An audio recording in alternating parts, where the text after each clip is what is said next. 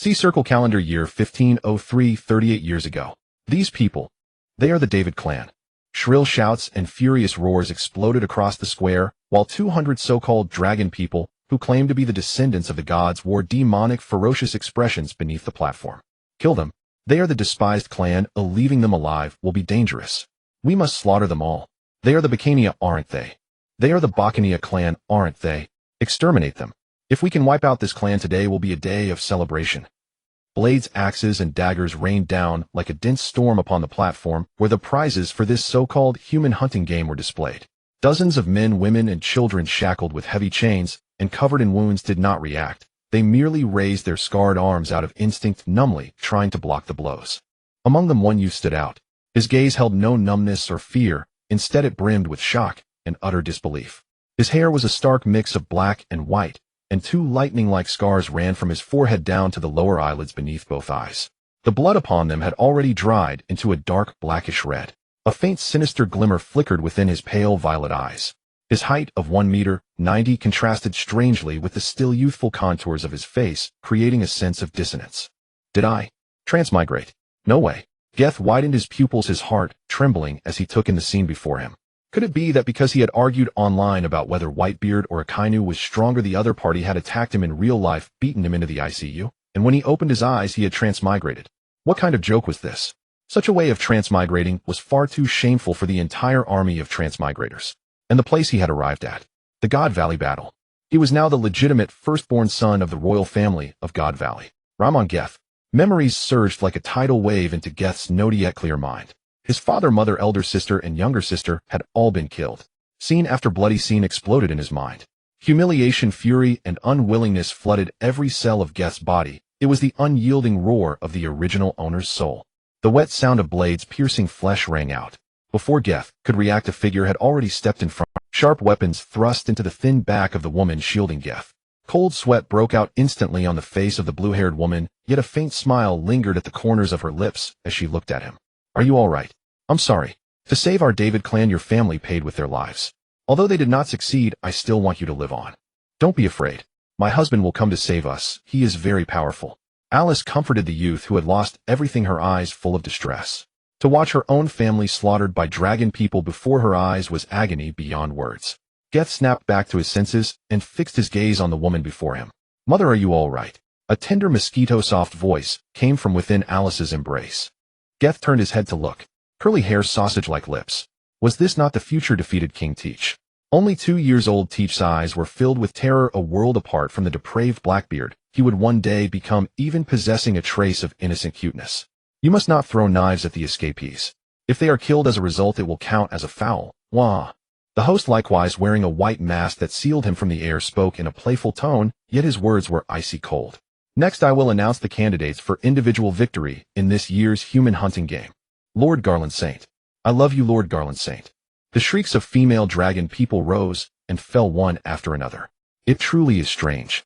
The David clan, whom the world government has failed to find in 700 years, actually ended up being discovered by you. Garland. Saturn's tone was inexplicable, his low voice audible only to the two of them. Perhaps this is fate, Garland Saint said with a faint smile tugging at his lips. Geth took everything that was happening into his eyes. The former confusion was instantly replaced by icy clarity as he locked his gaze on the blond man standing calmly in the distance. As his soul merged with that of the original body, the searing hatred toward Garland Saint was likewise inherited by the transmigrated Geth. He truly wished to butcher this culprit who had destroyed his homeland, yet Geth was now only 13 years old. As the firstborn son of a mere ordinary king, for him to challenge Garland Saint, who possessed an immortal body. Moreover, beside Figureland Garland Saint stood another man. One of the 5 elder stars, Saturn, the martial god of scientific defense, Jaeger Lucius Saturn Saint. In his present state, unable even to subdue a chicken, Geth could not speak of revenge, whether he could escape God Valley alive was itself uncertain. Just then words that filled Geth with a desire for death came from the golden microphone inlaid with red and blue gemstones. Lastly, I shall explain the rules of the game, though none of you are strangers to this grand event. 13 SR Super Rare Escapees. 150 Class Rare Escapees. They are worth 10,000 points and 1,000 points respectively. And that's not all. The host paused briefly, then spoke again with growing excitement. This Island Kingdom's Prince, an SSR Super Rare Escapee worth 100,000 points. The dragon person host fixed his gaze on Geth standing in the center like a devil, selecting his prey. The mention of 100,000 points sent the already feverish dragon people into another frenzy. 100,000 points. This was the key to determining which family would seize first place. This prey belongs to our shepherd family. What nonsense. He belongs to our Mosov family. Our Topman family is not to be underestimated either. I truly did not expect that you would kill even that woman, yet still spare the brat, Saturn remarked in a teasing. It is not out of mercy. I merely wish to make this game more entertaining. As for that woman, she was nothing more than a tool for bearing children. This time's prize is the one worthy of becoming my wife, Garland Saint replied. The identity of SSR escapee caused Geth's already faint hope of escape to flicker like a dying candle in the wind. Move forward. Two Marine officers in white coats, the large character for justice, glaring on their backs, pressed their broad hands against Geth's shoulders and shoved him ahead. Geth staggered a few steps forward. He lifted his violet eyes. The twin bloody scars on his face made him appear particularly wretched. Expressionless, he swept his gaze over these so-called descendants of the gods below. The dragon people beneath the platform all fixed their gaze upon Geth as he emerged, madness gleaming within their eyes behind the glass domes. 100,000 points, a plump and luscious piece of prey. A crisp chime resounded in his mind. Without surprise, the host was about to die, successfully activating the pirate reputation system. A novice gift pack began to be distributed. Included was a weapon, the demon blade Shinrin, ranked among the supreme grade blades. Pure offense without defense, peerless beneath the heavens. Also bestowed were Conqueror's Haki beginner level requiring 50,000 reputation points to upgrade. Advanced armament wrapping beginner level requiring 50,000 reputation points to upgrade. Armament Haki beginner level requiring 10,000 reputation points to upgrade. Observation Haki beginner level requiring 10,000 reputation points to upgrade. 5 sins of beans, a plain store, not yet opened. And a lucky will not yet opened requiring the blood sacrifice of a dragon person. The amount of reputation gained depended upon how great the sins of the one slain had been in life. In the next instant, a surge of heat flooded his limbs and bones, and Geth's pupils trembled. Though all forms of Haki were only at the beginner stage if he were to slaughter every dragon person present. Then, the countdown is 1 hour. As long as you survive for 3 weeks, you will regain your freedom. Run for your lives to your heart's content, escapees. With the host's command and the ecstatic shouts of the dragon people, the pre-selected escapees, the David clan, the enslaved captives, and the commoners of God Valley all began to flee in a wild panic. We just have to hold out for 3 weeks, right? Where's there a place to hide? Please don't kill my child, she's only 5. Why us? What did we do wrong? Isn't the world government supposed to be justice? Those pushing wheelchairs, carrying children, and leaning on crutches were all driven by fear, their feet frantically sprinting forward. Gusi followed the crowd, his gaze deep and profound, looking toward Ai Lisi, who was holding Ti-Chi in her arms, and the dozen or so members of the Daiwei clan. A slave as tall as a small giant cast a glance at Gusi, then instinctively distanced himself from him, followed by the second, third, fourth. The slaves acted similarly, and the civilians of Shinsigu also stared at this prince, with complex expressions, eventually distancing themselves from Gusi. Gusi sighed inwardly. He was now a target of public criticism. The celestial dragons would kill him first. After all, his bounty of 100 points was worth 10 SR rabbits. Soon no one was within 50 meters of Gusi, forming an open zone. He looked around. Beside him were only Ai Lisi holding the tearful Ti-Chi. Ai Lisi, you should keep your distance from me. Don't follow me, Gusi said in a calm tone. Ai Lisi was first surprised that he knew her name, then a struggle flashed in her eyes. She didn't care about dying herself, but looking at Ti-Chi in her arms, she ultimately gave up the idea of following Gusi. Run east, well, meet there. My husband's pirate crew will land from that direction. Ai Lisi said, then pulled out an item from her bosom, a purple spherical fruit, with countless patterns swirling on its surface. This fruit was left by the ancestors of the Daiwei clan. I found it before I was captured. I hope it helps you. Ai Lisi's scarred face was resolute. Originally intended for Luo Kusi, but the Daiwei clan was captured before she could give it. Now she didn't care about that, as she just wanted the boy who lost his home because of her clan to survive. She could hardly imagine how a 13-year-old boy could escape from a siege of wolves. Detected devil fruit, dark fruit. Listening to the system's mechanical prompt, this meant Gusi would have to kill at least 10 or more celestial dragons. Before Gusi could think further, a strange sensation spread through his body. The other half of his white hair was slowly infected and eroded by black, eventually turning completely black. His originally purple pupils now had threads of dead black mist, and along with the 2 lightning-shaped scars on his face that had already scabbed over it, made Gusi even more ferocious and terrifying. Gusi's expression involuntarily, even uncontrollably, revealed a chilling smile. Celestial dragons. Now it's your time to die. At this moment, the 200 celestial dragons participating in this human hunting game were excitedly waiting for the 1-hour countdown. On the big screen, the countdown read 2826. Jalen Saint was leisurely staring at the escaping prey ahead. Beside him stood 4 men and women dressed differently. Suddenly his brow furrowed. He seemed to sense a subtle change in the crowd. "What's wrong, Jalen?" asked Satan, sitting beside him leaning on a wooden cane. "Nothing. I must have been overthinking." The countdown slipped away like quicksand, and this merciless yet divine game of slaughter began its final countdown. 6, 5, 4, 3, 2, 1. The deafening shouts erupted as the countdown on the big screen reached 0. 200 descendants of the gods raised all kinds of weapons. Among them were those proficient in Haki. It was clear that not all celestial dragons were merely underdeveloped in the cerebellum and completely undeveloped in the brain. After all, they were the descendants of 19 countries that had united to overthrow the ancient kingdom one had withdrawn. Among them were experts sent by various families to hunt and win the game's rewards. Long swords, spears, whips, daggers, and maces were raised high in the air. The celestial dragons trotted after them, not worried that their prey would escape. No matter how they ran, they would only remain on this island, which was already surrounded by the navy. The rabbits had no way to escape. In theory, if the rabbits held out for 3 weeks, they would regain their freedom, but it was just a facade. Not to mention freedom, the entire island would be completely erased by the Mu on the empty throne. This was to cover up the dirty dealings of the celestial dragons. First, find that 10000 rabbit. He is the top priority. He must be captured by the Marcus family. The young man wielding a mace had a cold glare, and in the next moment, he dashed out, as if teleporting. It was the 6 powers technique, shave. All those with any strength were targeting Gusi. Of course, the ordinary celestial dragons did not believe that a mere prince from a non-allied lower country would dare to resist them. All those with any strength were targeting Gusi. Of course, the ordinary celestial dragons did not believe that a mere prince from a non-allied lower country would dare to resist them. "I shall take action as well, especially I must entertain the prince of this island well, and I cannot allow Jalen to win easily." The man said, a sickly smile splitting his lips. "So Maji is about to start toying with his prey again, wah. Isn't it an honor for the prey, Kirin Gom?" Jalen Sheng spoke in a calm tone as a formidable tall speckled bird slowly approached his side. Watching the man she admired mount the warbird, Mafe Palace spoke in agreement, "Of course, Lord Jalen Sheng." Meanwhile, the blue-haired girl with heterochromatic eyes stood silently at the edge observing the scene. Meanwhile, 200 Tianlong people had already begun to catch up to the fleeing elderly and weak women and children.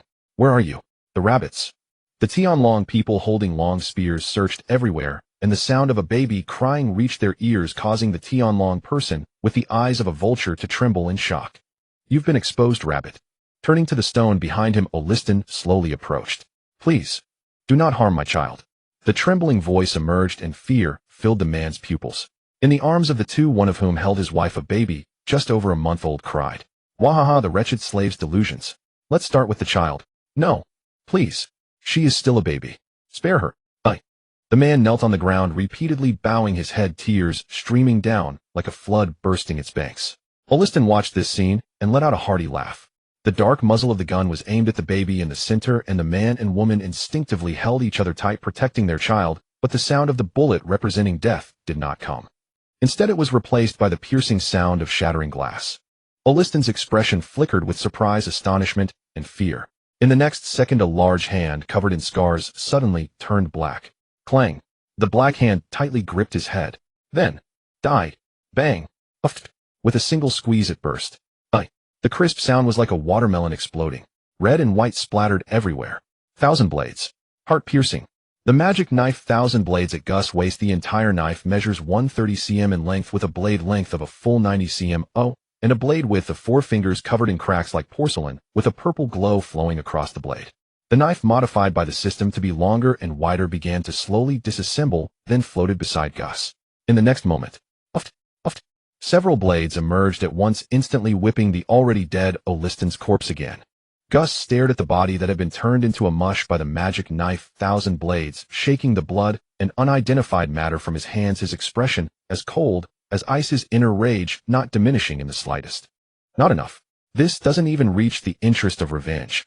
Gus extended his left hand again, and in the next moment the ground where Oliston lay began to turn black, followed by a black vortex starting to swirl, decomposing the pile of rotten flesh. Gus was astonished, not expecting the dark fruit could also devour and dissolve objects which he hadn't anticipated, but it greatly reduced the risk of being discovered.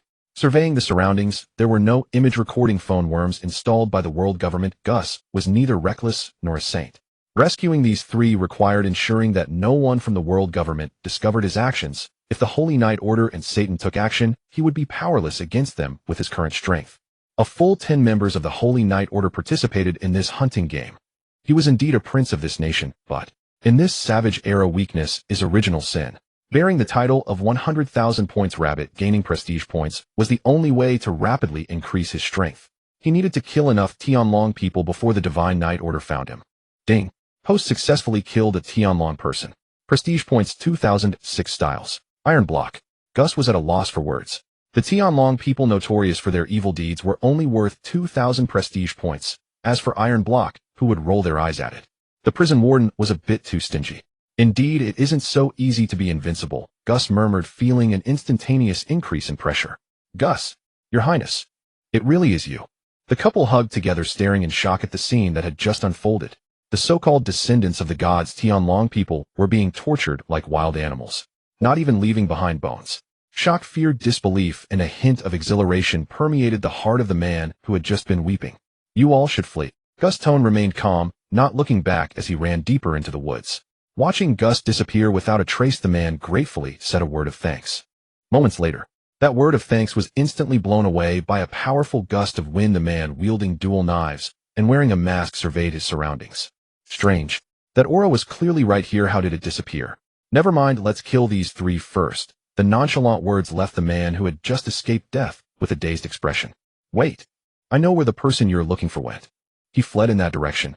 Spare my wife and daughter. The gratitude he felt towards Gus was instantly washed away by fear. The masked man holding dual knives slowly lowered his blades. Oh, is that so? 100,000 points. Yes, he is the 100,000 points rabbit. He ran in that direction. The man trembled, raising his hand to point towards the direction where Gus had fled, but he dared not mention the Tianlong person who had just been killed. If he spoke, he would surely die. Such a lovely prey, wah. The dual knife masked man turned around and walked towards the direction Gus had fled. The man breathed a sigh of relief, feeling no guilt for betraying Gus, only relief for having escaped death. The dual knife man took a few steps before suddenly stopping. His neck twisted at a bizarre angle, a mocking smile spreading across his face. But you all still have to die after all. It is the end for a wretched rabbit. No. Boom. The dual knives swept through. Countless blade shadows surged toward the three glass rabbits like phantoms. Chunks of flesh flew everywhere. As Gus searched for relatively less intelligent Tianlong people 2 kilometers away, he sensed the huge explosion coming from behind. It seems that a relatively strong Tianlong person has found the vicinity. Gus' purple pupils flickered. I need to speed up. Meanwhile, the slaughter in the Valley of the Gods was intensifying, and the recordings from the image phone worms were transmitted to the Red Earth continent, the holy land of Mary Joa. Panga City. Our favorite candidate, Lord Jialansheng, is actually riding a speckled bird to hunt rabbits. He truly is powerful. 2 heavily made-up female Tianlong people gazed with hearts in their eyes at Jialansheng, who was cleaving an Esther-class rabbit in half. I bet 10 billion berries that the warrior of the Manmaya family will win the championship. Though the warrior of the Manmaya family is strong, he cannot compare to Lord Jialansheng. After all, the warrior is merely a god's thorn and has not yet been promoted to a Knight Order member. The 2 male Tianlong people excitedly discussed the hunting situation. Oh dear, the Manmaya family warrior has killed 2 SR rabbits again, triggering super bonus points. The excited voice of the host came from the microphone. The sounds of screams, cries, and pleas for mercy intertwined, gradually pushing this slaughter to a climax. Deep within the core of the eastern part of Shinji Valley, intense retching sounds emerged. Bodies lay scattered across the open space. Men, women, the elderly, and children, forming a pile of corpses spanning 10 meters in radius. Why? Why did this happen? What kind of brutal massacre have I taken part in? Becoming an accomplice. Long's pupils dilated. The bloody and gruesome scene before him shattered his worldview. His hands gripping the gun that symbolized justice trembled, and his fingertips had turned white from overexertion. If I intervene, my squad will be executed, damn it. At that moment, the justice upheld by the world government collapsed in Long's heart. Just then, cries for help reached Long's ears from afar. Frowning, he looked toward the source. I must complete my redemption. Save the civilians here. Long's gaze slowly turned resolute. He gripped his tranquilizer gun and walked toward the sound. Bang! Bang! Bang! 3 consecutive gunshots. "You despicable filthy slave, how dare you resist and strike again?" The celestial dragon, fallen on the ground, desperately kicked with one leg and pulled the trigger with his left hand. No life-saving bullet shot out from the muzzle. Only empty clicks echoed repeatedly. Yapping even at death's door. Gusi raised his palm, dark mist surging within. "Spare me. I have wealth, women. Whatever you want, the Zypode family can give it to you, just don't." Yapping even at death's door. Gusi raised his palm, dark mist surging within. "Spare me. I have wealth, women. Whatever you want, the Zypode family can give it to you, just don't kill me." The hysterical begging echoed, but Gusi remained unmoved. He grabbed the terrified celestial dragon by the hair with his bloodstained hand. "Sacrifice. Lord Swomatsi will not let you go. He is a member of the God's Knights. He will flay you alive." Ding. Sacrificing in progress. The hand gripping the hair swirled with black mist, gradually forming a black vortex. Countless dark hands extended from the black hole, grabbing the celestial dragon, who was already terrified and panic-stricken. The dull sound of flesh and bones being crushed echoed in Gusi's mind. Ding. Sacrifice designated item. Turn the luck wheel. Activated. Plane shop activated. The host is a member of the group of transmigrators. Countless otaku are traversing their respective planes. You can trade with them or complete tasks they assign to obtain plane points, which can be used to purchase items sold in various planes. Gusi stared at the system's introduction of the plane shop, a bit incredulous. Trading and missions. What the heck? He even had accomplices. The system page jumped, and then countless messages popped up on the screen. Jusher la du Susuanardo plane selling a lace belly band originally worn by Tsunade. Price 10,000 points. Lauda wa men seong ni Luginshin plane, the one above, is selling original clothing again. You at least transmigrated into Naruto, can't you do something serious? For example, make the world feel pain, activate infinite Tsukuyami, or something. Jusher la du Susu, none of your business. What I'm doing now is serious business. If you ask me, it's a waste that you transmigrated into the Genshin plane. I also have Konan Sakura Hinata the 5th Mizukichi. Low price, honest dealing. Lulu Gu Bang Dragon Ball plane selling flying Nimbus, 50,000 points. Sa Dan de Ji Chuang One Punch plane, the person above must be crazy for money. 50,000 points for flying Nimbus. None of us are pure-hearted. How can we ride the flying Nimbus? No one would take it even for 500. If you ask me, you should see if you can sell the 7 Dragon Balls. New Wa Tong Tian Jujutsu Kaisen plane selling half of Gojo Satoru's corpse, fresh friend, price 20,000 points. Looking at the endless chat messages, Gusi was completely dumbfounded. Is this for real? The style is too broken. Looking at the outrageous usernames, Gusi felt none of them were normal. This scene gave him a deja vu of scrolling through short videos in his past life. Ding, new member joined One Piece plane nickname, pending. Just as Gusi was spacing out, a yellow message popped up abruptly in the chat bar, especially conspicuous. New member. And from the One Piece plane. Finally, I offer a bounty of 100,000 points for Momonosuke's head. I offer 200,000 points. Can we hang the cowardly king upside down and beat him? Bro, do you have any original clothing of Nami, Robin, or Hancock? They'll pay a high price. Countless messages popped up. Gusi's eyelids twitched. Momonosuke and the cowardly king haven't even been born yet. At most, they are just one of the millions of soldiers. Gusi had no mood to reply to the plain chat. His priority now was to increase his strength. One Piece reputation value 34,000, 17 celestial dragons. 34000 reputation points. This kill speed is still a bit slow. To be safe, Gusi specifically targeted the more peripheral celestial dragons. Although they were not easily discovered, the acquisition speed of reputation points was much slower. System upgrade. Devil Fruit Armament Haki Observation Haki, Gusi murmured. Ding, Dark Fruit Awakening level 60. Armament Haki Advanced Observation Haki Future Sight. A mechanical voice sounded in Gusi's mind. The next moment, a power even stronger and more condensed than before poured into Gusi's body. This force slightly bulged the muscles of Gusi's somewhat slender frame. Clang. Gazing at his hands, which had darkened by several shades, Gusi exerted force. Bang. A sonic boom erupted. The upgraded Haki gave Gusi a feeling incomparable to basic Haki.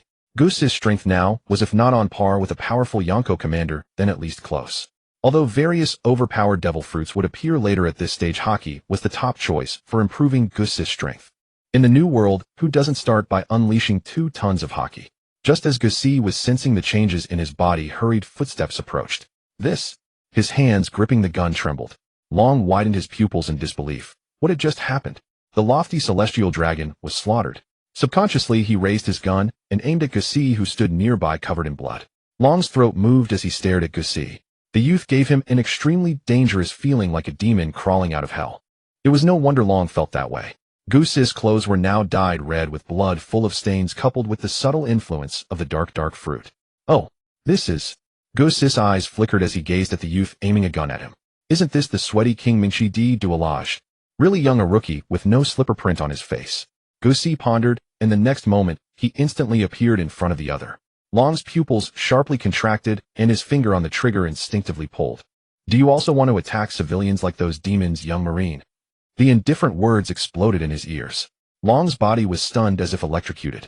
Yes. How could he attack civilians? Because the youth younger than him had killed the descendants of gods. No, they should be the descendants of demons. But should innocent civilians be treated like livestock toyed with and slaughtered? This is unfair. A tempestuous surge roiled within Long's heart. Mason. He bowed his head in shame, the gun in his hand slowly lowering. If you feel sorry, you should find a way to save the civilians instead of apologizing here. Guess's slightly hoarse voice pierced straight into Long's soul. Guess knew this man would play a pivotal role in the future. His task was to solidify Long's resolve to break away from the world government. Even without Guess's intervention, Long would eventually leave the Marines, but a potential collaboration later was worth fostering. Long lifted his head, his gaze burning like a torch. He knew what to do. Just as Guess was about to leave, a shrill, grating voice drifted over lazily. Finally found you, the 100,000-point fleeing rabbit. Wahaha. The air seemed to freeze. Looks like I've been found after all. Guess turned, tilting his head to stare at the figure emerging from the forest shadows. Nearly 3 meters tall, draped in a black cloak over black armor, with a massive gas mask on his face. A member of the God's Knights. Guess frowned. With his current strength, dealing with a single God's Knight wasn't too troublesome, but the opponent's immortality was the real headache. As a God's Knight, he must have been branded with the Deep Sea contract by him. The Deep Sea contract at most grants regeneration and enhanced physique, but if it were the higher Abyss contract, the fight would drag on endlessly. Kill you, and I'll win this hunting game championship. I don't want that annoying Garling to take the trophy easily. Wah. Twin cold glints flashed as the masked man crossed his hands to draw the 2 swords at his waist. First, let me slaughter that traitorous mongrel. The next second, the doubles word man moved. His target was not Guess, but Dorag standing nearby. Guess was stunned. Wait, how dare you? If you kill the sweating king, aren't you afraid Garp will smash you to bits with his infinite iron fist? Long's face hardened as he assumed a combat stance. Clang. His hands instantly coated with armament, Haki fingers spreading, then merging into a claw-like form. Clang. Sparks flew. Long's claws clamped fiercely onto the masked man's descending double blades. The ground beneath his feet exploded instantly, the shockwave blowing away and pulverizing the surrounding corpses. Guess about to act froze in surprise. 17-year-old Long was this strong. In the manga, he was severely wounded by Mafig, another God's Knight, in a single blow. If not for the Rocks Pirates and Roger Pirates, Luffy would have been lost. As Guess marveled at Long's strength, the masked man's hands on the swords suddenly exerted force. Long's clamped hands shuddered violently, and in the next instant, he was sent flying backward, crashing into a thick tree trunk behind him. Not bad, young Marine. Be obedient and serve as our celestial dragon's dog. That's your honor.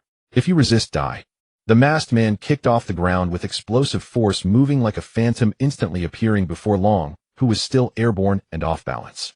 2-sword style poison strike. The dual blades coated in armament Haki swirled with green mist as they slashed down at Long in midair. Looks like I praised him too early, Guess muttered, gripping the demon blade Senro at his waist. A black figure trailing violet lightning appeared before the masked man as if teleporting. The masked man's face beneath the mask twisted in shock. What kind of speed was that? I've bet my future on that kid. You think I'd let you kill him? Guess sneered. Killing this guy might alert him and the other God's Knights, but Guess didn't care anymore. Life and death be damned. If you disagree, you fight. Senro slash. A purple blade of light howled through the air, splitting it apart. The masked man hurriedly raised his swords to block. Clang. What? The masked man's vertical pupils dilated, astonished by Guess's monstrous strength. A 13-year-old Guess was indeed overpowered. The Yami-Yami Nomi, the supreme great blade Senro, and the giant race physique, gifted by Lawton, made his current combat prowess completely expected. The ground instantly cratered under the immense force, a 10-meter-wide depression riddled with cracks. Countless searing blade rays flattened the surrounding forest. Rumble. The 3-meter body was blasted away, a trail of blood spraying through the air, carving a deep furrow into the ground behind. A faint cough of blood escaped. The masked man stared incredulously at the gash across his chest. He hadn't bled in ages. As a God's Knight, even ordinary celestial dragons on the Holy Land treated him with respect, yet he was wounded by a lowly rabbit. A blatant humiliation. You're pretty weak, huh? Want to call for backup? I'll give you time. Guess taunted with a grin. To the arrogant celestial dragons, belittling them was the ultimate insult. Didn't expect a lowly ant from a non-ally kingdom to dare blaspheme gods. Your Raymond royal family was slaughtered clean by us. Waha. The next moment the wound on the masked man's chest began healing at a visible rate. Guess's expression turned cold. If that was the case, he would have to get serious too. You slaughtered my Raymond royal family. Don't worry. I'll wipe out every celestial dragon here to avenge my father and the others. Long, who had risen in the distance, watched the earlier battle and swallowed hard. What kind of monster was this? At just 13, his strength was terrifying. Remember what I said earlier, Dorak? Guess glanced over from afar, his tone cryptic. There were still things for Long to do. Shanks and his brother were waiting, and Kuma too. He couldn't let him stand around watching the fight. Snapping back to reality, Long picked up his spear, nodded firmly at Guess, and turned to sprint into the distance. In your dreams. The masked man lunged in Long's direction. Having just declared he would kill this traitor, he wouldn't let him escape so easily. Senro thrust. The demon blade Senro began to disintegrate, its irregular two-finger-wide fragments coalescing into a small tornado that blasted forward. The masked man spun around, his face beneath the mask stark with terror, fine beads of sweat soaking his back. He felt the threat of death. Guess had infused this attack with Conqueror's Haki. The iconic red lightning connected the scattered fragments into a unified whole. The purple demonic energy inherent to Senro merged with the red lightning, amplifying its power further. Two-sword style poison slash. The masked man screamed hoarsely, desperately resisting Guess's attack. But, Shing. The armor guarding his body shattered like tofu, exposing black skin coated in armament Haki, but it offered no defense. Senro, imbued with Conqueror's Haki, was not something simple armament could stop. His body was pierced. A fist-sized hole gaped in the masked man's abdomen, gushing blood mixed with shredded flesh from the blades. Damn brat. It's your honor that a god wills your death. The remaining half of his mask fell away, revealing a hideous scar stretching from one corner of his mouth to the other. The next instant, wisps of black mist began to emanate from the masked man's body. Black mist rolled, and the originally slender limbs of the masked man began to swell as the dark fog surged in his body, expanding to 5 meters. His pupils glowed with a crimson hue. Gus frowned in astonishment as he stared at the scene before him. Could it be? He was being controlled by him. Gus was horrified, feeling as if a ghost had possessed him. Now facing him, he must not be treated like a mere target. However, in the next moment, the masked man showed no signs of being controlled. In Gus' observation, the opponent's strength seemed to have risen to another level. It seems to be a buff that enhances strength. Goodness, he even has a second form. No wonder the Divine Knights in the original work appeared so weak, positioned as a counterpart to the 4 emperors. They were either defeated by rocks or rubbed against by the Straw Hat crew on the ground, utterly lacking in prestige.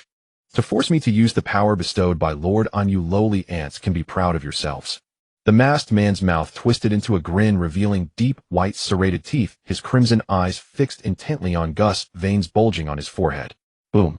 The afterimage swept past the lightning-fast speed, causing Gus to react a moment too late. Dual blade style? Essence. Poison demon. In the next second, Gus' observation Haki had already foreseen the future. 1,000 blades. Shield. The magic blades floating around Gus formed an irregular shield entwined with purple-black mist at a speed invisible to the naked eye. The 1,000 blades of the magic sword are unparalleled in offense, but that doesn't mean they lack defensive capabilities. On the contrary, the defensive power of the 1,000 blades is no less than its offensive ability. Bang! The tremendous force generated from their collision sank Gus' feet, which possessed the physique of a giant, 2 inches into the ground as the shockwave flattened the surroundings. While the magic shield was blocking the opponent's attack, Gus once again mobilized the irregular blades on the hilt. He realized that his current control or spiritual strength was insufficient to deploy and command all the blades to fight for him. At the same time, the 1,000 blades were also draining Gus' own energy. More than a meter-long blade again split into hundreds of blades surrounded by purple chi, piercing into the masked man like a dense rain. There was no sound of sharp weapons piercing flesh. The blades seemed to sink into a black swamp, stirring up black mist. Useless. This is the power bestowed by Lord Im, and you lowly commoners cannot defeat a god. Ha ha ha. The masked man revealed a morbid smile. Indeed, everyone among the celestial dragons is a freak. However, in the next moment, the masked man was horrified to discover that his domineering aura was depleting. In contrast, the domineering aura and stamina that Gus had originally consumed were visibly recovered. A look of surprise flashed in Gus' eyes. He hadn't expected the 1,000 blades to also have the effect of absorbing the opponent's power. He cursed his past self for dismissing the childish anime Wuyochi and not understanding the 1,000 blades. This was remarkably similar to the Oni chopper used by Lu Sauron, which absorbs its holder's domineering aura, while the Thousand Blades can help the user recover while consuming their own energy. What? It's absorbing my power. What kind of bizarre sword is this? Great Blade 21. No, it's already comparable to the Supreme Great Blade 12. The masked man's face was filled with shock and then greed. If he could kill Gus, he would obtain this divine weapon. If I can acquire this divine weapon and replace that fellow Garen as the leader of the Divine Knights, it wouldn't be impossible. The masked man was blasted away, his body covered in small holes of fierce slash cutting him open. Inside there was no blood, but a pitch-black cross-section. In the next moment, the severed body began to have black viscous substances flowing, intertwining, and merging. Useless. Your domineering aura is too weak. Insufficient to harm me. Indeed troublesome. Ordinary domineering aura cannot inflict damage. The Thousand Blades did not absorb the opponent's demon power. Could it be that IMS power is too overwhelming? Can the Thousand Blades only absorb the holder's own power? Gus narrowed his eyes, looking down at the wound on his waist. The wound was not severe, merely a scratch, but the flow of black mist made the pain particularly pronounced. The dark fruit. Gus recalled that one of the side effects of the dark fruit is double pain, which is also why Gus did not use its powers in battle. Moreover, the masked man is not a fruit user. Is it the power bestowed by IMS Devil Fruit? Suddenly Gus felt as if he had been struck. Can the dark fruit absorb, or even nullify the deep-sea contract and demon power sown by him? A glimmer of hope flashed in Gus' eyes. If that were possible, it would be utterly incredible. The dark fruit's ability is power nullification. I wonder if it works on him. Practice is the sole criterion for testing truth. Only by attempting can one know if it works. Meanwhile, on the other side, the new Marine recruit Monkey D. Dragon was fulfilling his redemption in the narrator's voice of One Piece. Hey, do you really believe that if we hold out for 3 weeks those demons will let us go? Don't be naive. By then even this island will be wiped out. His head was twice the size of his body as Ivankov stood on a 2-meter-high rock calling out to his companions. Then what should we do? With a round head and a plump appearance, Bear held an injured little bird and asked slowly. Bear, you're injured, yet you're still concerned about the bird. Ginny, with her hands on her hips and a frown, said, seriously, you have an arrow sticking out of your back. I'm fine, Ginny. The little bird is very pitiful. Bear looked at the little bird that had been bandaged and was flapping its wings to fly into the sky, a smile appearing at the corner of his mouth. Ginny saw this scene and shook her head helplessly. Don't hope to survive in this SHTTY game. We must escape. Let's get out of the Valley of the Gods together. Ivankov shouted loudly, but apart from Bear and Ginny, no one was listening. It's the Bacani tribe. S are Great Escape Rabbit. N's Great Escape Rabbit. Great. These are all points. He raised his gun and aimed. Behind the big tree, a celestial dragon aimed his gun at the target sticker on Bear's back, his expression cold and ruthless, staring at the escape rabbit before him as if regarding livestock. Bang! The gunshot rang out. The sound of something hitting the ground followed closely after the gunshot as the dragon's finger trembled on the trigger. If Gus were to see this, he would be astonished. The dragon was not holding a tranquilizer gun.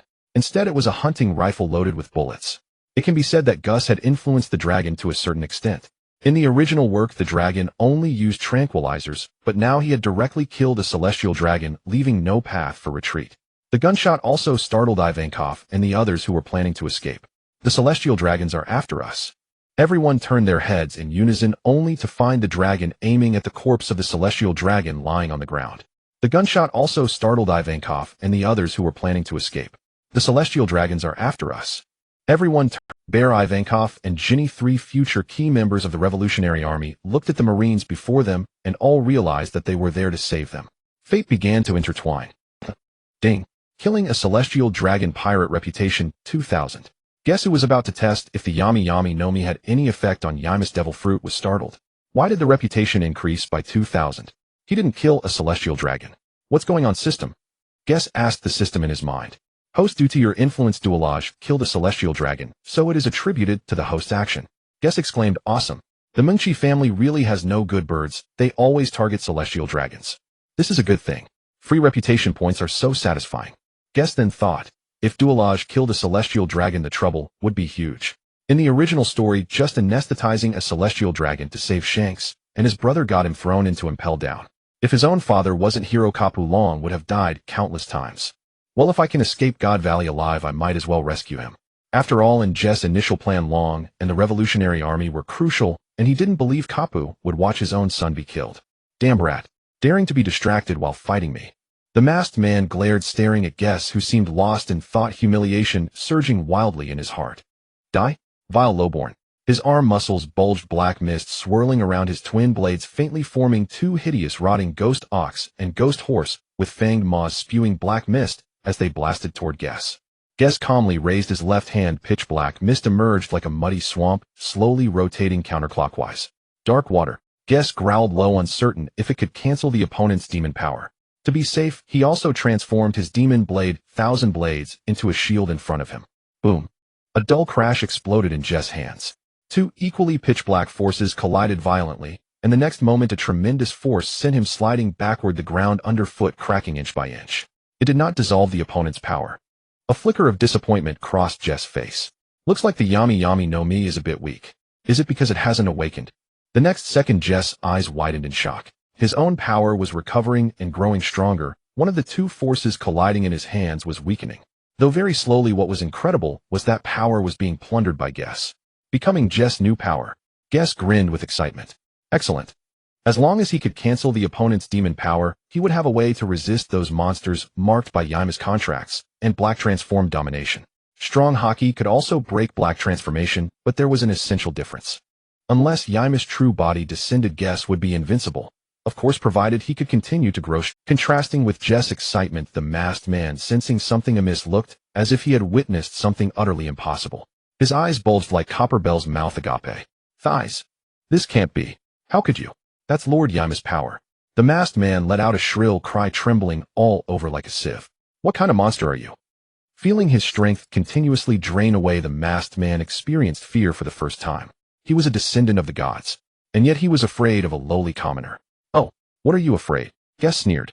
Without Yami's bestowed immortality, the opponent was merely a slightly stronger pig, his strength only at the level of an ordinary Yonko commander. Guess didn't want to drag it out any longer. He had a preliminary understanding of the Yami-Yami no Mi and Yami's abilities. Next, he would finish the fight quickly, then lie low and develop, waiting for the two great pirate crews to land, so he could escape God Valley. Thousand Blades bloody storm. Without hesitation, hundreds of irregular flying blades turned into a tornado of sword chi shredding toward the dumbfounded masked man. No, I can't die here. How could a mere commoner kill me? As the attack approached, the feeling of death filled his entire being. Slash, slash, slash. Countless blades pierced his body, blood splattering everywhere, madly shredding his internal organs. If I die, you won't have it easy either. Covered in blood, the masked man mobilized the remaining demon power in his body. Black mist swirled, and in the next moment a circular formation appeared above his head. Damn, he's calling for backup. Guess cursed at his unethical move. A beam of black light shot into the sky. At the same time, the slaughter on God Valley continued. Hey, my loving thorns are ready, little one. You can jump down now, yee. Suwa-Matsu's eyes narrowed into crescent moons, a sick smile uncontrollable on his face. He thoroughly enjoyed the process of torment. No boo-hoo. The child's small hands gripping the tree trunk trembled, and his body began to slip. That's my child. Don't hurt him. A man with shackled hands rushed out from the grass. Don't worry, you'll catch you, Tali. Ignoring the thorns on the ground, he dove into them. Blood splattered everywhere. What a touching family bond. I'm about to cry, boo-hoo. Suwa-Matsu fake wiped the corners of his dry eyes, his smile growing more exaggerated. Kicking the two corpses, a large and a small one, on the ground, Suwa-Matsu contentedly walked toward his next victim. Suddenly, a beam of black light shot into the sky. The smile on Suwa-Matsu's face froze. Huh. That's Xiao Gear. He's dead. He frowned, then smiled. Well, it's good he's dead. That guy was annoying. But who did it? Suwa-Matsu no longer thought much. The next second, black mist began to swirl around his body, and a dark formation appeared above his head, resonating with the distant black light. Similarly, the gods' knights in other places also noticed the distant black light. What happened to Xiao Gear? Did something go wrong? Ma Feigong's tone was slightly surprised. She knew Xiao Gear was no weakling. He boasted of replacing Jialan Sheng. She had always sneered at that, but grudgingly acknowledged his strength. It seems there are resistors. After all, the Daivi family exists, so this situation is to be expected, Satan said in a rumbling voice while leaning on his cane. Don't worry. I will annihilate this family along with that 1000 rabbit. Wiping blood from his sword with a white cloth, Jialan Sheng, who had already locked on to the champion of this tournament, dashed toward the black light. To the northeast of God Valley, a figure was fleeing desperately. Alice, holding Di-Chi, dodged two celestial dragons running toward the coast. She looked up with a frown at the black light in the sky, vaguely sensing something. Is that you? Holy Land, Mary Geo's Pangea Castle. Crack. My power is being Daivi Cheongsi. Ding. Host killed a celestial dragon, rewarded 2,000 reputation points, 6 powers, shave lucky draw wheel 1. At the same time, Gusi as the one involved was not so relaxed. Not good. It's a teleportation formation. Gusi was speechless. He hadn't expected such an ability. Ignoring the system's rewards, he turned and fled. But it was too late. The teleportation array was faster than he imagined. In mere seconds after the black formation formed, figures emerged within the black pillar of light.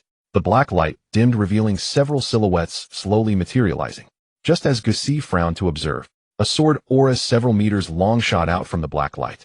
Gusi's expression changed drastically. The 1,000-blade demon sword quickly transformed into a shield to block.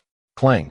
The several-meter sword aura struck the demon shield, the immense force sending Gusi flying backward. He dug his feet into the ground trying to stop, but it was useless. Gusi retreated wildly, plowing 2 deep furrows into the ground. The next moment, the irregular blades that formed the shield shattered piece by piece under the force of the strike. Boom. Rumble. Gusi crashed heavily into the boulder behind him.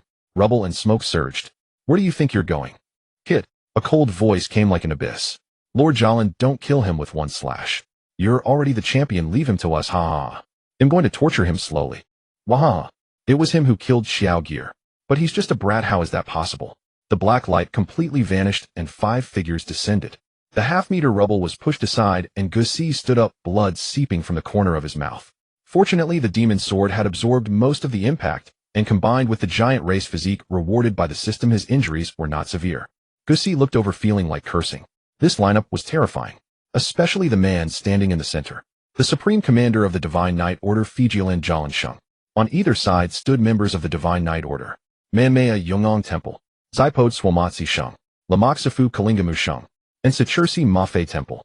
The highest combat power of the Divine Knight Order had all arrived, determined to execute the God Killer on the spot. Although Gusi appeared calm, his heart churned. In this deathly situation, the hope of escaping was virtually zero. So it's you, the legitimate eldest son of the Laming royal family of God Valley Laming. Gusi, I spared your life back then, but I never expected that as a 10th Sandpoint coward you didn't die, and instead became a God Killer. Utterly unforgivable. Jalansheng's expression was cold, his tone condescending. Gusi was disgusted. He raised an eyebrow and stared at the culprit who had destroyed his home. Spare my life. I don't think someone who killed his own woman would spare my life. Faced with Gusi's taunt, Jalansheng remained calm. In his eyes, women were merely birthing tools. Once they lost their value, they naturally had to be killed. Only the ultimate prize of this competition was worthy of becoming his Jalansheng's woman. But Jalansheng was not someone a lowly ant like him could mock. Lord Jalansheng, let me deal with him. Waha. Swamatsi stepped forward, still wearing his signature twist. What a shame earlier that I didn't get to torture your family alongside Lord Jalansheng. The thought of that loving execution scene is so exciting. But now I can make up for it. Gusi's eyes were indifferent, staring at Swamatsi like prey. He would make Swamatsi feel humiliation 10,000 times worse than death.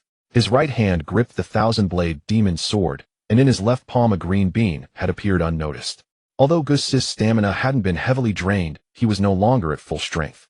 Facing the Supreme Commander of the Divine Knight Order and 4 members, Gusi dared not underestimate them. Although the Knight Order's combat performance was lackluster, one had to consider their opponents. Luo Kusi, who possessed king-level power, and later the Straw Hat Pirates, who truly reached Yonka-level strength, were all formidable figures. Hey, what's with that annoying look in your eyes? Looking at Gusi's indifferent gaze, Swamatsi felt insulted. Gusi ignored him, tossing the small green bean into his mouth. Crunch, crunch. The Senzu bean rewarded from the beginner's pack took effect. As long as he wasn't killed in one blow, he could pull off a comeback like Wang Lufei. This was a crucial item throughout the Dragon Ball universe, second only to the 7 Dragon Balls. The restorative power of the Senzu bean spread from his stomach, permeating every limb and bone. His injuries, fatigue, and expended strength were instantly restored. System upgrade the awakening level of the Devil Fruit. Gusi muttered inwardly. He currently had 200 reputation points, far from enough to upgrade Haki. All 3 types of Haki and Conqueror's Haki infusion required 500 reputation points.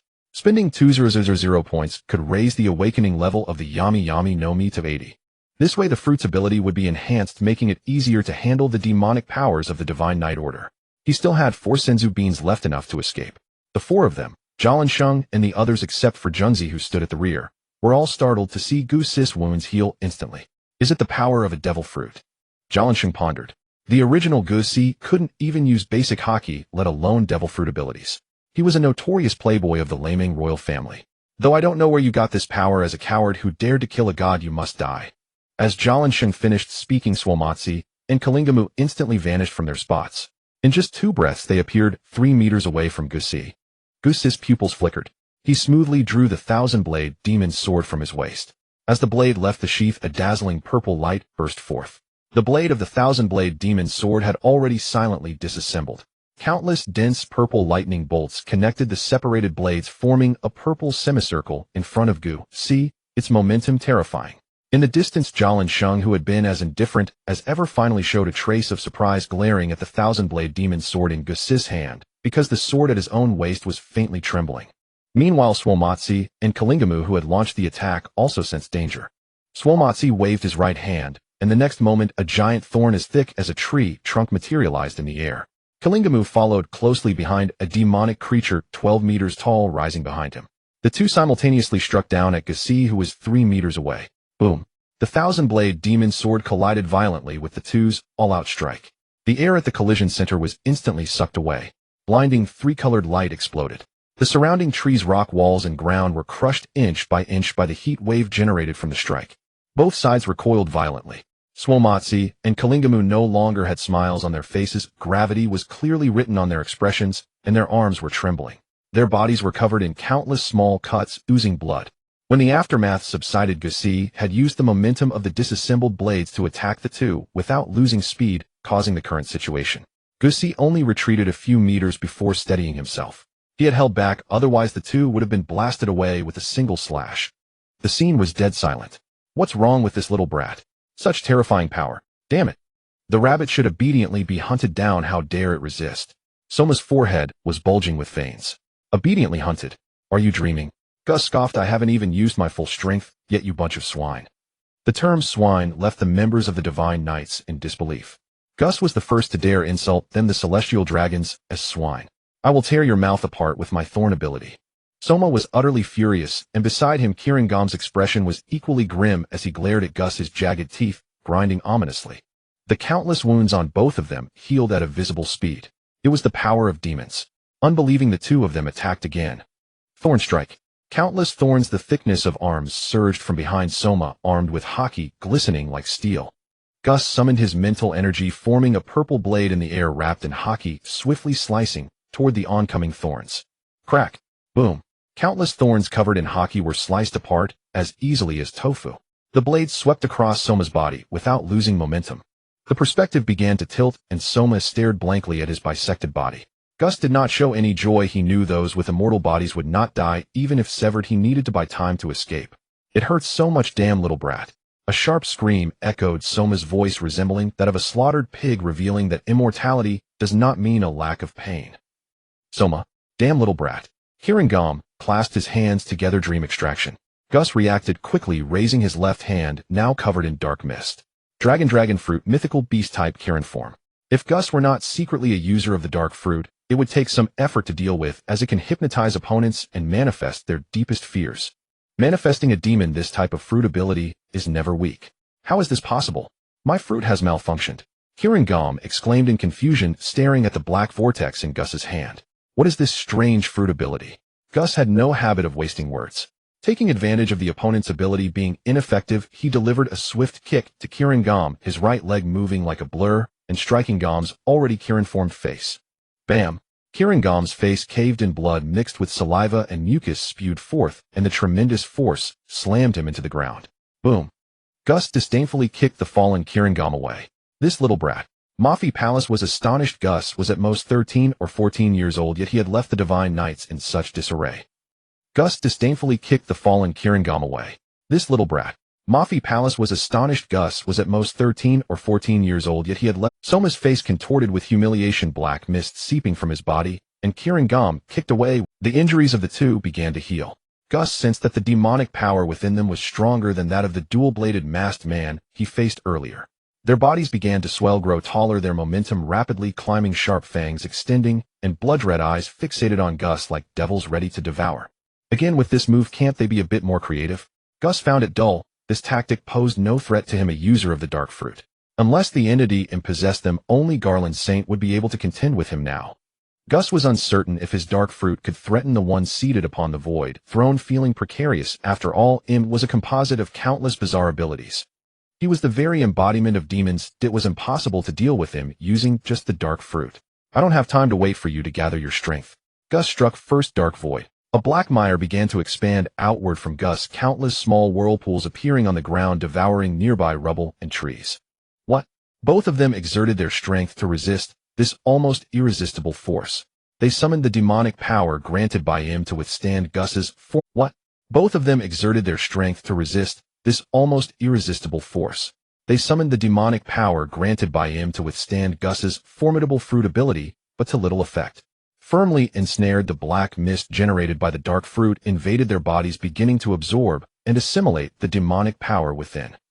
The powerful feedback from the absorption surprised Gus. He hadn't expected that after the dark fruit absorbed Im's demonic power, the return would be so significant. It must not be wasted. Gus summoned the magic blade Thousand Blades to frantically absorb the power of Soma and Kirangam. What? What are you doing? That's Lord Im's power. Soma and the others exclaimed in unison. Faced with the frenzied absorption of the dark fruit and Thousand Blades, their strength visibly plummeted, their formerly taut skin beginning to wither. I told you I would make you experience ultimate pain.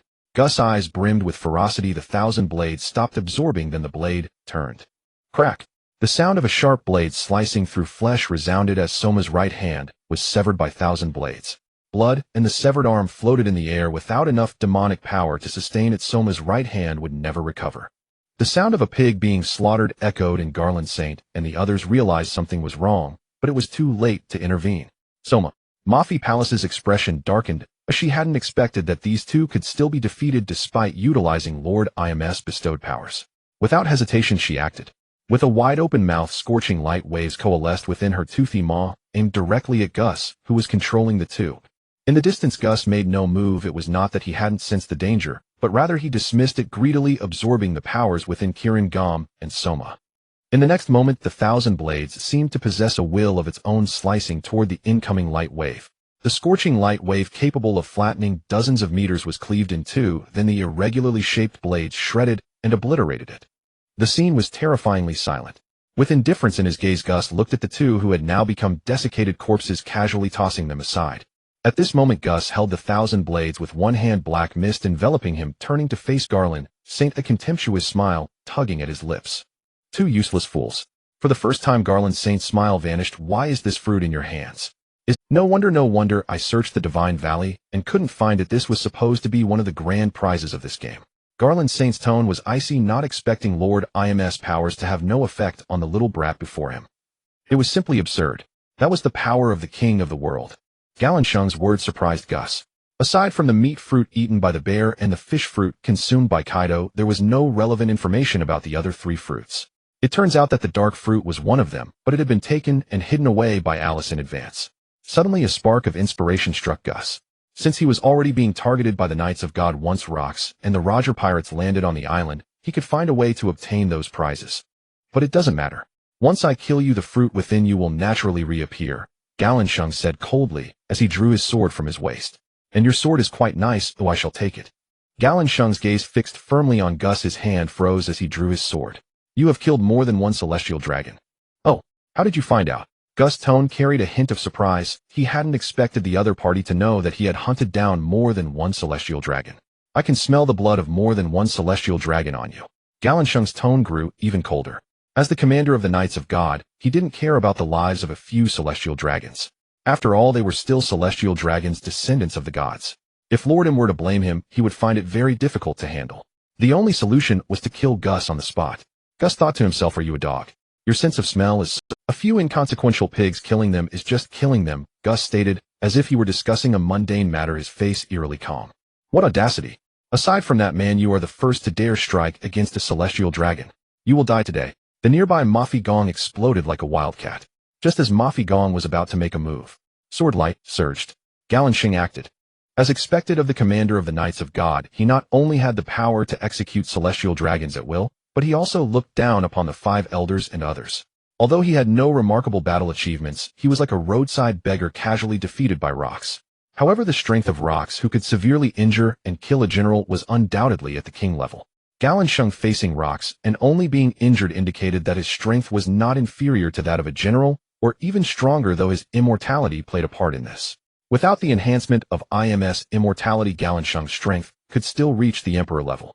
Later he personally dealt with rocks who had exhausted himself due to being manipulated by the dark forces, which also somewhat restored his reputation. For a general's strength, it was very difficult for Gus at this stage to defeat him. And indeed it was so. The sword light shot forth accompanied by a whistling sword wind, as red lightning crackled loudly, with the overwhelming sword light charging toward him. Gus' hair stood on end.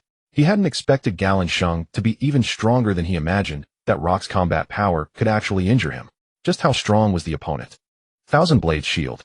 Gus hurriedly activated his magic sword Thousand Blades as countless blades crazily gathered and spun to form a 5-layered defensive shield with a diameter of 10 meters, far more cautious than when facing other ordinary members of the divine group. Boom! The red lightning exploded. The surging red lightning, accompanied by the flying purple blades, instantly severed the trees within a radius of several hundred meters. A terrifying roar echoed throughout the Valley of the Gods. The shield, formed by over 700 irregular blades, was shattered layer by layer by the powerful sword energy. Gus wanted to curse. At this moment his dark fruit was of no use at all. Aside from increasing his ability to withstand blows and deal with IMS demonic power, it was minimally effective against a powerful opponent like Galanshung, who had neither fruit nor top-tier Haki. Damn you, you can't just let me eat one devil fruit, or I'll die in front of you. Just then a stronger, more powerful force surged. Nearby the silent woman finally made her move. Junzi leaped into the air. In the next moment a massive black arrow resembling a bizarre tail burst forth from the space, and fiercely pierced the blade of the thousand-blade sword that had transformed into a shield. Gus' expression changed dramatically. He hadn't expected that the previously indifferent man Maya Junzi would take action in this dire situation. That old woman. Gus cursed inwardly. He wasn't wrong. Junzi and the Soul King Bruce were old acquaintances, which was certainly old enough.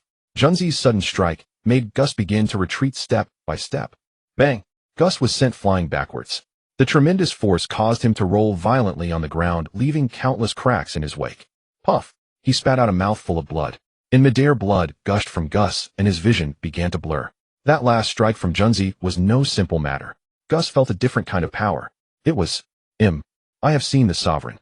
After a single blow, Galanshung glanced at the flying Gus for the first time, lowering his noble head and respectfully addressing Junzi, who floated in midair. Finish him quickly. Senses that there will be even greater trouble ahead. After saying this, the deep patterns in IMS eyes began to fade away. If it weren't for noticing Gus' abnormalities capable of absorbing and assimilating his demonic power, wouldn't have commanded Junzi to take action against him. Sensing Gus' severe injuries in the distance, he chose not to linger, as he too would pay a price under certain circumstances. Yes, Galanshung simply replied with a single word. Just one strike. And it has left me severely injured. Gus' heart was tumultuous. This was only the damage inflicted under IMS possession if he personally descended. Gus couldn't bear to imagine. What made Gus even more frustrated was that the side effect of the dark fruit double pain made his body feel as if it were being torn apart. If he couldn't resolve this situation after the fruit awakened, it would be a massive loss. Gus hurriedly took out a Xian bean from the system space. Crack crack! At this moment Gus was almost flying 2 miles away, and he shouted shave. He activated all his strength restored to peak condition after eating the Xian bean, and fled. Galanshung, standing still, looked up, his expression changing. Just now under his observation, that little brat had already reached the brink of death and severe injury. Why had his momentum suddenly surged? Galanshung simply couldn't understand. This was already the second time. Galanshung had just wanted to pursue, but it was too late. Gus' aura was escaping at an extremely fast speed under his observation. You two notify the outer navy to search for him with all their might, regardless of life or death. Galanshung coldly instructed the now recovered Somaz and Chilingam, as just now IMS possession had also restored their injuries and the demonic power that had been drained by Gus. The two had extremely ugly expressions. They had been so thoroughly beaten by a mere prey. Also informed the other participating celestial dragons to be cautious. Of that little brat. Is it really necessary for Lord Galanshung? He is just a little brat. If this hunting game is affected, we will also be criticized. Mafi Gong hurriedly interjected to persuade. It is far better than letting them die without knowing it. Galanshung didn't care about the lives of other celestial dragons, or what he cared about was the reputation of being a commander. The farce in the Valley of the Gods began to initially manifest with Gus as the catalyst. Meanwhile, the celestial dragons who had already killed most of the fleeing rabbits began to extend their claws toward the ordinary natives of the Valley of the Gods. At this moment a piece of news spread among the already bloodthirsty celestial dragons. What did you say? Olysodon has been killed. Who did it? Who dares to kill my beloved son? Saint Kotep's hands were trembling with rage as he gripped the young sailor reporting the news. A mob in Tuatu has risen in chaos, taking advantage of the hunting scene to secretly kill Lord Olysodon. The rookie sailor being held by his collar spoke with an unusually flat tone. Tirale has also vanished, my dear. A heavily made-up celestial dragon woman cried out sharply. What was that tone just now? You bunch of useless fools. What good are you to me? Saint Kotep's forehead throbbed with anger. Even his beloved little daughter was dead. Saint Kotep angrily picked up the shotgun that had fallen to the ground. Bang, bang, bang. He smashed it down furiously onto the sailor who had come to report the deaths of his children. The beaten sailor dug his hands into the ground, gritting his teeth as blood flowed freely from his forehead. Stop. Shut up. Do you want to die, rookie? The rookie sailor who had just wanted to stop his teammate who was being used as a vent for anger was scolded by a nearby naval rear admiral. Are we just going to watch him beat Karas to death? Lindbergh, as a member of the Fur tribe, gripped his hands tightly, his first doubts about the Navy's justice surfacing. Rookie, focus on your own work. This is not your concern, the rear admiral said coldly. And have you found that guy Dorag yet? Report the captain has been missing for a while. Lindbergh gritted his teeth as he looked at the nearly beaten to death Karas. If Dorag does anything out of line, both of you, including Betty and the entire squad, will be thrown into the advancing city. The three commanders of the post-revolutionary army appear. The news of the Tuatu riot spread quickly, marking the first incident of Tuatu riots since the human hunting games began. Such a heinous event enraged the various celestial dragon families. 18 celestial dragons were killed just like that. This is the most atrocious event in history. For the first time, the celestial dragons, who had always looked down on others as lowly commoners, felt fear. The Navy, originally stationed at the coast of the Valley of Gods, began to mobilize, with 11 naval vice admirals landing on the island to lead various teams in search of the culprit, the direct heir of the ancient royal family of the Valley of Gods, Raymond Gass. First squad head to the western part of the island. Second squad proceed to the southern part of the island. Third squad go to the eastern core area, eliminate the rioters on the spot irrespective of life or death. The leading naval vice admiral issued commands loudly, his eyes filled with rage as he looked at the densely packed navy below. He truly wanted to tear Gass apart. How could such an unlikely, heinous event happen to him? If the higher-ups laid the blame on him, his life would be at risk. Meanwhile, in the northeastern core area of the Valley of Gods, the pirate king Gang White, we must find him. I want to torment him severely, skin him alive, and turn him into a human puppet. I will avenge my father. Bang! The spiked mace slammed heavily onto the ground. Jonathan Saint's entire body trembled with rage. As a member of the Divine Knights Reserve, he couldn't even protect his own father. That damned commoner must taste all the tortures in the world. Hey, Ginny, he seems to have gone mad. In the nearby woods, several pairs of eyes were fixated on the angry man ahead. We need to find a way to get past here. Ginny glanced at Bear and said, this is a bit tricky. There are more and more Navy nearby. What on earth is happening? Ivanov looked at the increasing number of Navy ahead, cold sweat appearing on his forehead. You useless fools, what good are you? Jonathan Saint glared icily at the sailors, reporting to him a woman with deep pink hair and gold-trimmed sunglasses.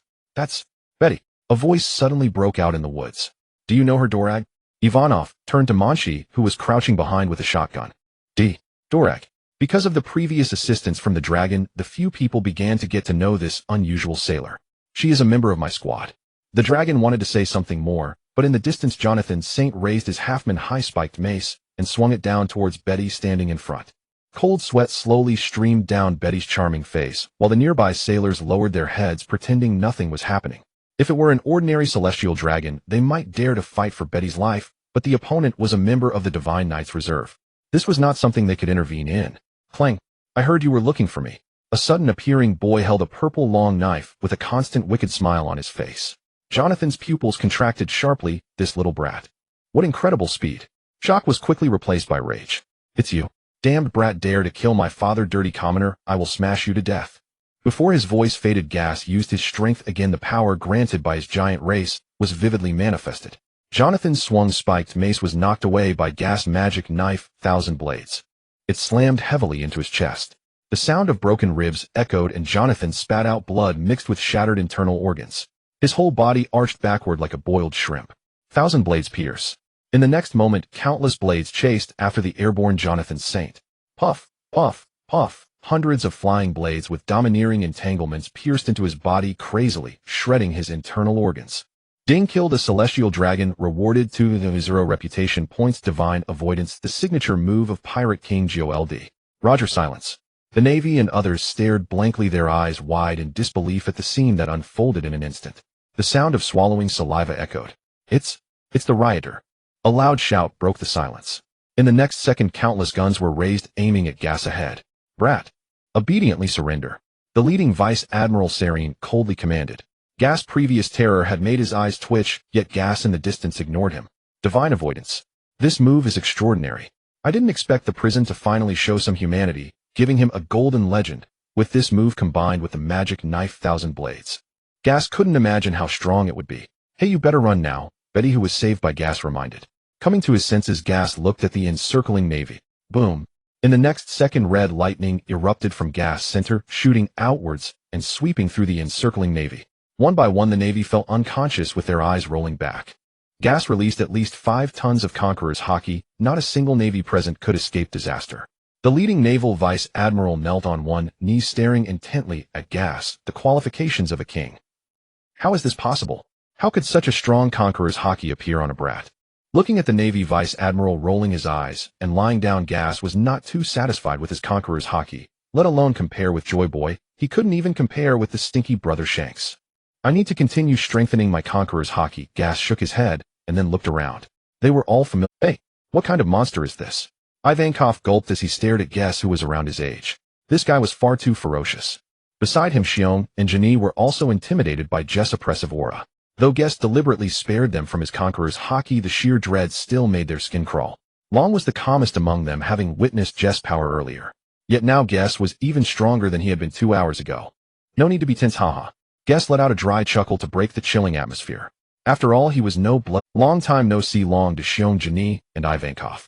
Gas put away his weapon and waved toward the direction of the forest. Long remained expressionless. He had already met Gas before, and it was Gas who had solidified his resolve for redemption. As for Xiong and the others, they were utterly baffled. Huh. Gas, and from now on I'll be your leader. Ha. Gas shamelessly continued. The atmosphere grew unbearably awkward. Leader. Sure, you're strong. But isn't it a bit premature to declare yourself our leader right off the bat? Captain. Beatty exclaimed joyfully as she saw Long emerging from the woods. She was astonished to find her captain together with the deserters. Seeing the confusion on his squad members' faces, Long spoke. Beatty. It's a long story. I intend to leave the Marines. These words struck like a thunderbolt. Beatty stared blankly at her captain, sensing he was not joking. She knew all too well how strong his sense of justice was. Beatty was perceptive. This hunting game had shattered the justice within her captain's heart. Beatty felt the same.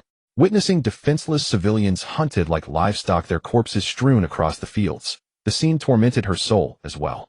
I support you, Captain. Beatty flashed a radiant smile. Long froze for a moment, acutely aware of how selfish his decision was. He could simply walk away, but his squad would face execution. Long thought of one person, Gas. If Gas could help him and his squad escape, no one would have to die. As a last resort, he could only beg his father to protect Beatty and the others. Gas saw the look of doom on Long's face and couldn't help but find it amusing. What are you so afraid of? You have a father of king-level strength. What's there to fear? Just go all out and turn the world upside down. Ding. Quest helped Long and his group escape from God Valley. Reward 1000 reputation points, 1000 location points, 10 consecutive lucky draws. Gas stared at the system quest notification abruptly appearing on his retina. This reward was pretty generous. Don't be so grim. We'll all make it out alive. Gas draped his arm over Long's shoulder with a cheerful grin. Long shot him an exasperated look, thinking, you really have nerves of steel. Killing so many celestial dragons, and still laughing. Do you have a plan? Long asked. Beatty, Ivankov, and the others turned their gazes to Gas upon hearing Long's question. If you can get us out of God Valley, I'll acknowledge you as our leader, Ivankov spoke first. Xiong and Jini nodded as well. They didn't care much about who was leader. I do have one. Upon hearing this, everyone's eyes lit up and they gathered together. Then Gas began laying out his plan. Is this really feasible? Are you sure this isn't a suicide mission? Long's face twisted after hearing Jess' plan. Gas would deliberately expose himself to draw attention while they stole the hunting game's prizes. Don't worry, among the prizes is a pop-off fruit which will be crucial for our escape. If nothing unexpected happens around this time, the 2 major pirate crews and a horde of ruthless pirates will be arriving at God Valley to snatch the treasure and the woman known as Shaki. Seeing that Gas wasn't joking, the others exchanged doubtful glances, but nodded anyway. That fruit is for you to eat. Guest turned to the silent, obedient-looking Xiong and continued. Me. De Xiong pointed at himself, looking thoroughly unconfident. Him. The group chorused. They all thought this leader is way too unreliable. Are you sure, Chief? Jenny spoke first. It wasn't that she didn't trust Xiong, though she feared he might get. Yeah, I can see that Xiong has an extraordinary aptitude for the pop-off fruit. What do you say, Xiong? Got confidence? Guest stared at him with eager eyes. De Xiong met that gaze as if making a solemn resolve and nodded firmly. They quickly reached an agreement. Let's move. The group turned back into the forest, heading toward their objective, the prizes of this contest. Oh, by the way, Long, take this. Guest tossed out 2 green beans. He had already consumed 2 senzu beans earlier during his fight with Jialansheng, and the others leaving him with 3. Long caught the senzu beans Guess threw over, stunned, his face full of confusion. Before he could ask, Guess explained, these can heal injuries. Keep them for emergencies. Guess knew that Long would save the 2 brothers Shanks and would later be gravely wounded by Ma Fei Gong, who came searching for them. Even though Garp was there, this incident had blown up too big. Long and his accomplices would be executed if caught. To be safe, it was better to ensure Long and the others weren't captured. Long's expression turned odd. These green things could heal injuries. He found it hard to believe. Still, he said nothing, acknowledging it was a kind gesture from Guess. Long nodded and dashed ahead. Quick! Over there! Rapid footsteps approached from a distance. Guess turned to see the Marines surging toward him with overwhelming force. Looks like he'll have to paint the ground red. I wonder if the Marines offer any reputation points. Jess' eyes turned icy. He would show no mercy to these Marines, self-righteous hypocrites who, whether pressured by the world government or not, stood by while celestial dragons slaughtered civilians. That alone cleared his conscience of any guilt. Besides, he was the Prince of God Valley. System add points to the Fruit's Awakening. Ding, the dark Fruit's Awakening has reached 100. In the next instant, Jess' chest trembled violently. Something inside him seemed to awaken and merge with him, completely eliminating the faint estrangement he had felt from the devil fruit. Tendrils of black flame flickered unsteadily beneath Jess' feet, floating behind him and swirling around his body. His originally violet pupils were dyed a deep crimson. The ground beneath shattered and caved in from the sudden burst of awakened power as black flames scorched the fractured earth under his soles. Guess sensed his transformation. Opening his palm, a wisp of black flame materialized in his hand, burning with the searing heat of hellfire. This reminded Guess of many things. IMS Devil Fruit also possessed a similar flame known as Demon Chi. Guess wasn't sure if they were the same.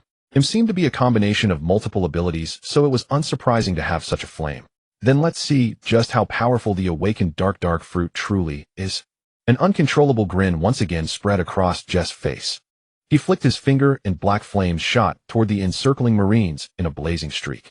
What is that?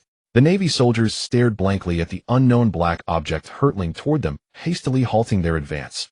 Watch out! The Vice Admiral leading them turned pale. His observation, Haki sensed death bearing down upon him. Instinctively he wanted to flee, but surrounded by his own men as their commander, he could not escape. Nor would he. In the next moment, the Vice Admiral's body transformed. The massive form of a Zoan-type devil fruit burst through his inner garments, leaving only his white coat flapping behind him. A colossal black serpent rose into the air several meters tall. Its fanged maw gaped open, revealing an abyssal darkness within, and from the wrist-thick venomous fangs on either side green poison shot forth to intercept the oncoming black flames. Witnessing this, Guess wore a peculiar expression. The more he looked, the more it seemed. Before he could ponder further, screams from nearby reached his ears one after another. The black flames instantly vaporized the venom spewed by the leading Vice Admiral. The pitch-black hellfire tinged with the crimson lightning unique to Conqueror's Haki crashed into the very heart of the Navy ranks. Oh, help! What is this? Why can't it be extinguished? Scatter! This black flame is extremely eerie. Over 1,000 elite Navy soldiers fell into chaos. Guess felt there was no need to test the Yami-Yami no Mi further. These soldiers were too weak, utterly incapable of revealing its abilities. Countless flying blades shot out from Jess' waist, and in the next second the Navy soldiers fell like wheat before a scythe. Ding eliminated 1500 Navy soldiers, obtained 1100 reputation points. Whoa. Guess was stunned by the reputation points. I didn't expect that even among these Navy men there aren't many good. The system's method of determining reputation points was based on the degree of evil deeds committed. Oh, of course, it wouldn't paint everyone with the same brush. There were truly righteous Navy men too, but that was not a concern for Guess at the moment. Since I've chosen to reveal my position, I might as well go all the way. Guess sped toward the epicenter of this God Valley hunting game. He intended to slaughter every celestial dragon gathered there.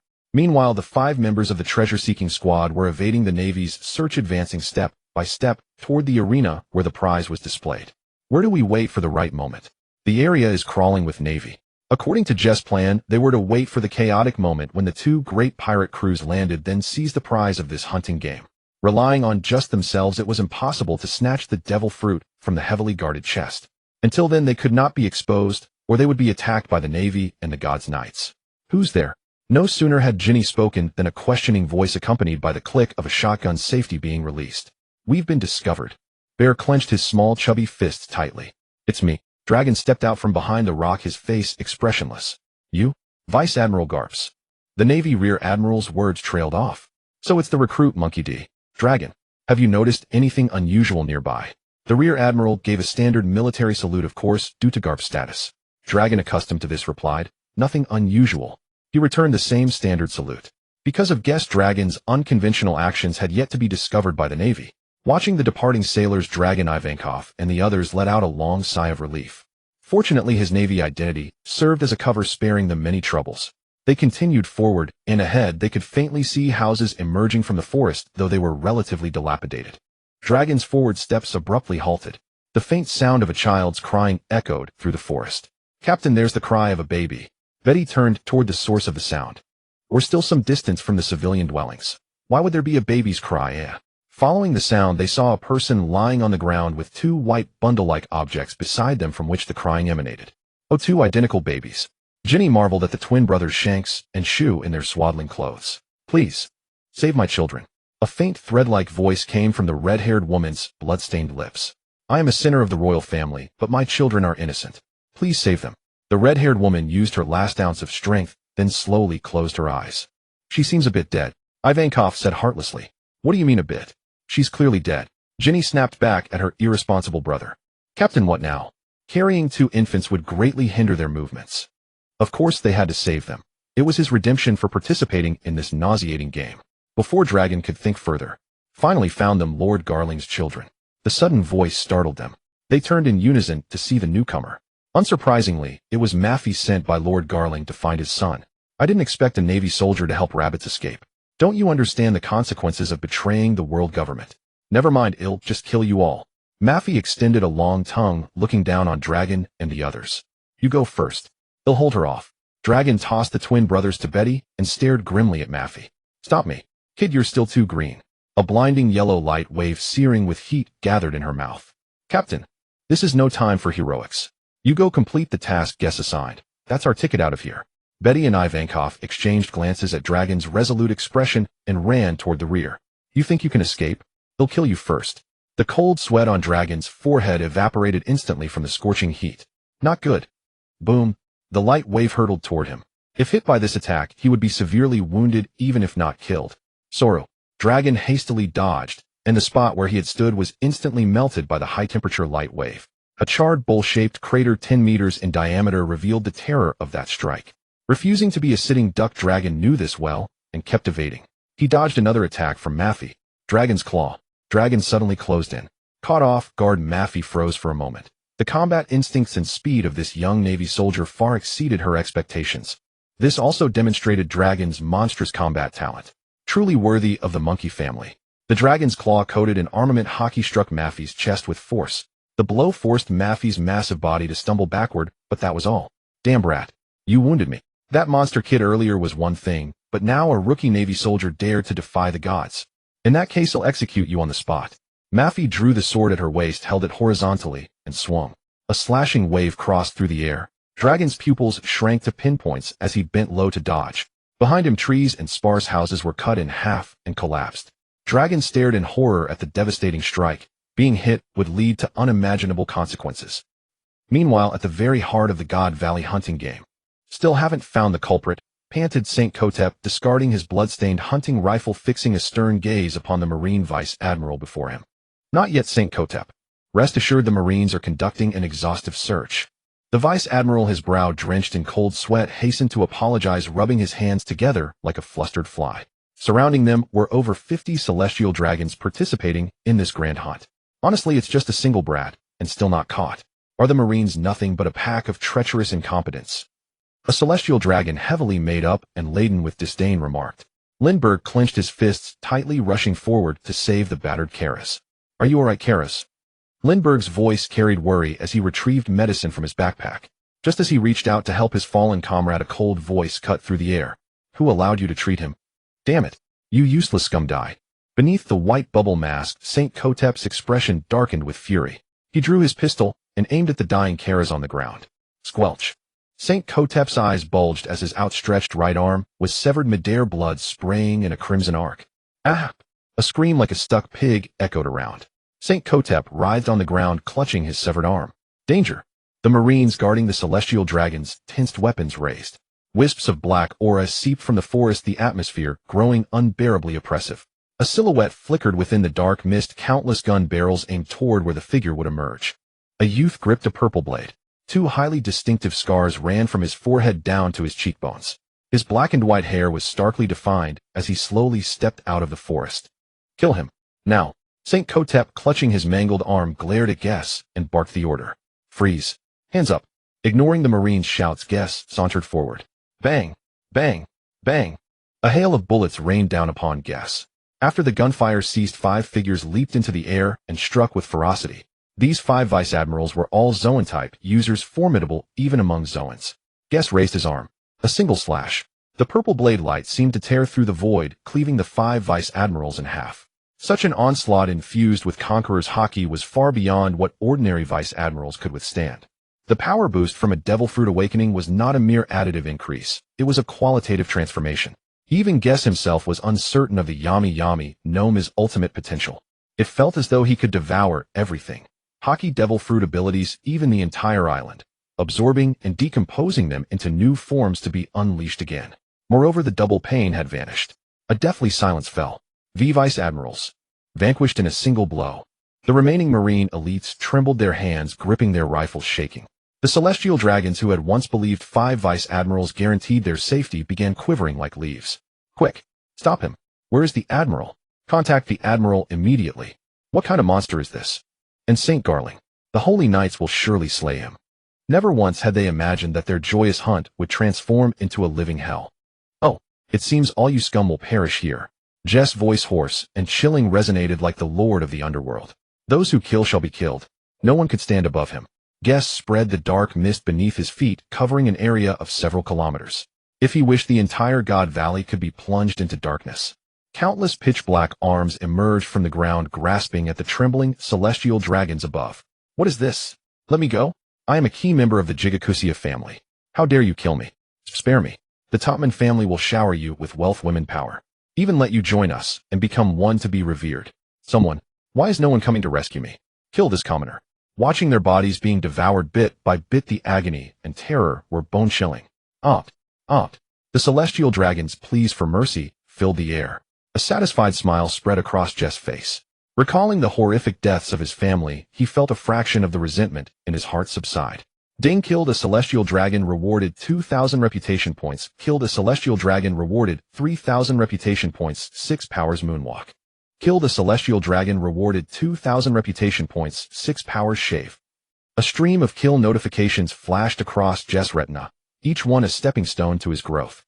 Bleached white skeletons were released from the black mist. The scene was utterly horrifying. The surviving Marines stood frozen. What had just happened? 5 Marine vice admirals and over 50 celestial dragons had been slaughtered. You've shown your weakness, you monster. A Marine appeared beside Guess' axe, swinging with a fierce wind toward him. Clang. Guess extended a single finger, effortlessly intercepting the massive axe. The assailant could not move an inch. The Marine vice admiral broke out in cold sweat. He had used all his strength, yet a mere finger stopped him. The vice admiral felt as if he were facing an immovable mountain, suffocating under its weight. Jess' left hand shot out, gripping the mask on the man's face. Mercy! Crack! The next second, the ground was smashed into a crater. A mess of crushed skull, blood-shattered teeth, and broken mask fragments scattered everywhere. Such a weak spot presented early. Begging is futile. Guess lifted the lifeless corpse and tossed it away like trash.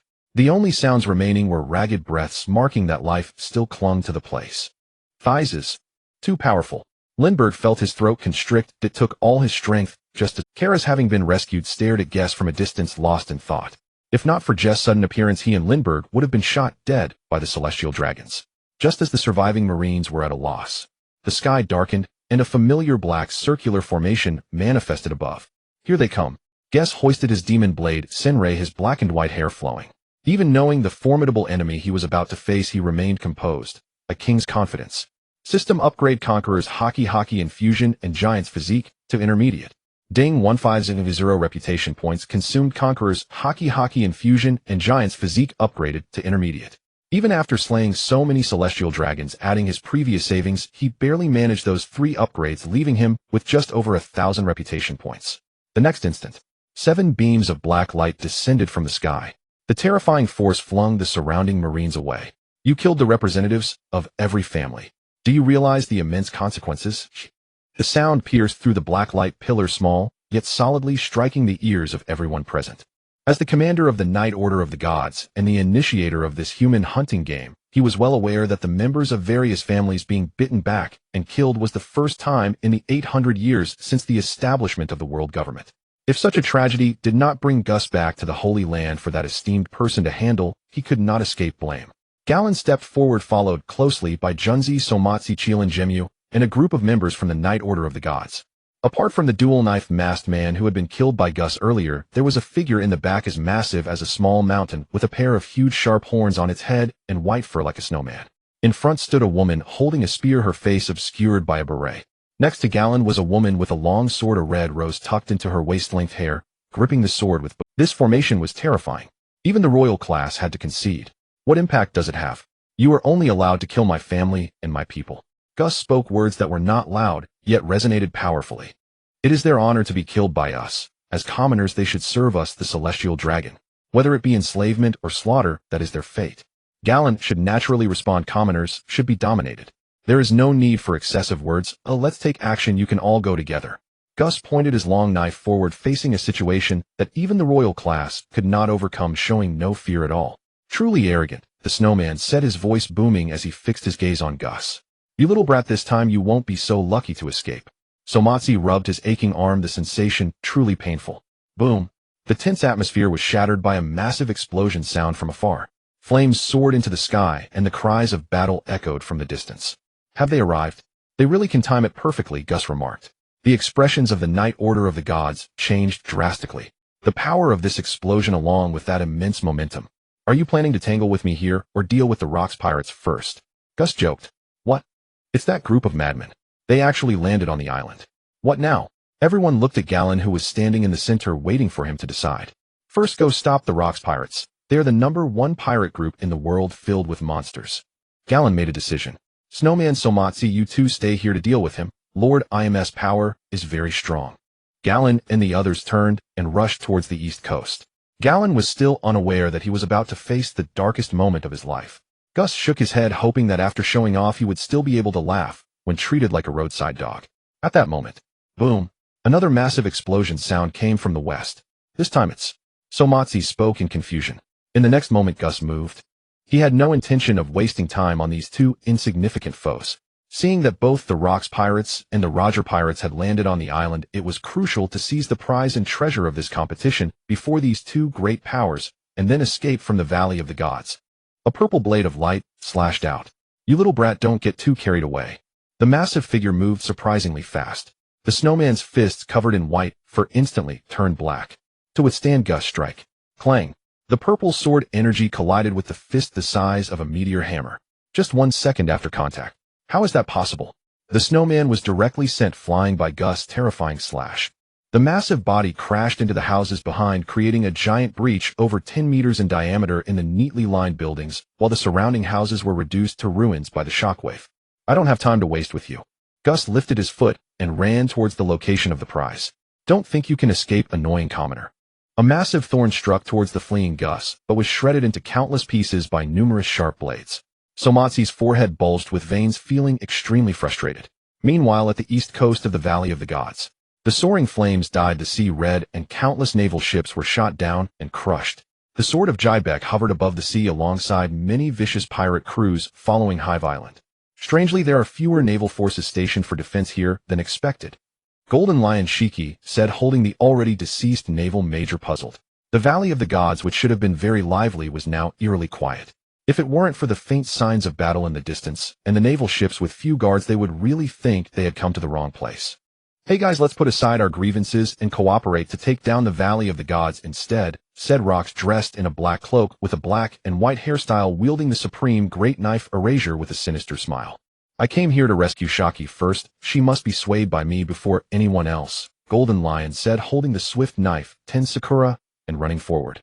"Don't even think about succeeding, Shiki." A muscular man wielding a giant axe hurriedly followed. "Shaki will only be attracted to the man with the most treasure," John said, his mechanical left hand clicking ominously. "I came here for my friends, but of course if Shaki notices me, that wouldn't be bad either." "Newgate isn't your favorite person, me." Stussy, filled with jealousy, glared at Newgate, pretending she didn't hear what he said. "Alice, can you give me the devil fruit?" The young teacher Kai only had thoughts of becoming stronger.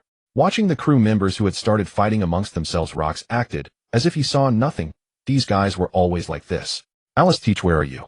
Besides Malin, who was injured by Wang Ji's sneak attack, the entire Rox pirates successfully landed on the island. On the west side of the island. Boom. "You little ones crush the navy. Shaki is mine, rescue Shaki." Roger shouted loudly. "Captain Shaki doesn't fancy you. Whoever rescues her first will have her heart." Roger was instantly trampled by his crew members, losing all authority as captain. It's the Rox pirates and the Roger pirates, along with a large group of following pirate crews. "We need support. It's over. These are all famous big pirates in the New World. How did they all come to the Valley of the Gods?" Looking at the two powerful pirate crews approaching, the Navy, who had suffered heavy losses while capturing Gus, found themselves utterly powerless against the onslaught of these two great forces. The Naval Rear Admiral tightly gripped the transponder snail, shouting, "Where's that guy, Roger?" A roar echoed across the distant sea. A naval ship with a dog's head flag surged forward. Leading the ship was Iron Fist Monkey D. Garp, along with his Vice Admiral and a host of Navy personnel. Vice Admiral Garp. The surviving Marines on the island looked at him as if seeing a savior. Their previously low morale was instantly ignited. God knows how frustrated they were, being rubbed against the ground by pirates. The three major factions, the Rox pirates, the Roger pirates, and the Navy, led by Garp, all landed on the island. "Don't treat my soldiers like vegetables, you bastards." A fist-sized cannonball tore through the air, crashing toward the three towering figures ahead. Boom. The enormous cannon fire erupted in the noisy Valley of the Gods, indicating the terror of this strike. That madman Carp, now is not the time for a heated confrontation. The expression of the Golden Lion turned grim as he hurried to evade the explosion, while Big Mom and Whitebeard were equally startled by this terrifying blow, as expected of Vice Admiral Carp. On the opposite side are the formidable officers of the Rox pirates. The nearby soldiers excitedly waved their fists. "Follow Vice Admiral Carp and apprehend these pirates." Roar. The morale of the Navy surged. On the other side, at the treasure storage. "Oh, so many treasures." Ginny held up a golden cup larger than her head, her eyes sparkling with excitement. "The treasure is indeed in this warehouse, as expected of me. We finally have the chance to escape this hell, Sister Kuma Betty," Ivankov declared proudly, with one hand on his hip and the other holding a devil fruit. "Ivankov, this is clearly the leader's achievement," Kuma said leisurely as he opened a treasure chest. Ivankov's proud expression froze as he shot a disgruntled glance at Kuma. "I said, Kuma, that guy Gus indeed has merit, but we are the most deeply bonded partners. You should stand by my side." "It's all the same, I think the leader is a nice person," Kuma chuckled while scratching his bald head. "There are too many treasures for us to take. What's urgent now is to escape," Betty quickly reminded. "So unfortunate, so many treasures, but we can't take them." Ginny's previously excited expression instantly fell. Everyone looked at the treasure chest that Kuma was holding, which contained the devil fruit. Kuma took out a flesh-colored devil fruit from the chest. "Is this the key that Gus said would help us escape the Valley of the Gods?" Everyone curiously stared at the devil fruit in Kuma's hand as sounds of laughing babies echoed. The four of them turned their heads in unison. "What should we do with these two babies?" Ginny looked at the two red-haired babies rolling in the pile of treasures, her expression troubled. "It seems we'll have to take them with us." Betty beside her also looked at a loss, as the captain had instructed her to escape with these two babies, symbolizing salvation, and there was no other choice now. "Someone's coming." Betty's expression changed as her observation Haki sensed a powerful aura approaching. The previously relaxed atmosphere was instantly shattered. "Quick, Kuma, eat the devil fruit," Ginny urgently reminded. Kuma, usually slow to react, this time swiftly took a big bite out of the devil fruit in his hand. So disgusting. Everyone stared fixedly at the warehouse's door, like facing a formidable enemy. "Ha ha ha, eat slowly, don't choke, Kuma." A familiar yet strange voice echoed at the door. A figure appeared. It was Gus, having shaken off Somaz and the snowman pursuing him. "Leader." Kuma, with the bitter taste of the devil fruit still in his mouth, called out with a muffled voice. Kuma didn't know why Gus felt so familiar, Although he looked nothing like a good person, he just didn't provoke any dislike. Gus gazed at Kuma, inwardly sighing, for the future of this fellow was bound to be tragic beyond imagining. You kid actually managed to escape from the Navy's encirclement. You have some skill. Ivankov completely forgot his earlier words and ran over to pat Gus on the shoulder. Gus turned his head, his attention not on Ivankov, but fixated on the devil fruit in his hand. Ivankov, let me see the devil fruit in your hand, Gus said calmly. Ivankov, unaware of Gus' inner thoughts, instinctively handed the devil fruit to Gus. This devil fruit is not suitable for you. I will get you a more powerful one later, Gus said, pretending to be serious as he took the devil fruit. Ivankov was taken aback. Gus, I feel a connection with this devil fruit. No, you have no connection, Gus replied, decisively unable to imagine what would happen if Ivankov ate the fish fruit and turned into a dragon. All right, fine, Ivankov said hesitantly. If it weren't for Gus successfully helping them seize the treasure first, he wouldn't believe Gus' words. Unknowingly, Gus had begun to gain respect within this small group. Now that we have the devil fruit, let's act quickly and escape the Valley of the Gods before the pirates and Navy arrive. Gus wore his trademark smile, and we can't just give away this huge pile of treasure. Saying this, Gus raised his right hand as black mist surged from the ground. With the awakened dark fruit under Gus' perception, it was like an insatiable abyss that could devour everything. Mountains of treasures were rapidly sucked into a 10-meter diameter black hole at a terrifying speed. Seeing this unbelievable feat, Ivankov and the others gaped. Leader. So amazing. Kuma's eyes sparkled with gold, and the other three were equally filled with indescribable shock. Soon the entire warehouse's treasure was gathered by Gus, including those few devil fruits. Not a single belly was left. The shiny golden treasures suddenly vanished, leaving Shank's brothers in confusion, with tears brimming in their eyes, unsure if it was Shanks or Buggy. Gus was slightly surprised, not expecting that these two brothers' fates had changed because of him. One was not captured by the celestial dragons, and the other did not accidentally hide in a treasure box. Gus was also unclear what impact this would have, and could only take it one step at a time. Suddenly, the magic sword Shinrin at Gus' waist autonomously slashed forward. Boom. The purple blade clashed violently with the silver-white hammer. The warehouse was instantly shattered by the ensuing shockwave. What happened? Where did this monster come from? Kuma and the others were startled by the suddenly appearing snowman, whose massive body exuded a fierce pressure, making them feel as though their throats were being tightly choked. As expected of a dog, you've chased us down so quickly. Gus stood in front of everyone, his eyes filled with killing intent and no trace of fear. You guys escaped first, Gus said calmly. But, leader, what about you? Kuma looked at Gus, who stood in front, his tone slightly worried. If we are to leave, we leave together. I'm not the kind of coward who fears for his life, Ivankov said defiantly. Yes, if we are to leave, we leave together. Ginny and Betty, holding Shank's brothers, also looked resolute. You guys, as the leader, it's my responsibility to protect you. Rest assured I will catch up with you, Gus said, still smiling. Seeing they couldn't argue against Gus and staying behind would only be a burden, they had no choice but to comply and ran toward the back. What a bothersome friendship, you little brats. The arriving Somaz glared at Gus with a dark expression. Gunfire, cannon blasts, excited shouts, and screams echoed like a symphony throughout the Valley of the Gods. With a loud bang, the warehouse that had held the prizes for this human hunting competition was now completely unrecognizable. Two figures were blasted away by a single strike, crashing into the rows of houses behind them. Thick smoke billowed up, shrouding the nearby buildings for hundreds of meters, while the central houses were reduced to rubble and scattered with chips. A sound of vomiting blood and hurried gasping pierced the smoke. As the haze slowly dispersed, Somatsu and Snowman appeared utterly battered.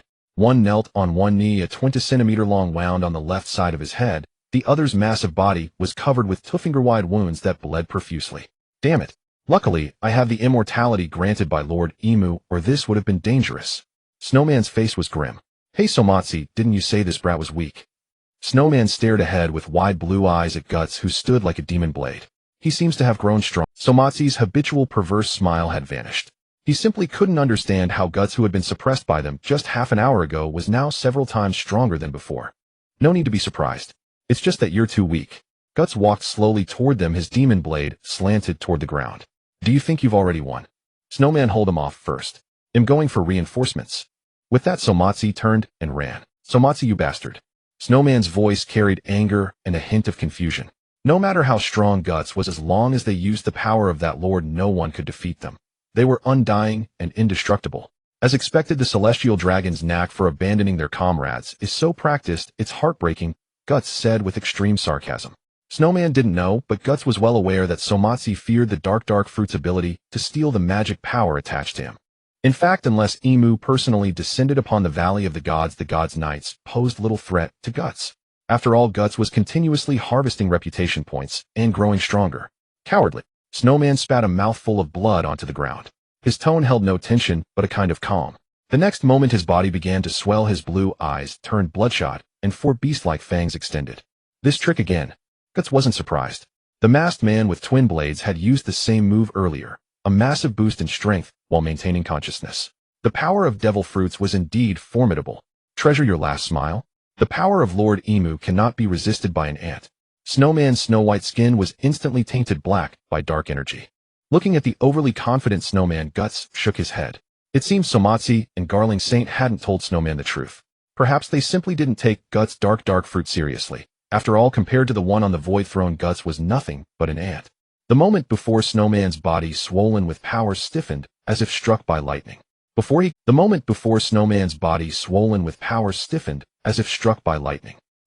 react, countless black energies had already surrounded him.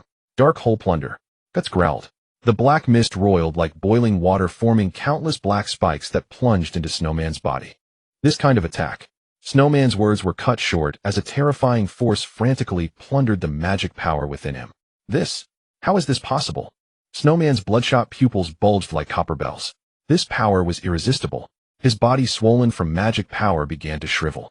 In just a few seconds, the magic power within him was plundered to only 10 or 20%. Damn it! Snowman's hand gripping the hammer bulged with veins.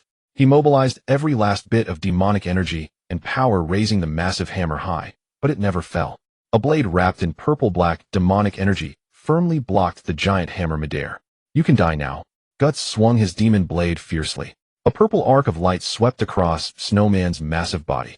This time there was no black mist, crimson blood splattered everywhere.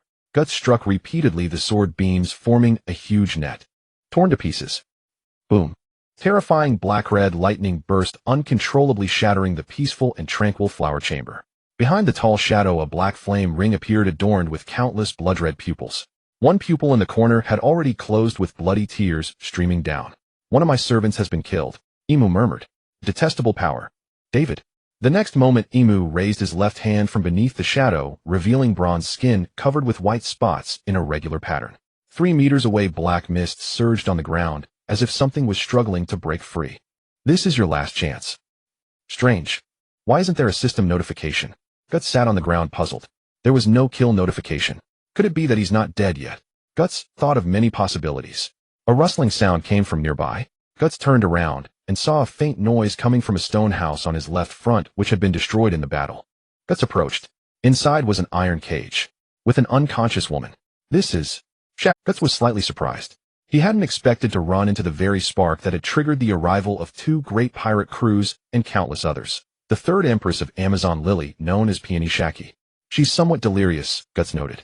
Shaki was covered in injuries, utterly lacking the majestic dignity of an empress. Instead, she resembled a wounded kitten. Her torn clothes barely covered her alluring figure. Her lips were pale, radiating a morbid beauty. Damn! The pioneer of the great era of suppression lives up to her reputation. Guts clicked his tongue. She was indeed beautiful. Shackled behind her back, Shaki lay sideways on the ground, her closed eyes trembling slightly. Shaki's mind felt like mush. The sudden explosion had knocked her out before she could react. A blurry figure gradually solidified in her vision. She stared suspiciously at Guts, who was crouching beside her, and recoiled like a startled cat. Bang! Her long straight legs swept toward Guts. Guts was taken aback. Was she really attacking without a word? He easily caught her ankle with his right hand. Sister, I just saved you, he said helplessly. Shaki was slightly stunned. Save me? It wasn't surprising she reacted this way. She had retired to Beehive Island to run her own bar, only to be betrayed by Wang Jie, a commander of the Rocks Pirates, and sold to the Celestial Dragons as a prize for their hunting game. She was Shaki. Countless great pirates in the New World had fallen for her charms. How could she willingly become a slave to the disgusting Celestial Dragons? She had resisted, but the gap in strength was too great. Shaki looked around, then fixed her gaze on the young man before her. He was very young, only 13 or 14. But his demeanor lacked any of the childishness typical of that age. Instead, he exuded a powerful aggression. Those pirates outside say that whoever saves you wins your heart. Sister, is that true? Guts grinned. He rarely encountered the most beautiful woman of the current pirate world, so he had to exchange a few words. Sister. Shaki stared at Guts with a resentful expression. This brat had called her sister twice already. No one had ever dared to address her like that. Everyone who saw her had hearts in their eyes, but this young man's gaze lacked any of the lecherous looks those pirates gave her. Let me undo your shackles first, Guts said, feeling uncomfortable under her stare. He cut the sea stone chains with his blade. Guts decided not to bother with Shaki further. He would let her run off and find some admirers to help her. He had already attracted the world government's attention and needed to find Bear and the others to escape. Seeing Guts stand up to leave, Shaki's expression turned strange. Shouldn't he gallantly pick her up and pretend? This wasn't right. Shaki coughed twice. Ahem. I twisted my ankle. Since retiring from the Kuja pirates, she had stopped using the regal eye, but under these circumstances she had no choice but to summon her long-hidden empress dignity. She really didn't want to be caught by the celestial dragons again. Guts, the dense straight man, didn't catch on. He thought, can't you just wait for that womanizer Rayleigh to come princess scary you? I've already driven off that creep Somatsi. What more do you want? Ding. Mission rescue. Shaki reward, charm maxed out. Unlock succubus trait. Pirate fame 10,000 dimension points, 500 succubus trait. As expected, this is standard, Guts said as the system's mechanical voice echoed in his ears. As the saying goes, one never visits the temple without a reason. Now Guts had no excuse to leave. Guts wasn't one to be shy. He bent down and directly picked up Shaki, who was still sitting on the ground. The sudden motion startled her. The most beautiful woman in the pirate world let out an involuntary light moan. Guts' expression was inexplicable. Shaki's palm-sized face instantly flushed bright red. Being princess carried by a boy more than 10 years her junior felt strange no matter how she looked at it. Sister Peony, I've come to rescue you, Guts said with a dry laugh. If not for the system mission, he wouldn't bother being a simp. Simps died horribly. He only wanted to become the strongest man. Guts didn't show any unwillingness to be a simp. Instead, he put on an innocent boyish smile. Shaki's flushed expression softened a little. He was here to save her. Earlier he had left so decisively. Why was he suddenly saying he wanted to save her? Shaki was puzzled. Carrying Shaki, Guts walked out. The path was lined with destroyed buildings. Shaki looked around, her mouth agape. The tall houses had vanished and buildings for hundreds of meters around were leveled. Such destructive power could only belong to pirates of Whitebeard or Roger's caliber. Did you do all this? Shaki stared intently at Guts' purple-black eyes, trying to see through him. I know destroying other people's property is bad manners. You'll be more careful next time, Guts said flippantly. Shaki had never met such an irresponsible brat. She snorted with laughter. Thank you for saving me. Guts didn't reply. The explosions in the distance grew more intense. The entire Valley of the Gods was in chaos. Ahead is where the treasure is stored. Boys, the treasure belongs to the dead gun pirates. Shouts came from near and far. A giant man holding a short pistol and carrying a tumter-long sniper rifle rushed toward Guts' direction, followed by a large group of pirates. Dream on. One strike from my sword will wipe out you lowly pirates. It's Jeoen, captain of the whimsical pirates, with a bounty of 600 million. A man in an elegant suit holding a rapier swung at a group of dead gun pirates to the side. Don't underestimate me, you sissy, a hoarse voice roared. Lottie's fired consecutive bullets the size of his index finger. Just as the two captains were in the thick of battle, two massive figures descended from the sky. Scum don't deserve a share. Momo-Momo. Napoleon slammed down at Lottie's. Rocks pirates. Wait. Latest plea was cut short. Napoleon directly cleaved him away, killing him on the spot. A 500 million berry pirate was a big shot in the New World, yet he was defeated in one blow by Charlotte leanly known as the Iron Balloon. The many pirates who had come for the treasure froze. The devil fruit is mine, Kaido said, appearing behind Jeoen without warning. He raised his spiked club and smashed down. No. Jeoen fought desperately, his effeminate face twisted in terror. Bang. The rapier in his hand shattered into pieces. Armament Haki was useless. All that remained was a pool of gore. The two captains, with a combined bounty of 1 billion berries, were wiped out like mere minions. So this is the strength of the Rocks Pirates commanders. How terrifying. None of the pirates present dared to move, cold sweat pouring from their foreheads. Kaido, don't talk to me like that. My children desperately need devil fruits. Big Mom ignored Kaido. Her Tato land was just expanding and required top-tier devil fruits. She wouldn't easily give them up to Kaido. Although they were on the same pirate crew, each had their own agenda. It was only out of respect for their captain's strength that they didn't openly clash. Then we'll have to settle this, Kaido said coldly. Let's find the devil fruit first. The prize and treasure are supposed to be here. Why can't we find them? Big Mom looked around at the battle scars with confusion. Has someone beaten us to it? Was it Roger's crew? Or John? Kaido frowned.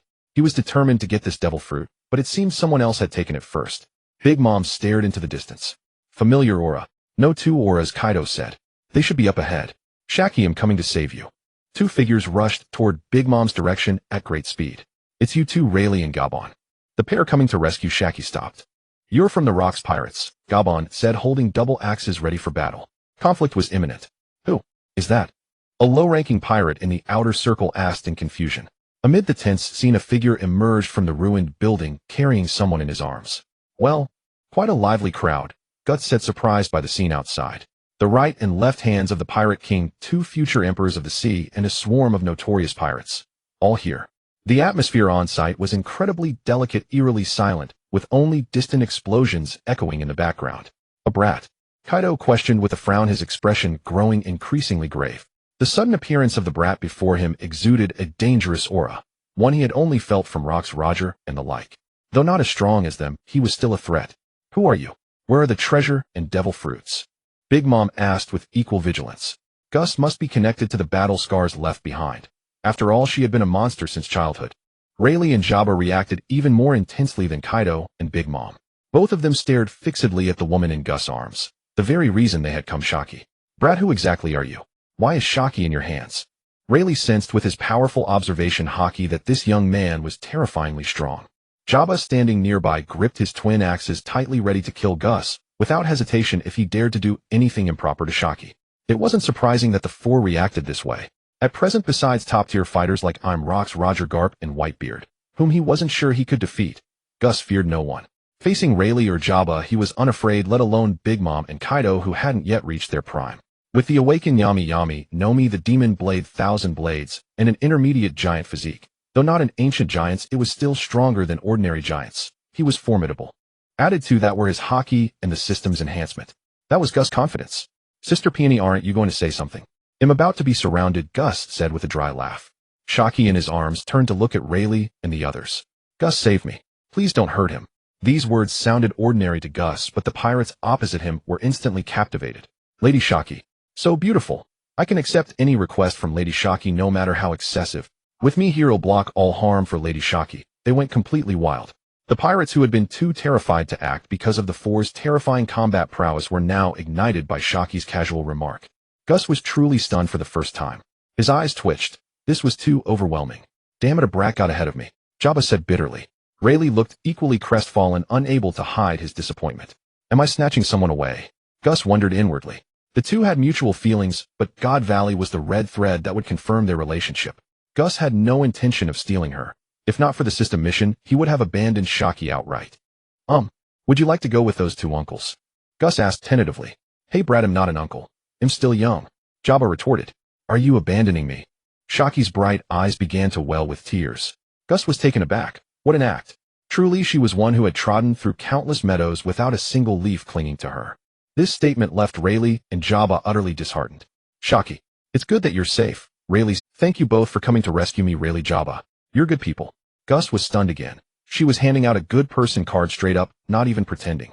Being a simp never ends well. How true that was.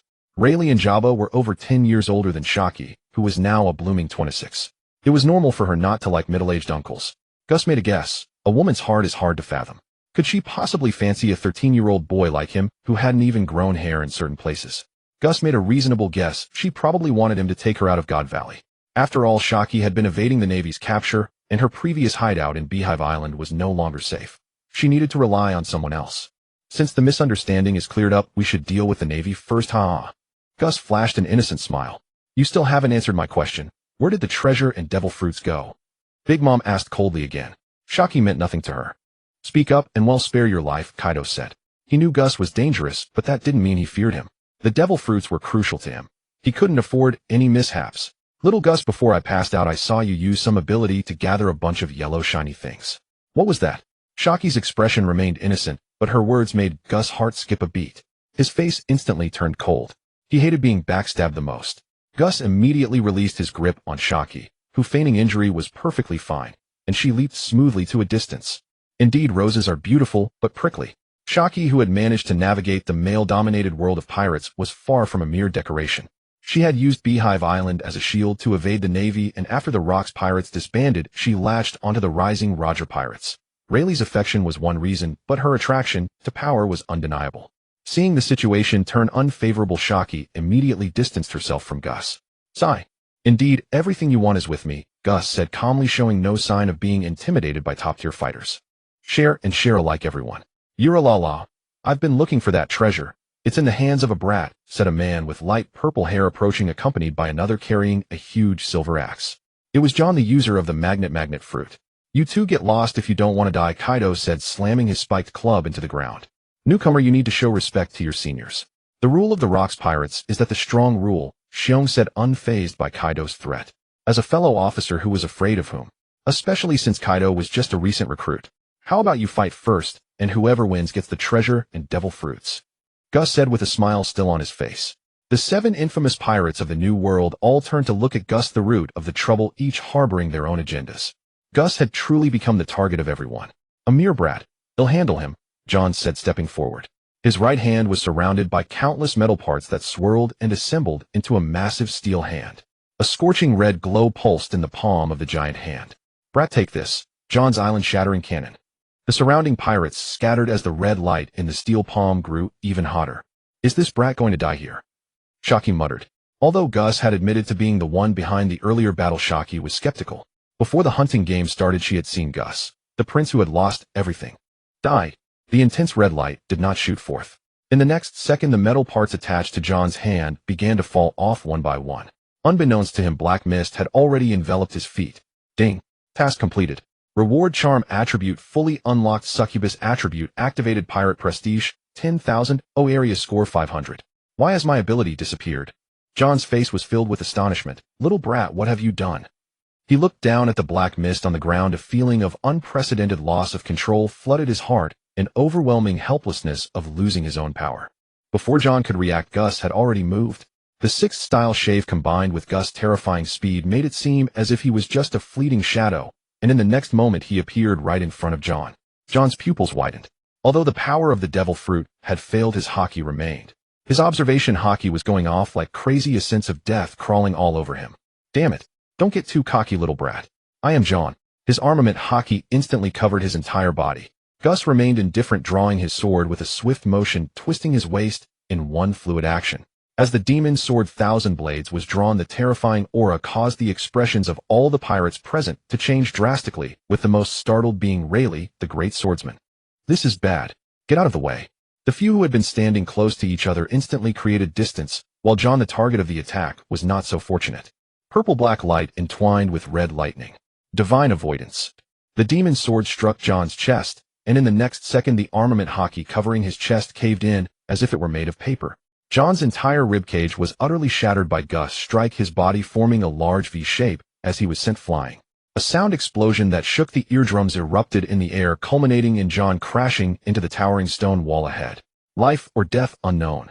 The sound of rocks shattering echoed. The entire Valley of the Gods could hear the tremendous noise generated by that strike. Among the 2 towering peaks in the valley, a massive pit appeared halfway up the left peak. The mountain seemed to be on the verge of collapsing, with countless stones falling. Quick dodge? What just happened in that battle? Rocks fell from above, crashing into the chaotic crowd below. Who is it? Is it Rocks or Roger? A Marine with the rank of Rear Admiral shouted anxiously. This terrifying strike was witnessed by everyone in the Valley of the Gods. What is that? Such terrifying power. Roger slashed at Carp, who was charging at him with his fist raised. An inexplicable sense of familiarity arose in his heart, and both men looked towards the left front. Is it that guy Rocks causing such a commotion? He truly is a troublesome fellow. Carp wiped the blood from his forehead casually. It must be that guy. Roger thought grudgingly of Rocks, who had defeated him a year ago. He came this time to seek Shaki, and also to challenge Rocks again. Come again, Roger. Both of them acknowledged that the terrifying strike just now was delivered by Rocks, and there were only a few on the island with such strength. Meanwhile, in the southeastern part of the coast. Let me go, Jybek. Alice, holding Teach, was being carried on Rock's shoulder as he sprinted forward. Behind them was a group of grotesque demons in pursuit, including many controlled David tribesmen and Rock's parents, led by Galen Saint and the Knights of the Divine Summit. Galen, the situation is dire. The snowman must have been defeated by that little brat, reported the fleeing Somaz riding a speckled bird. Galen Saint remained calm. No need to panic. After all, with the great on his side, the snowman won't die, he might just suffer some flesh wounds. Upon hearing this, Somaz felt a chill run down his spine instead of relief. The most important thing now is to deal with that man in front. He is the greatest threat. Galen Saint always felt that Gus was no big deal and too immature to pose a threat. Are you finally willing to stop? Damn it. What kind of power is that? Why can't it be killed? Rox turned his head to look behind his tone gray. Let me down, Jibek. Compared to being chased down and suffering unbearable torture, I would rather be put down and fight with all my might. Alice's expression was serious. And promise me to save the prince of this nation.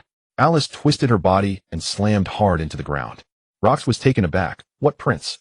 Is it Raymond's eldest son?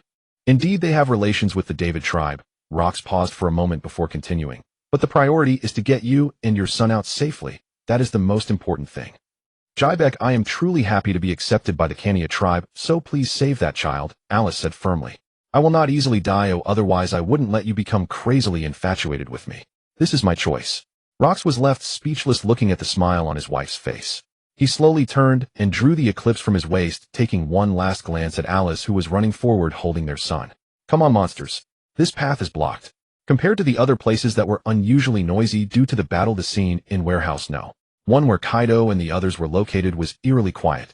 Rayleigh, Jabba, Kaido, Big Mom, and Shaki, who had just been rescued by Gus along with a group of pirates vying for treasure, were all completely stunned by the recent terrifying strike. Clash! The short knife in their hands fell to the ground with a clatter, causing a commotion among the notoriously ruthless pirates in the New World. Rayleigh, Jabba, this little brat, is one of Roger's pirate crew. Kaido's forehead bulged with veins. The technique Gus had just used was clearly Roger's signature move. How could he know such a move if he wasn't one of them, and also execute it with such terrifying precision? Rayleigh and Jabba were dumbfounded, both equally baffled. Hey, we don't have such a terrifying little brat on our ship. Jabba denied. Then what should we make of Roger's technique just now? Big Mom was already gearing up, one hand gripping Napoleon, and the other supporting Zeus, turning her head back and forth between Gus and Rayleigh. Rayleigh and Jabba outwardly denied it, but inwardly they felt uneasy, questioning themselves. Could it be that their own unpredictable captain left behind a scandal while out there? Could this extraordinarily powerful little brat be the illegitimate child of their captain? They looked at Gus from head to toe, finding it hard to believe. Gus was way handsomer than their captain. The more they thought about it, the more absurd it seemed. They couldn't help but marvel at the fact that the Pirate King's ultimate technique combined with the demon sword Thousand Blades was simply terrifying. He also realized that Rayleigh and the others were looking at him strangely and didn't know how to explain himself. Should he say it was a gift from the prison warden? Feeling uneasy under their gaze, he said, Hey, I've heard of that guy Roger too. His techniques are self-taught. This revelation further shocked all the pirates present with gasps of disbelief. Self-taught? What kind of joke is that? Shaki's beautiful eyes were fixated on the straight-standing Gus, who showed no sign of fear despite being among the top 2 pirate crews in the New World. Curiosity is a woman's nature, and at this moment Shaki felt an intense curiosity towards the young boy before her. Do you still wish to continue? Jesai asked with extraordinary calm, as if those before him were not world-renowned great pirates of the New World, but mere rabble. Kaido, Dama, and Infu exchanged glances and nodded simultaneously. Dama then looked toward Rayleigh and Jabba, but considering it, she knew the two would never join them against a mere brat. Oh, all joining hands. How truly lowly, Jesai sneered. As long as Rayleigh and Jabba did not act together, Jesai had no fear. Both were at their peak, with strength rivaling an admiral or emperor. Even with his power, Jesai could not simultaneously contend with 2 admiral-level fighters plus Dama and her 2 allies. Logically, Dama at this stage was not weak, but Jesus' Darkness Fruit countered all Devil Fruit abilities, severely weakening her power. Kaido had yet to reach his full potential. The most troublesome was Infu. He was a figure on par with the Golden. A monster brat like you, there's no issue if we gang up on you, Infu said. He was originally from the underworld of the West Sea and had often bullied others with numbers. Infu said no more. With his brutal temperament, he gripped his massive silver axe with one hand and stomped the ground fiercely, the axe gouging a trench across the earth. Prepare to die, brat. With his muscular, sinewy frame, Yinfu's speed was in no way diminished, and in an instant he appeared above Jesai. The giant axe came crashing down. A hint of gravity clouded Jesus' brow. This terrifying force was nearly equal to his own with his giant tribe physique. No wonder he was on equal footing with the Golden Lion. Jesai chose not to defend, but to clash Hedon. The demon blade, Thousand Blades, only attacked and never defended, unmatched in the world, directly meeting the descending axe. Boom. The weapons clashed with only inches between them. A thunderous blast erupted, and blinding red lightning burst forth, hurling distant onlooking pirates into the air and knocking them unconscious. The ground and buildings were pulverized into a barren area. Jesai was not surprised that the opponent possessed Conqueror's Haki. It would be unnatural for someone who rivaled the Golden Lion Shurji, one of the 3 legendary pirates of later times, not to have it. Indeed, this brat is a king, murmured Rayleigh, who was watching from the sidelines. Beside him, Jabba observed with intense concentration, while Ziaki's face was taut. Even she didn't know why she felt a trace of concern for Jesai. Laylee took in Ziaki's expression, a bitter smile on his lips. Jesai pushed off with his feet, veins bulging on his arms as the terrifying strength bestowed by his giant tribe physique erupted once more. Boom. Infu, his towering figure over 2 meters tall, was sent flying by that blow. His hands trembled uncontrollably as he crashed through over a dozen houses before stopping. The webbing between his thumb and index finger was split, and a trickle of blood seeped from the corner of his mouth. Damn it. I was careless. Infu marveled at Jesai, while berating himself for falling into his old habit. If he had coated his entire body in Haki, just now, he wouldn't have been injured. Watching helplessly as Infu was driven back by Jesus' strike, Kaiduo and Dama hesitated no longer and attacked simultaneously. Prometheus. Yes, Mama. The next moment, Prometheus, summoned by Dama, flew into the air. Its body, originally the size of a watermelon, swelled continuously, unleashing a sea of fire. A massive fireball engulfed Jesai. Kaijuo's face showed no sign of relief, ready to strike at any moment. This devil fruit was critical to him, otherwise with his proud nature he would never join forces with others to deal with a snot-nosed brat. As expected, Jesai slowly emerged from the sea of fire completely unharmed. His body was cloaked in a layer of black nether flame, and the flames spewed by Prometheus melted away instantly upon contact. This heat couldn't even roast a premium beef rib, beautiful lady. Jesai teased. The fire had no effect on him, and Lingling at this moment was truly beautiful. That damn Changmianbo got lucky. What is that black flame? It burns with such intense heat. Dama's beautiful face was overtaken by shock. Before she could strike again, a massive black hand formed by the darkness fruit's power had already pierced her abdomen, completely unexpected. The power of the soul fruit vanished instantly. Dama's eyes widened. She had been skeptical that Yuehan was killed due to carelessness, but she never expected this brat truly possessed such a bizarre ability to nullify others' devil fruits. Kaiduo attacked now. The spiked club swung, aiming for Jesus' ribs. Meanwhile, Infu, who had been sent flying earlier, attacked almost simultaneously. The massive silver axe sliced toward Jesus' left shoulder. The two formed a pincer attack. Any pirate of similar strength would be unable to withstand the simultaneous assault. Yet for the first time, Jesus' fighting spirit was ignited. A portion of the demon blade separated and transformed into a demon shield. After the awakening of the darkness fruit, Jesus' strength had undergone a qualitative leap, and his demon blade's defensive capabilities grew ever stronger. This was also related to the nature of the demon blade. 1,000 blades, the stronger the wielder, the more terrifying the blade's power. The remaining part maintained the blade's form, now a third shorter, but its power was in no way diminished. What a divine weapon. It can even separate its blade. This is something even the supreme grade blades cannot. Jesai once again expanded Laylee's understanding. As a great swordsman, he had a unique insight into weapons and realized just how extraordinary the blade in Jesus' hand was. The three weapons clashed. The combined strike of Infu and Kaiduo naturally possessed overwhelming power. The terrifying force drove Jesus' feet into the ground, causing it to crack inch by inch. He can still hold them off. Xiaoqi was truly conquered by Jesus' combat prowess this time. At the critical moment, the attacks of Kaiduo and Infu weakened the darkness fruit's power, allowing Dama to break free. The feeling of suppression of her devil fruit ability gradually faded. Zeus! Prometheus! Dama shouted, then leaped into the air and swung Napoleon straight down at Jesus' head. Yes, Mama.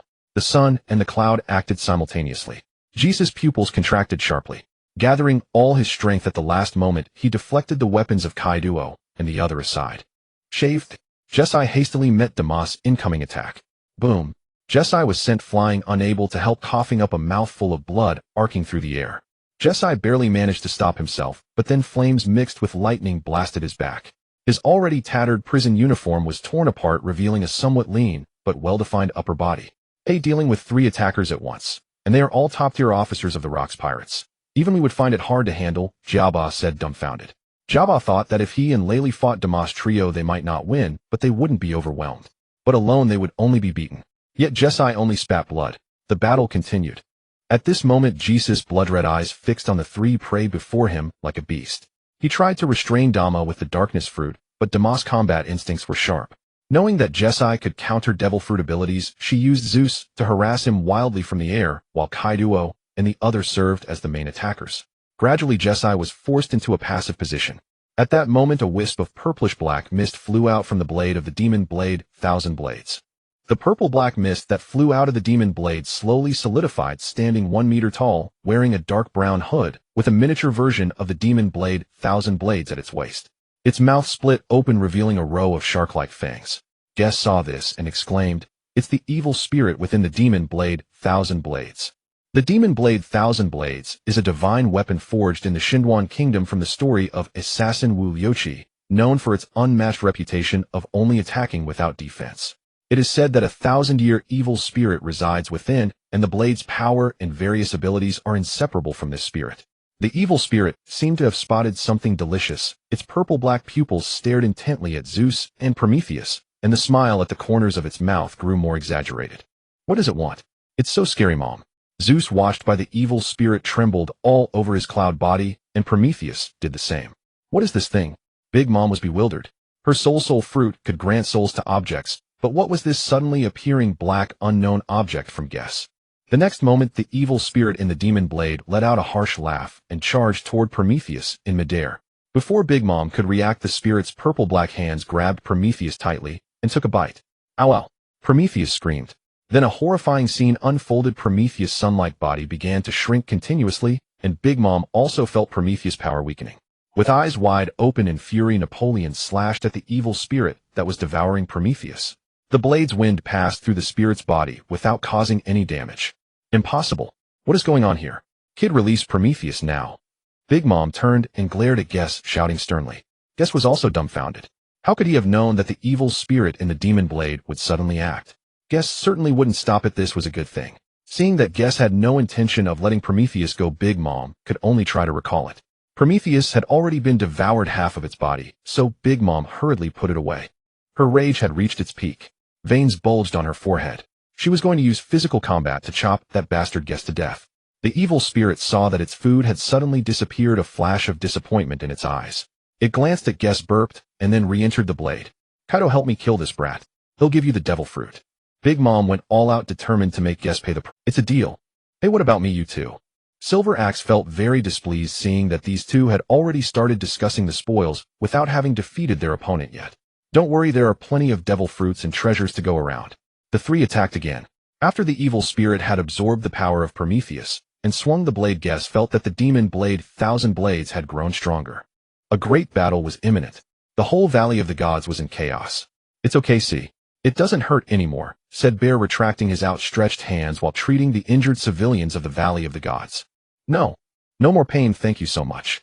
The young man who was treated cried tears of joy. He had truly thought he was going to die. If you want to travel, where would you like to go? Bear asked with a smile. He was astonished to discover that his fruit ability could send people to specific islands as long as the person knew the location. This made Bear's admiration for Guess even stronger. Anywhere as long as I can escape from this hell of the Valley of the Gods. Anywhere is heaven, isn't it? The man cried tears of joy. Can you take my wife and child too? Looking at the man's hopeful eyes, Bear showed a gentle smile. Of course. Dong. A sound like a wine bottle cork being pulled off rang out, and the three disappeared instantly. The surrounding onlookers immediately erupted. Please send me away too. I want to live to leave this hell. That annoying Bear, with his ability, he doesn't think of escaping, but saves others first. Ginny was already used to this behavior of Bear's. He always considered others. Ginny really wished Bear would learn from Jess' personality, be more decisive, which would save a lot of trouble and harm. But then she thought if Bear ceased to be gentle and became a bloodthirsty tyrant, he would no longer be the Bear she liked. I wonder if that guy Guess will blame us for not protecting those two babies, Ivan said with a melancholy expression. Beside him, Betty felt the same. He had failed to meet the captain's expectations. There was no way around it. The opponent was too strong. When the Gods Calling Knights acted, they simply couldn't protect those two babies. If not for Vice Admiral Garp's intervention, they would have died by now. Hey Roger, what is going on? That guy Sengoku wouldn't tell me the truth. You must know. Garp threw consecutive. Do I need to say more? The facts are right before your eyes. Those innocent civilians were all harmed by the celestial dragons. Roger swung his sword, but his words struck Garp even harder than his attack. His face darkened, and he was speechless. For the first time he felt the word justice on his back was so ridiculous. Roger took in the expression on his face. Leave the Marines, Garp. Together we can change this filthy world. Garp seemed used to Roger's recruitment, saying, I will not leave the Marines. If he left, the Marines would truly be finished. Roger stopped talking, and the two clashed again in fierce combat. Beside the scattered corpses, Rox, panting heavily, stared at the lying down St. Garen, several members of the Gods' Knights, and a host of dominated monsters. At this moment, St. Garen, lying on the ground, was extremely disheveled, his face covered in blood, several teeth knocked out, countless sword wounds on his body, and he had fallen unconscious. Finally dealt with these monsters. Rox wiped the blood from his forehead, sheathed his sword, and ran ahead. Shortly after he left, the wounds on St. Garen and the God's Knights members were quietly healing. Warehouse No. 1, where the prizes for this hunting game competition had been placed, was completely unrecognizable. The ground was covered with dense, variously sized craters. The dense forests and clustered houses within several kilometers had been razed to the ground. For urgent cries rose and fell in the battered battlefield. Jess' left hand was bent at a strain. This blow was a sneak attack by Kaido while Guess was being flanked by Big Mom and Silver Axe, inflicting severe damage. At this moment, Jess' entire body was covered with wounds of all sizes, continuously seeping blood. He looked exceptionally miserable. But the three, Big Mom, Kaido, and Silver Axe, were also heavily injured, their clothes tattered. The relatively weaker Kaido was the most severely hurt, with a 30-centimeter-long sword wound on his left chest, through which the muscles inside could be seen writhing wildly, blood flowing uncontrollably, and countless tiny wounds on his body. Silver Axe's left little finger was missing, blood dripping onto the pitted ground. Even with armament Haki defense, he still lost a little finger to Jess' demon blade. Silver Axe's face was grim. Although Guess was already at the end of his rope, three of them fighting one, and ending up like this was a sheer humiliation. Big Mom was the most frustrated. Unable to use her soul fruit ability, she could only fight with her iron balloon body, which resulted in many injuries on her as well. Rayleigh, Gabon, and Shaki, the trio watching the show, couldn't help but gasp in unison. Guess was simply too monstrous. Is it about to end? Rayleigh murmured as he watched Guess on one knee. He can't hold on anymore, Gabon also said. Shaki's face, let's attack together, finish him off. As Silver Axe's words fell, Guess, kneeling on the far side, thrust the demon blade, 1,000 blades, into the ground. The three thought he was about to surrender, but the next second Guess put his right hand behind his back and a green bean appeared in his palm. The fairy bean in his hand was the last one. Jesai had kept it for later as a contingency when him appeared, but he still underestimated Kaido and the others' combat power. If the Rocks pirates could unite in solidarity, it would be too terrifying. No one could stand against them except the inscrutable M. Jesus' resilience was already formidable, with the darkness fruit and the giant race physique, yet he was still in such a sorry state. Crunch, crunch. The fairy beans slid down his throat. The three of them witnessed this scene, each with a distinct expression. Jesai was too uncanny. Don't hesitate, strike. As an underworld figure, Silver Axe abhorred showing mercy to enemies. He was no honorable pirate. Should we intervene? Help. Jabra looked at Rayleigh. Through the earlier battle, Jabra had developed an admiration for talent. Rayleigh was also hesitant. Before the two could decide, Silver Axe had already moved, followed by Kaido and Big Mom. The three attacks came one after another. The next moment, Jesus' twisted left hand emitted cracking sounds, and the shattered bones inside were recovering inch by inch. The entire hand was instantly restored, as good as new. All scars vanished completely. This scene made the charging trio's faces drastically change. Jesai looked up, a smile spreading across his face. A smile that sent chills down Silver Axe and the others' spines. He pulled the demon blade, 1,000 blades, from the ground again and struck with zero delay. The foremost Silver Axe's hair stood on end. He sensed a power even greater than before, his Bodis instincts screaming a warning. The demon blade swept across in front of Jesai. A 20-meter-long purple-black blade wind slowly expanded and magnified in Silver Axe's pupils. Jesai held nothing back in this strike.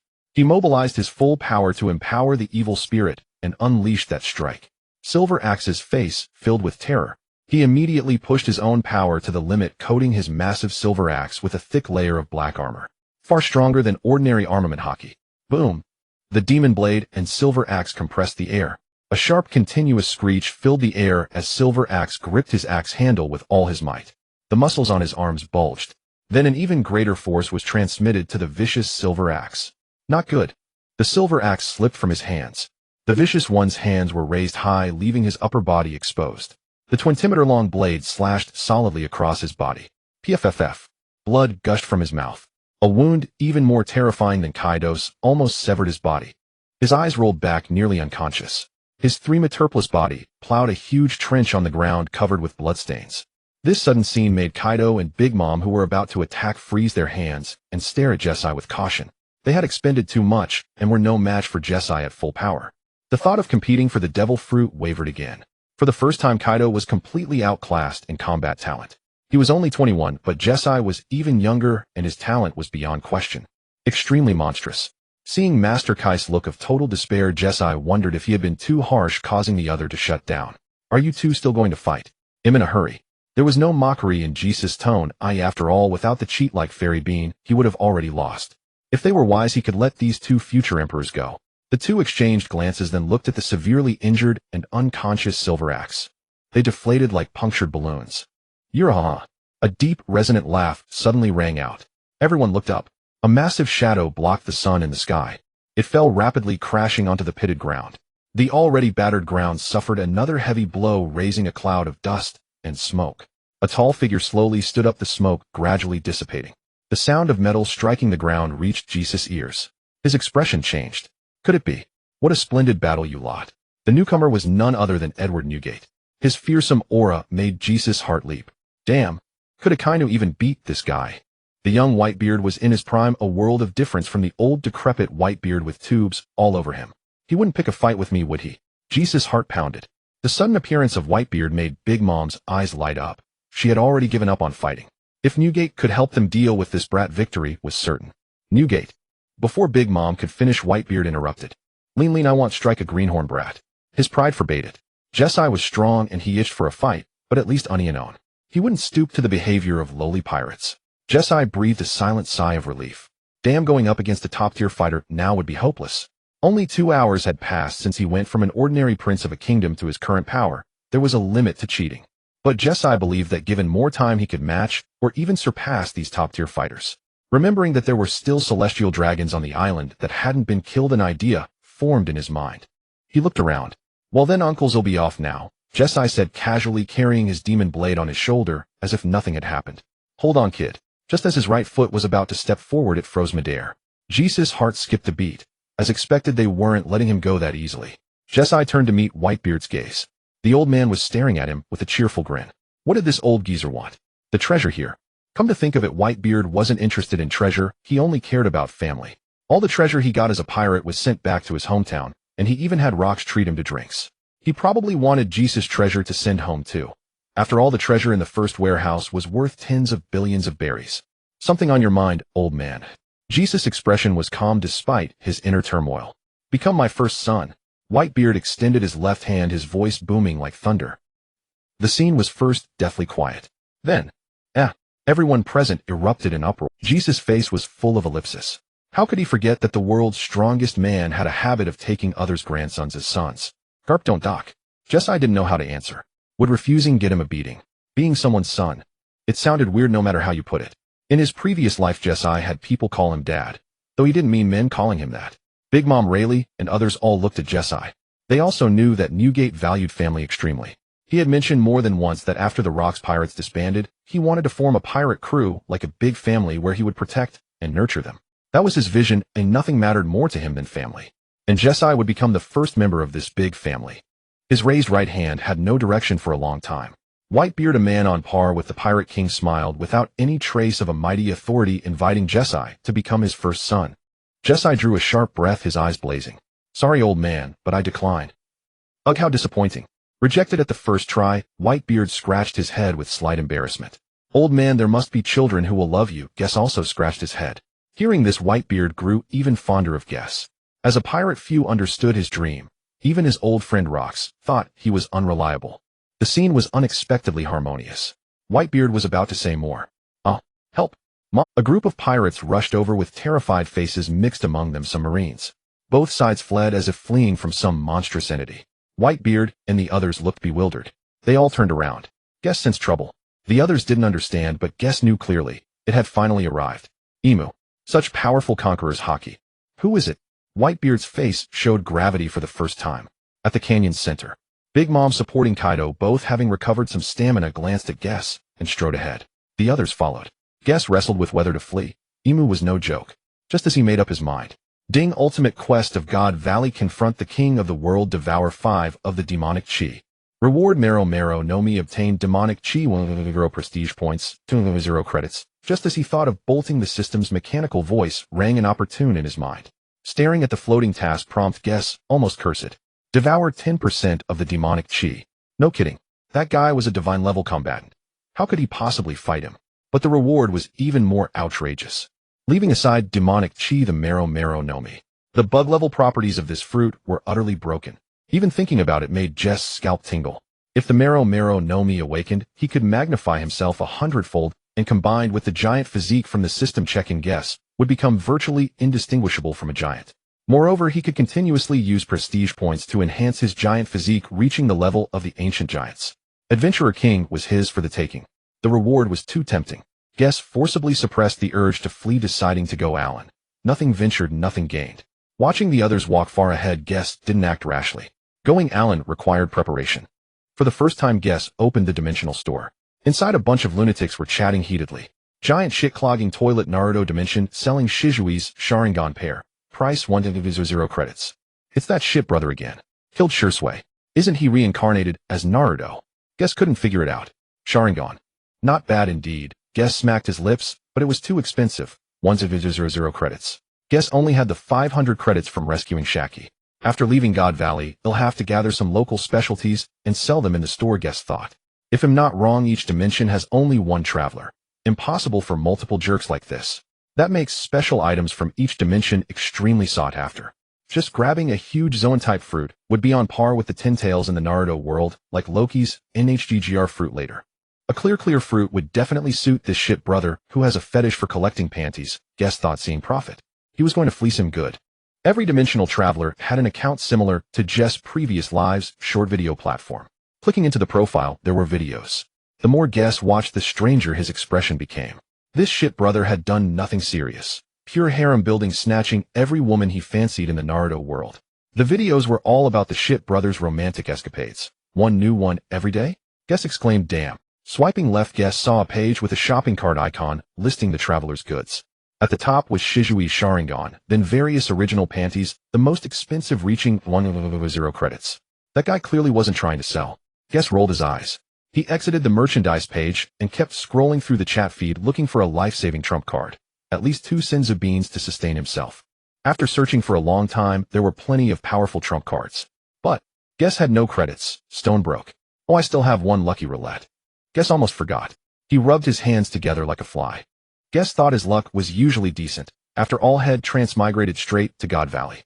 Other protagonists started in some small town or corner while he got a divine start. What a blessing.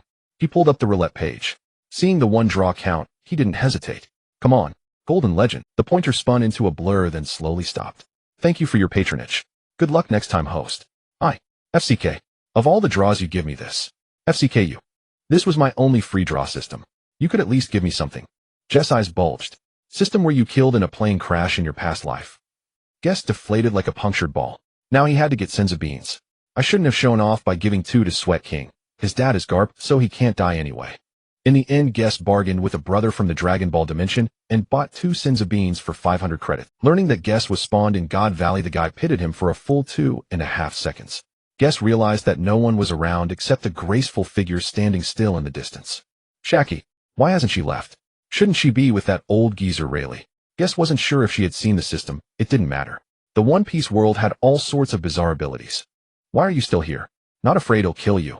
Jess' expression turned cold. He despised betrayal. He wasn't lust-driven. A Shaki meant little to him, but being backstabbed was painful. Just now. I'm sorry. Even facing the celestial dragon, Shaki had never lowered her proud head, but now she bowed to Guess. No need.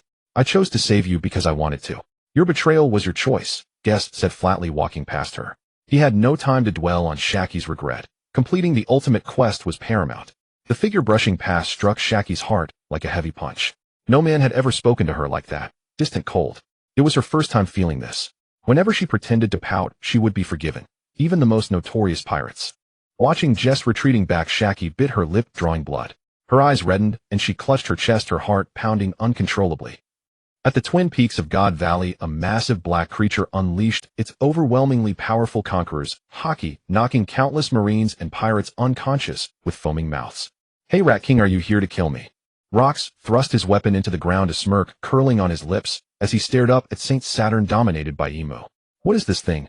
Kapu frantically shook the marine officer, drenched in cold sweat, in his hands. I don't know either. Saint Satan Shing suddenly transformed. So these are the 5 elders.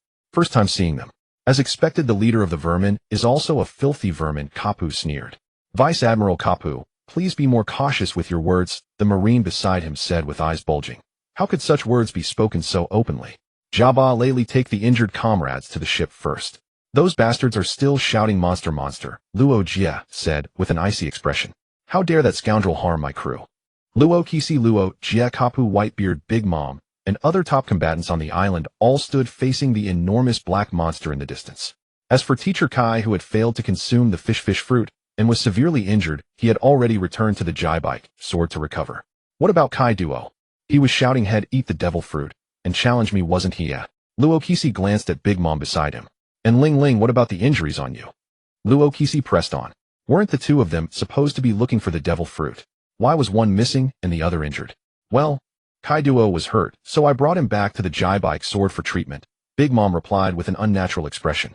She certainly couldn't say that the four of them had taken on a 13-year-old brat, not only lost, but ended up with one dead and two severely injured.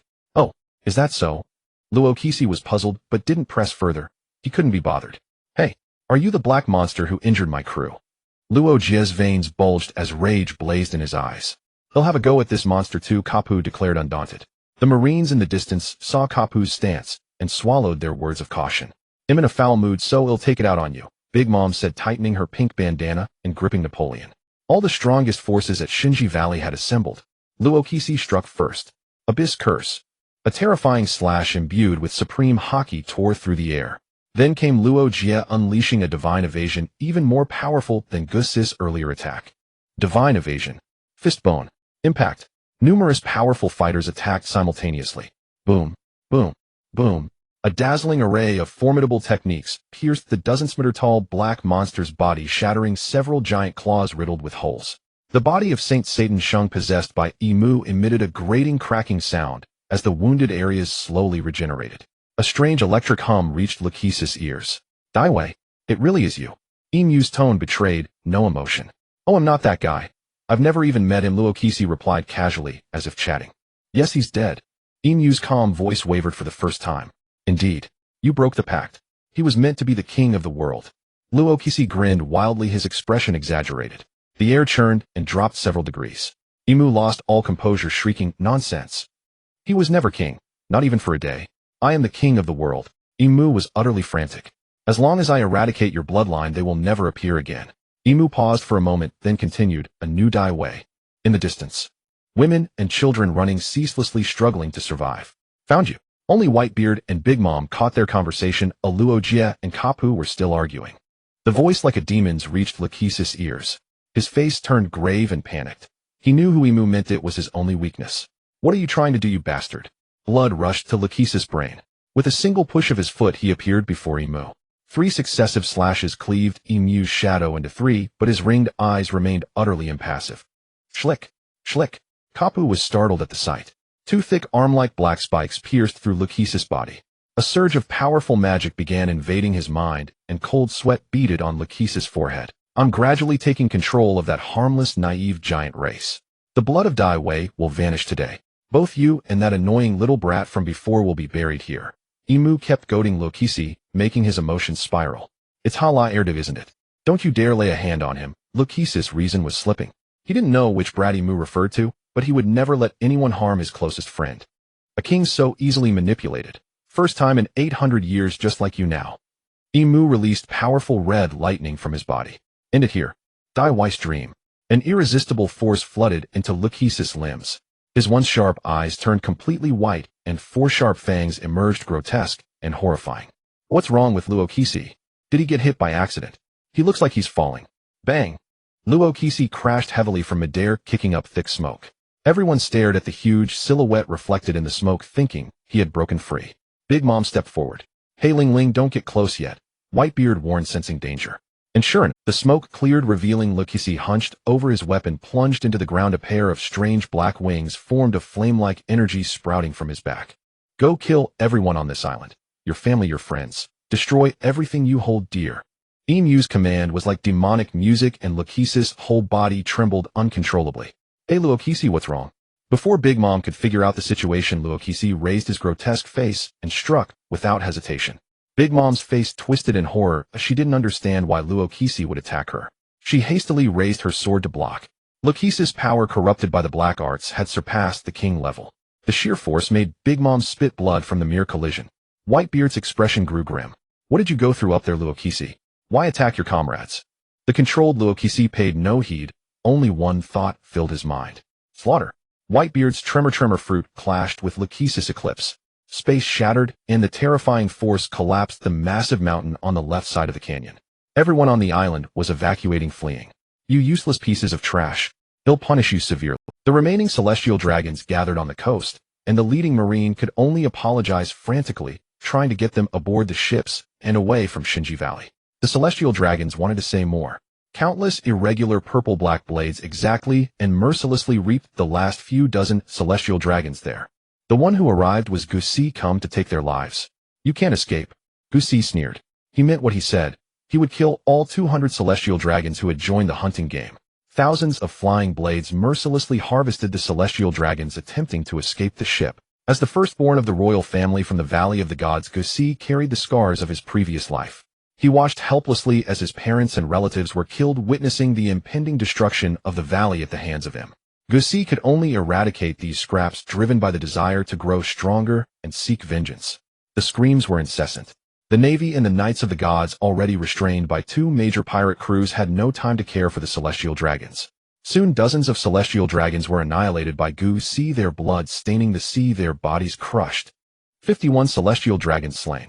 Obtained the title Dragon Slayer, immune to all mental fruit control, gains blood rage effect, skill, fist bone. Impact 11000 reputation points.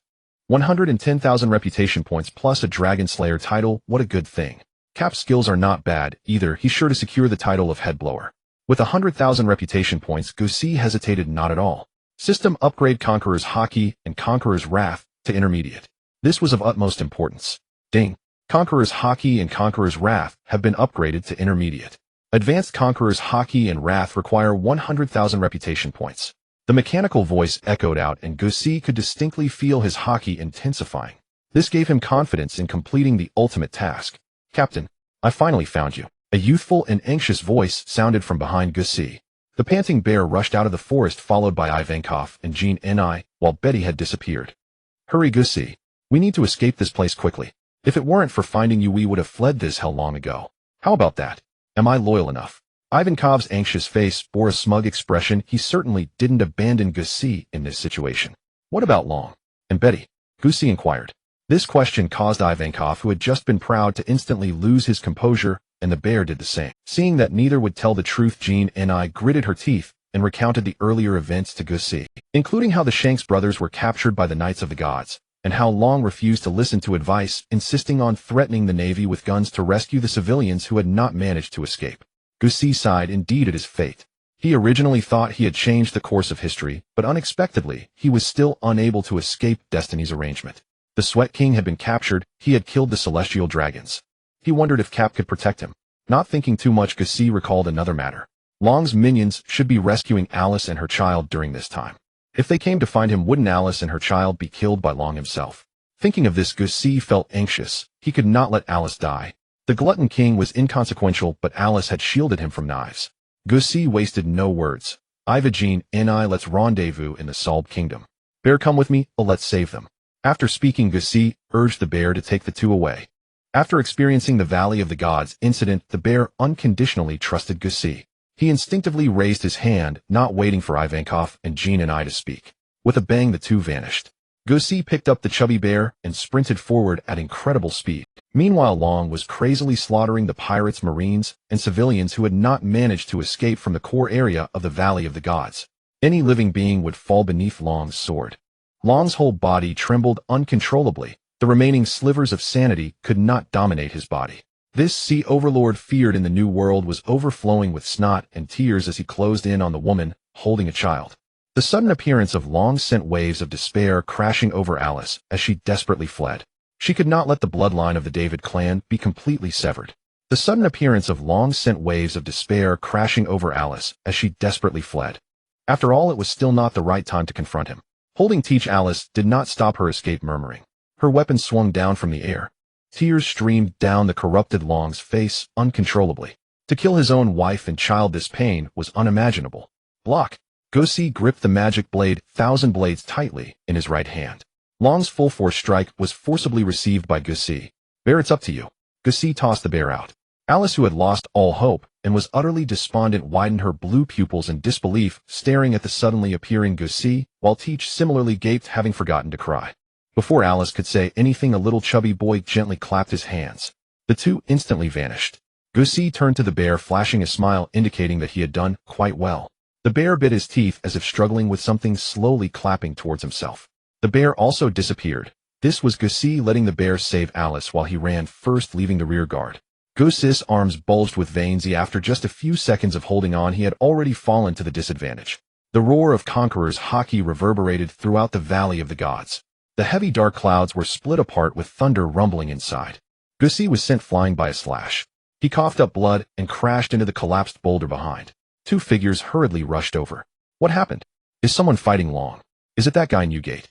Roger fixed his gaze on the now corrupted Long, preparing. Unclear, he is no longer himself. The same was true for Carp beside him. Kill me. At that moment, Long briefly regained his sanity due to the impact of the Conqueror's Haki. What is he saying? Carp and Roger were both puzzled as this plea for death echoed in their minds. I beg you to kill me. The two finally realized that this voice came from Long. Uncle's Long has already been controlled by the current world king M. Rocks rolled, blood streaming down Gusi's forehead as he emerged from the thick smoke holding the magic blade. The two turned their heads in unison. Their eyes landed on Gusi, who was bare-chested and only wearing prisoner pants, eliciting expressions of surprise from both. A slave, Roger spoke first. How did a slave end up here? Carp's tone was unnatural, filled with shame from the massacre, but Gusi's next words left Carp feeling utterly embarrassed. It's a long story. I am the legitimate firstborn of the Raymond royal family from the Valley of the Gods, Gusi. Yes, I am also the primary prey in this human hunting competition hosted by the celestial dragons, a rabbit worth 100,000 points.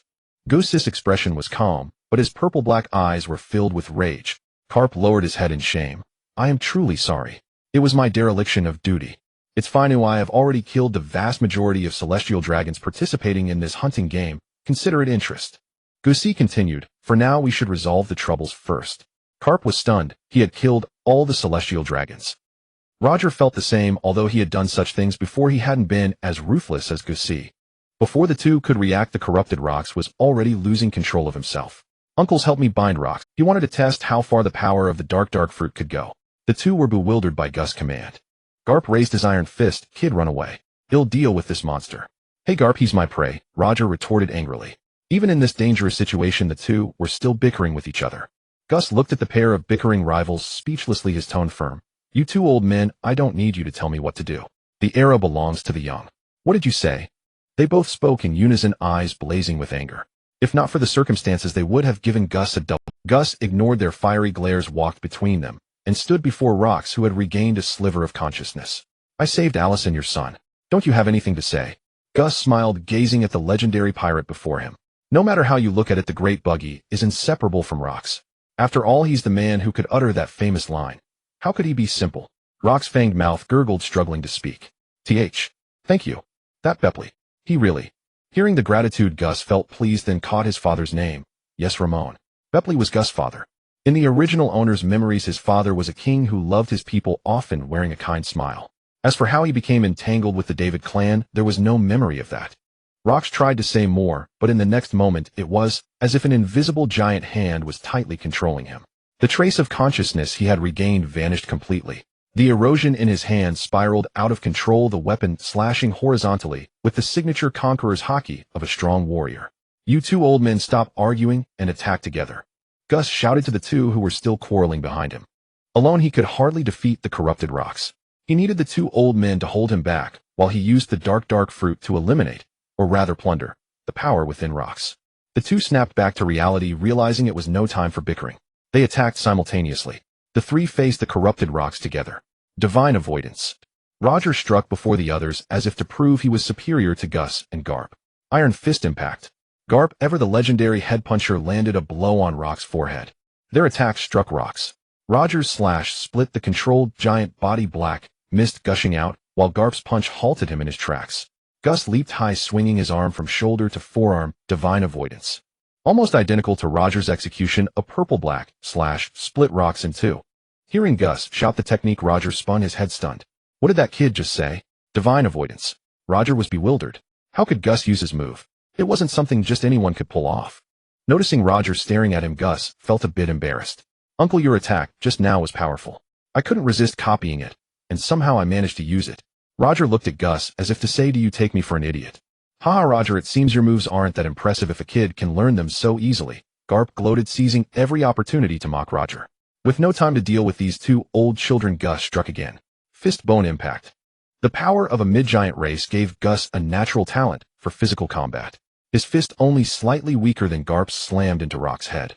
The terrifying force produced a piercing sonic boom, but Rox only staggered back half a step before steadying himself. The smirk on Garp's face, still mocking Roger moments ago, froze solid. Countless Marines had put in immense effort, but failed to grasp even a fraction of his essence. Among the new recruits, only a reckless kid named Kazan showed some promise. Garp's expression shifted from surprise to delight. If he could recruit Gus into the Marines, he would be the perfect heir to carry on his legacy. Gus had no idea about Garp's convoluted thoughts. If Garp knew Gus planned to join forces with his son to turn the world upside down, would Garp give him a beating? The battle continued. The black wings on Rock's back flapped as he swung the erosion at Gus, the nearest target. Roger appeared instantly at Gus' left side, raising his sword to block. His hands trembled violently from the immense force. Garp charged again, unleashing a barrage of iron fists like cannonballs. But their combined attacks had no effect. All three were sent flying, crashing hard to the ground, their injuries mounting. Yet Rox continued his relentless assault as if nothing had happened. "This is getting dangerous, kid. Didn't you just tell us to hold him off? Pull out your trump card," Garp said, blocking a slash with his arms while glancing at Gus. Gus had originally planned to wear Rox down first. From his previous battle with the God's Knights, he had noticed that those under control gradually lost strength over time. He didn't want any accidents because of a mission, especially when facing him. Hesitating no more, Gus began to emit the same black mist as Rox. This startled Roger and Garp, who still didn't understand why Rox had turned out this way. Gus seemed to transform.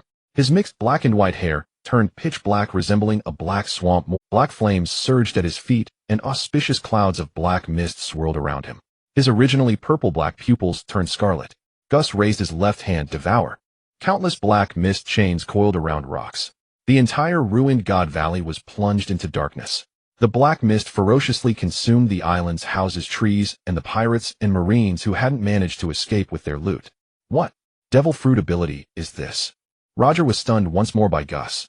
The entire island was shrouded in darkness. Pirates who had fled God Valley trembled as they watched the island sink into darkness. What on earth is happening? Rayleigh's face was grim. "We have to save the captain," Jabra said, without hesitation, charging in with his double axes, Rayleigh following closely. Nearby, Shikiaku, who had fled with Gloriosa, bit her lip, Gus' disappointed face flashing through her mind. "Shikiaku, what are you doing?" Gloriosa shouted in confusion as Shikaku rushed back into God Valley without looking back. The black mist blotted out the sky. Countless dark hands firmly seized Rock's arms and legs. In the next moment, Rock's twisted face contorted further and screams erupted. It was as if a demon inside him was being devoured and stripped away by the dark fruit's power. The screams continued, and both Luo Jia and Ka Pu covered their ears. At first, only Luo Kusis' own voice could be heard in his agonized cries, but as the stripping progressed, hoarse shouts gradually mingled in. "Moo! Power! Damn!" The voice came out fractured and extremely hoarse. Gusis' expression shifted. Without a doubt, it was Emu's voice. Meanwhile, at Shungdi, Mali Xiaoya and Pan Gucheng, Emu sat upon the Shukong Wangzhua, having believed the matter of exterminating the Dai Yi clan was complete.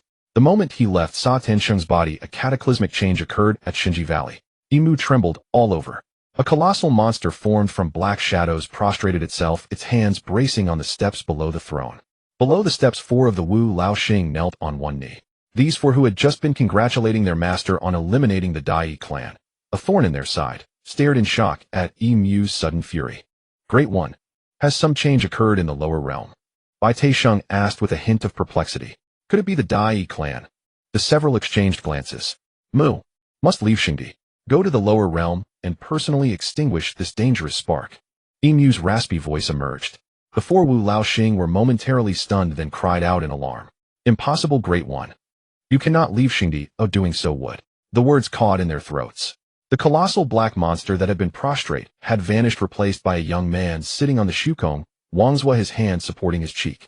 A terrifying aura forced the four who were about to persuade Emu into stillness, not daring to move.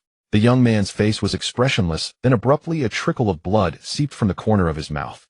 He slowly rose to his feet, his bare feet stepping one by one onto the steps draped in red carpet. The next moment, a black formation rose up. The screams at Shinji Valley gradually ceased. Luo Kusis' swollen body, once dominated and darkened, plummeted from the sky, cratering the ground with a deep depression as his form shrank back to its original size. Now Luo Kusi was utterly immobile, all strength seemingly drained, only his eyelids twitching slightly. Luo Jie and Ka Pu were both astounded. Had it been resolved just like that? What had they been doing fighting for so long? The two stared fixedly at Gusi, who was also in distress. A force within him felt as if it would burst his body. That power was like the amalgamation of countless desires. No wonder it's called a devil fruit. This strength is too domineering to digest all at once. Gusi muttered forcefully, suppressing the power plundered by the dark fruit within him, managing to stand. That's it? Luo Jie asked hesitantly. Kid, what did you just do? Ka Pu asked, dumbfounded. It was too freakish. My fruit ability, Gusi replied, his tone utterly relaxed. He knew the matter wasn't over. Imu had invested heavily this time. How could he let Luo Kusi escape Shinji Valley alive? Just as the thought crossed Gusi's mind, 4 black colossal pillars shot up from 4 directions of Shinji Valley, causing the entire valley to tremble. Neither Ka Pu nor Luo Jie understood what was happening. Reacting swiftly, Gusi took out an immortal bean, walked to the lying Luo Kusi, and directly stuffed it into his mouth. Uncle, swallow it. Gusi's voice was urgent. No joke. Imu was about to descend to the lower realm to deal with them. Without Luo Kusi's top-tier combat power, they would be in real trouble. Perhaps because Gusi had saved Ai Li Si and her child earlier, Luo Kusi ate the immortal being. The next moment, the dying man lying on the ground trembled violently. He slowly rose to his feet, his expression astonished. What had this kid just given him? It had restored him to his peak strength in an instant. Luo Jie and Ka Pu, witnessing this, were at a loss for words. What kind of monster was Gusi? Are you the kid Ai Li Si mentioned? Luo Kusi scrutinized Gusi. Gusi hadn't expected Ai Li Si to specifically ask Luo Kusi to save him, and warmth rose in his heart. He replied, yeah, uncle. Having recovered his strength from the immortal being, Luo Kusi broke into a smile. That was dangerous just now.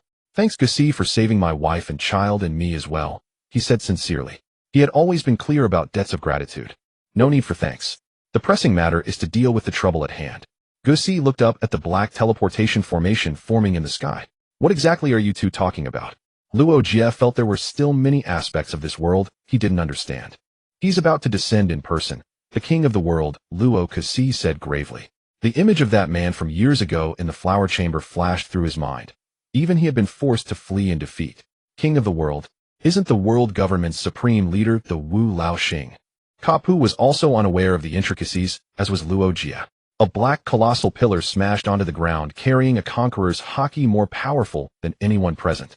Almost the moment the black light landed, the surrounding houses and trees transformed into ferocious demons with black wings. The black light dissipated, and atop a pile of rubble formed by 2 collapsed peaks a tall figure stood. Bloodstains still lingered at the corners of his mouth. He bore shaped horns like those of ancient giants, waist-length white hair, and bronze skin patterned with round spots. His hands were tattooed with white-eye motifs, and his cold face seemed to hold everything under his control. A ring of black flames on his back was covered with blood-red eyes. His black robe fluttered in the wind, and the 3 skulls pinned to it clattered together. A curved spear in his hand pointed diagonally at the ground. He lifted his gaze, his eyes locked onto Gusi and the others in the distance. A black arrow-like tail coiled around his bare feet. Here comes a formidable one. Luo Jie and Ka Pu exclaimed in unison. Gusi lamented inwardly. If only he still had immortal beings to restore Luo Jie and Ka Pu's strength, they would stand a better chance against Imu. Now the two had first fought each other upon landing, then engaged Luo Kusi. Their power was no longer at its peak. In an instant, a pair of enormous wings sprouted from Imu's back in the distance, and he sped toward them. In the blink of an eye, he appeared before Luo Kusi. We meet again, Luo Kusi said with a smile. He had no more worries, and could fight Imu unrestrained. Imu's expression remained cold. He glanced first at Luo Kusi, then his ring-like pupils settled on the primary culprit who had forced him to descend to the lower realm. Imu raised his right hand, pressing his thumb and forefinger together. In the next second, a wisp of black flame ignited at his fingertip. He shot it toward Gusi. The scorching black hellfire struck with 3 thunderous booms. By the time Gus reacted, the black hellfire enveloping this world-destroying power exploded before his chest. Bang! The demon blade 1,000 cuts formed a shield just in time, but still a significant portion of the force hit Gus' chest directly. The speed was simply too fast, so fast that the demon blade shield hadn't even fully formed before Gus was sent flying backward, hunched over. In the next moment, a scene that made Gus' face turn ugly unfolded. The demonized houses and trees simultaneously emitted black waves of light towards the retreating Gus. Countless black waves attacked Gus, who was flying in the air with frenzied force. He could only withstand it with his armed color. Boom! A massive pit was smashed into the stone wall dozens of meters high and blood trickled from the corner of Gus' mouth. Although it was just a single strike, Gus felt that Im was serious in his attack, and this terrifying power left him greatly shaken. Im unleashed his full strength. What level of power did he possess now? He could even contend with Roger Carp, and even Rox. One can only imagine how powerful Im truly was. Don't get too complacent, you rodent king.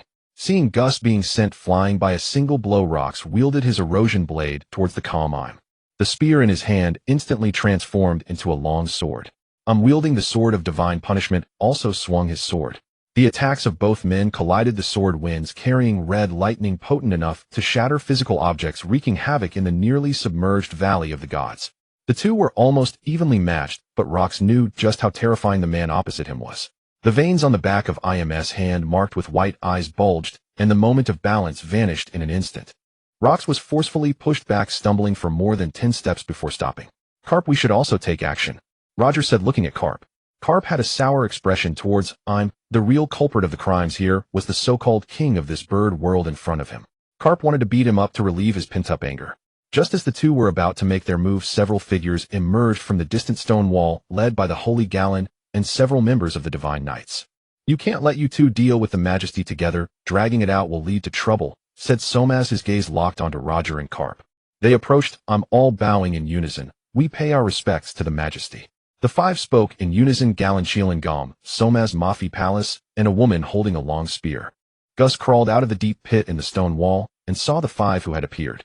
Wiping the blood from the corner of his mouth, Gus walked beside Roger and the others, standing together to face Im and the 5 members of the Divine Knights. Kid, I didn't expect you to still be alive. Somaz's previously relaxed expression vanished completely with Im's arrival. If looks could kill, he would have skinned this kid who brought him endless humiliation. Oh, so it's the holy Somaz who fled like a stray dog. Long time no see, Gus sneered, mocking him to the fullest. Somaz's face turned red from the sarcastic tone. Grant us power, Majesty. I want to execute this kid and punish him for his offense against the divine. Somaz looked towards Im. Im frowned. Gus' words had made him uncomfortable. His servant being humiliated was also an affront to him. A portion of the magic flames in his hand split off, forming 5 black rings that landed on the backs of the 5. The moment the black rings landed, the bodies of Somaz and the others swelled, and their strength at this moment was several levels stronger than when they faced Gus. Although they were not transformed into demons, the 5's auras surged several times. Oh, the Super Somaz has arrived. He will sweep away all obstacles. What is this? Roger was almost overwhelmed with questions. It turned out that despite his long adventures, he knew so little about the world. He vowed that once this matter was over, he would start adventuring anew to find the final island. He wanted to uncover the true secrets of this world. Gus was too lazy to bother with the Super Somaz. He needed to find a way to deal with him and complete the ultimate task given by the system, as the Momo fruit was vital to him. The good news was that after helping Rox eliminate the demonic power within him, just now the system's plundering of magic energy had reached 4, with only the last one remaining. Exchanging a glance with Rox behind him, the two tacitly launched an attack on him. Hey Carp, they've gotten ahead. We can only deal with that guy's little brother now. Roger felt a bit displeased, feeling overshadowed, and the opponent was just a kid. It doesn't matter as long as it's a pest. The two faced off against the empowered 5 of Galen. As part of the Navy, I didn't expect you would turn against your own leader, did you? Stop the nonsense. Carp launched a heavy punch. The final battle erupted. The deafening clashes sent waves crashing through the sea near the Valley of the Gods. What on earth is happening on the island? What a terrifying battle, and there's a guy we've never seen before. Such powerful conquerors, Haki. As Rayleigh and Jabba rushed towards the island, beads of sweat appeared on their foreheads. Both possessed conquerors, Haki, and they sensed how troublesome the battle at the island's center was from afar. Meanwhile, the pirates who had escaped from the Valley of the Gods were being frantically hunted down by the naval soldiers rushing in from the Navy headquarters. Except for powerful pirates like the Rox pirates and some notorious sea pirates, the rest were on the Navy's extermination. General Sengoku, the orders from above are being executed. But the reporting naval soldier paused. This incident is of great importance. As for the remnants of Rox, let them be. Sengoku stood on the deck of the warship, his gaze deep. It's not about the treatment of the newcomer Monkey D. Dragon. The reporting naval soldier stuttered. Beside him, Crane spoke up. Leave this to that guy, Carp. After all, he's his son. The Gorosei has already issued a verdict. A dragon and his 2 comrades will be executed according to the law. Footsteps sounded from behind Steelbone Kong, holding a stack of documents. This? Sengoku and Crane were taken aback. Kong continued, the most important task for the Navy now is to capture the boy named Gus. His crimes are extremely heinous. He absolutely cannot be allowed to leave the Valley of the Gods alive. This incident has also been upgraded to Strength Top Secret by the Gorosei and must not be disclosed. The Navy plans to hunt down the fleeing pirates before heading to the Valley of the Gods. Seize these people. Execute anyone who dares to resist. Dozens of dark gun barrels aimed at Long and Bei Di and the other two. Long was pinned to the ground. In the distance, a crowd of Shunjigu civilians he had rescued gathered in a huddle. Let my squad go. I alone am responsible for everything. Alone. Orders from above have been given. Not only you but your entire squad is to be executed. The Rear Admiral's tone was icy. What he despised most was arrogant rookies like Long who rode on their parents' glory and thought too highly of themselves. And the sinners you saved must also be executed. The Rear Admiral sneered. At these words, the civilians who had barely escaped death cried out in shock. You bastard. Long screamed hysterically. Fire. The Rear Admiral waved his hand. Bang, bang, bang. The continuous gunfire echoed in the minds of Long and Bei Di. Their eyes widened in disbelief. The Marines were actually killing civilians. Admiral Jirsaka, the criminals have been executed. The Rear Admiral spoke respectfully to the man standing on the deck, hands in his pockets, a cigar dangling from his lips. Damn it, what the hell is Zhangguo doing? The Navy's face has been completely disgraced by them. The tall man had a neat short haircut, and a scar that covered almost his entire face was hideous and terrifying. The next second he pulled his hands out of his pockets. The temperature of the entire warship rose sharply, and the sea water instantly began to boil.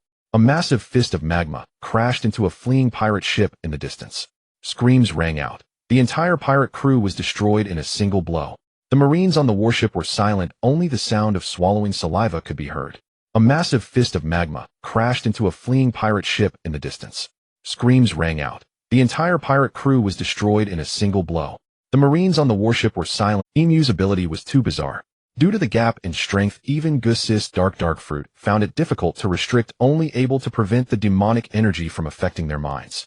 Emu was also injured at that moment. The attacks of the two were not entirely ineffective.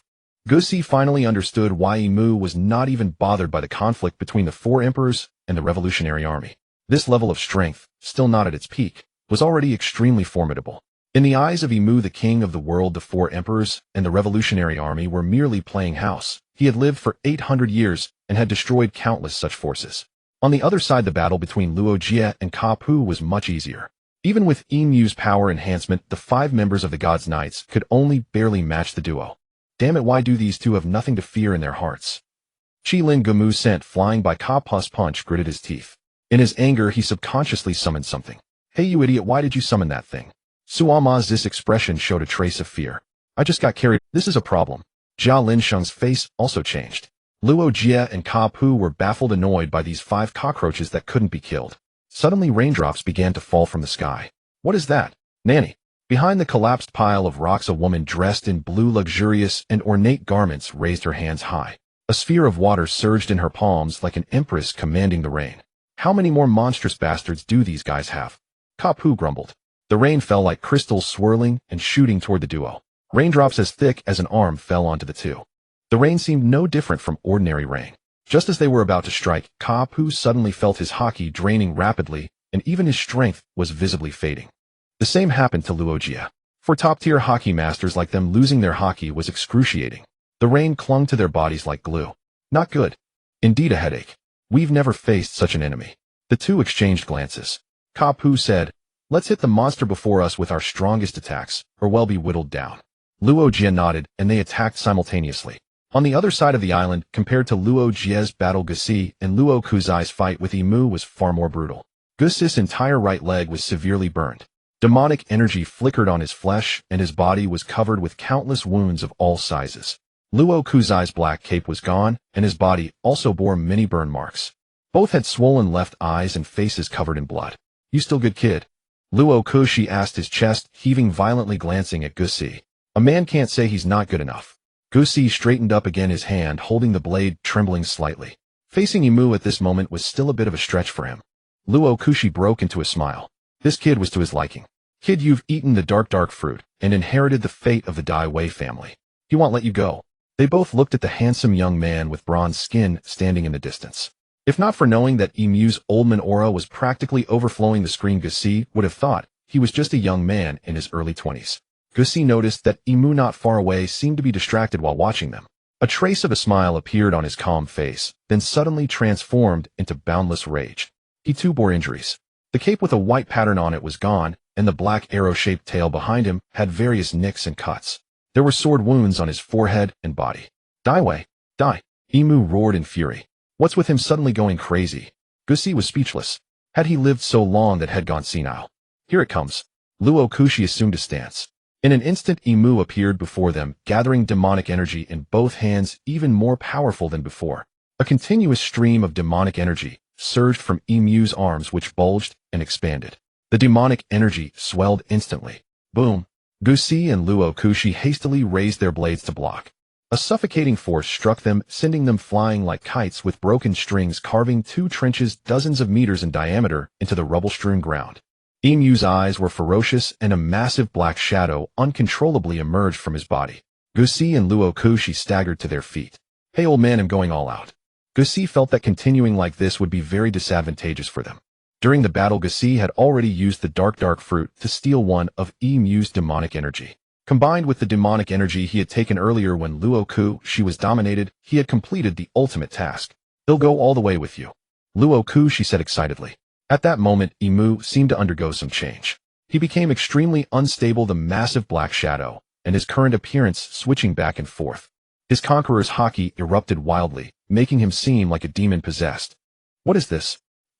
Im's extremely unstable state reminded guests that the other party seemed unable to leave the Holy Land easily. If not for the destruction of the domination of Luo Kushi by guests, and would not have descended to the mortal world in order to completely eliminate the Devi family as a threat. Im's whole body surged with demonic energy. The surrounding houses and trees, now demonized, emitted piercing shrieks. Floated into the air on the ring behind his back. The scarlet pupils above seemed like living beings staring intently at guests and Luo Kushi. The ring formed by demonic energy in the air expanded, and the 16 pupils slowly merged. A massive, domineering, or-enveloped scarlet pupil emerged within the expanded ring. Countless black threads connected to it. Terrifying demonic energy gathered within the scarlet pupil. Unleashed the conqueror's Haki entanglement and advanced flowery cherry. The momentum was terrifying. Kid, you can still run now? I'll block this attack to repay your kindness. Luo Kushi tightened his grip on his sword. Im's attack was meant to finish them off. Old man, don't look down on people. Although he said this with a smile, guests knew this attack might cause serious injury. Wahahaha, then let's attack together. Guest didn't appreciate the offer, but instead of forcing it, he looked at the other with higher regard. Raised one hand high, and demonic energy frantically converged toward the hanging scarlet giant eye in the air. Demonic energy covered almost half of the Shinji Valley. Demonic eye, divine punishment. Roared, this is IMS military power. From the pupil shot out an incredibly powerful pitch-black beam capable of sinking the entire Shinji Valley. The conqueror's Haki attached to it tore through the entire island. Thousand blades, dark night, thousand slaughter. Abyss curse. Guest and Luo Kushi stood side by side, both unleashing their strongest attacks. For a moment it seemed as if time stood still. Then, boom! The terrifying sound of collision echoed across the sky. The sea surface lifted into 100-meter giant waves. Looking at Shinji Valley from afar, a blazing shockwave brightened like a sun. It radiated terrifying power. The shockwave exploded. The aftermath, carrying the conqueror's Haki of both sides, wildly tore through the entire island, leaving countless ravines across Shinji Valley. Half of the island split into countless pieces. Seawater gushed from beneath. Helmsman sailors control the warships. Open the sails now. The leading vice admiral shouted at the top of his lungs. The 100-meter-high towering wave swept and catching the navy, who were rushing to Shinji Valley to arrest guests off guard. Many unprepared warships were capsized by the giant wave, causing countless casualties. Report to Admiral Jirsaka. Our forces were hit by a sudden giant wave. The losses are somewhat heavy. The sailor reporting had a forehead full of cold sweat. Damn, what exactly happened at Shinji Valley? Jirsaka crushed the cigar held in his hand, looking around at the sailors rescuing the wounded, and said reluctantly, rest here, treat the wounded as fast as possible.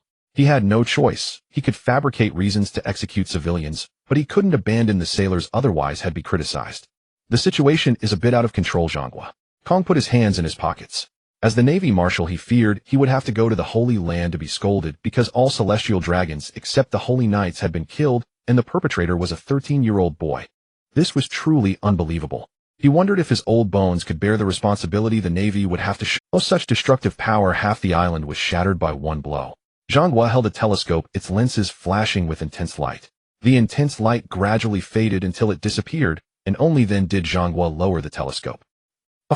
Him stared at the blood on the ground. His entire body was covered with dark purple wounds, which were sword wounds.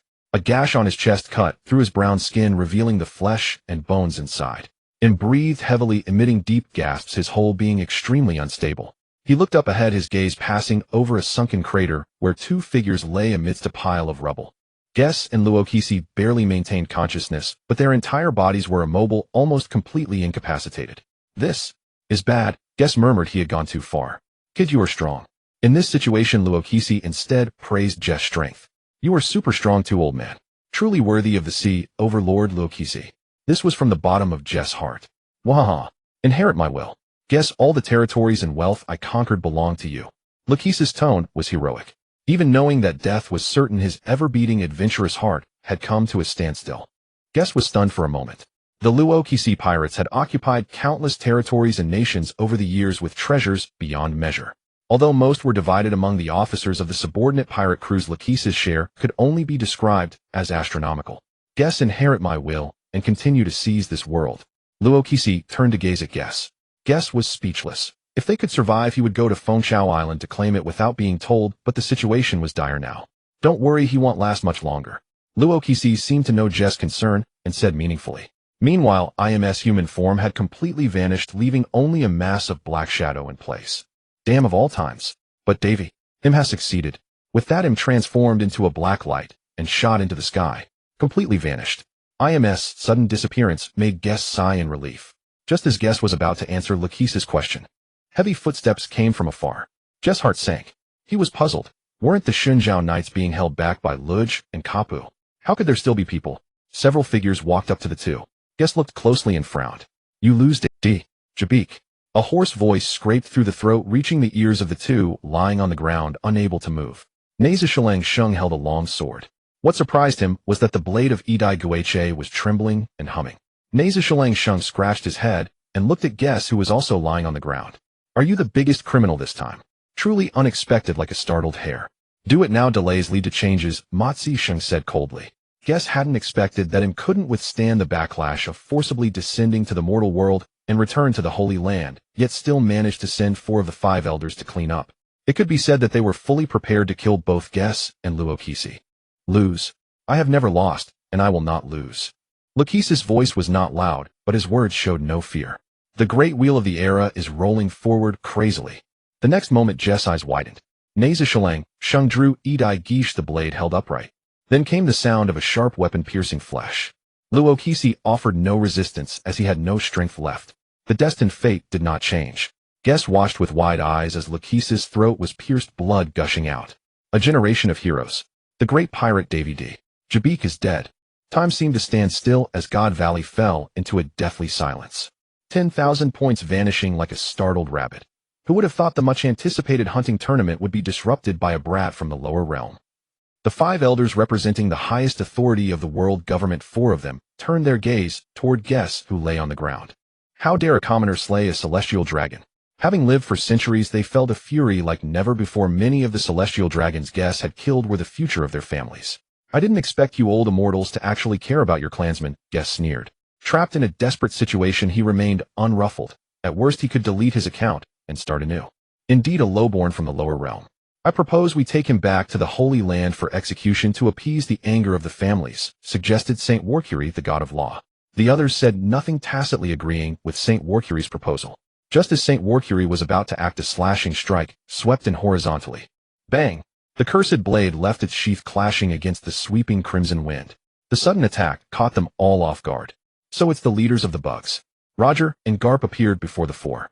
Both were covered in wounds, barely able to walk.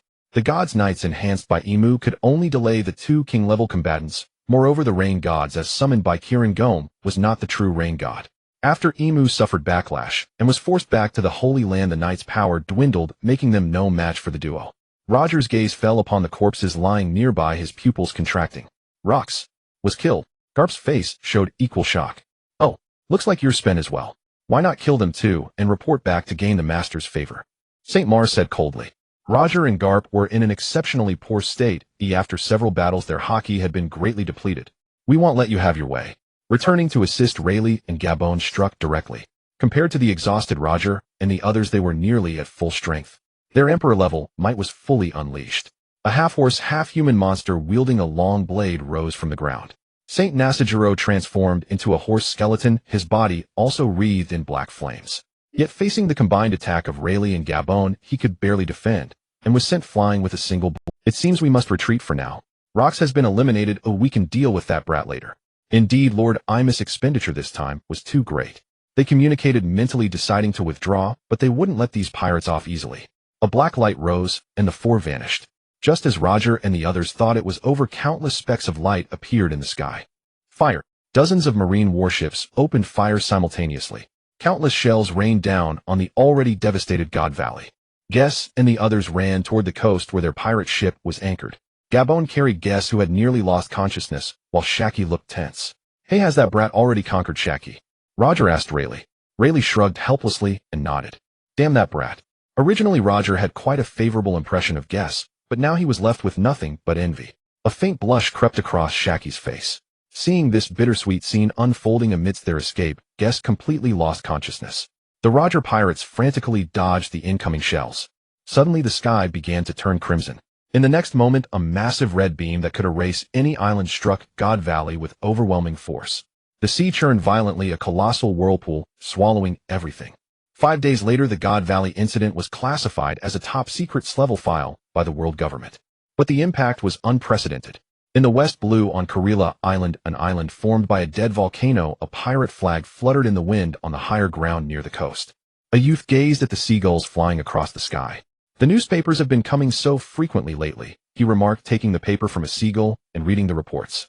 A boy's face occupied an entire page of the newspaper with bold text underneath. The world's most wanted criminal Lei Meng. Guess. The youth paused, his fishing rod dropping to the ground. Bounty. 567600000 berries. His mouth gaped wide enough to fit a fist. He continued flipping, curious about what this boy had done to warrant such a massive bounty from the world government. But there was no mention of Jess' crime. Only 4 colossal words, dead or alive. As he turned the page, something even more shocking occurred. He rubbed his eyes vigorously. The Rox pirates, Rox D. Jibek, was killed by Marine Vice Admiral Garp. The Rox pirates. The youth's reaction was even more intense. He collapsed to the ground, his legs weak, as he realized the gravity of the situation. He glanced at the pirate flag in the distance, symbolizing the Rox pirates, and then sprinted madly toward the town. The world erupted in chaos over this newspaper. On Tajarus Island, great. Rox has finally been defeated. Thank you, Vice Admiral Garp. Yes, hero Vice Admiral Garp. Crowds surged in the central plaza, celebrating wildly. On Swan, great. With the Rox pirates eliminated, will the world government now have the resources to help us treat our illness?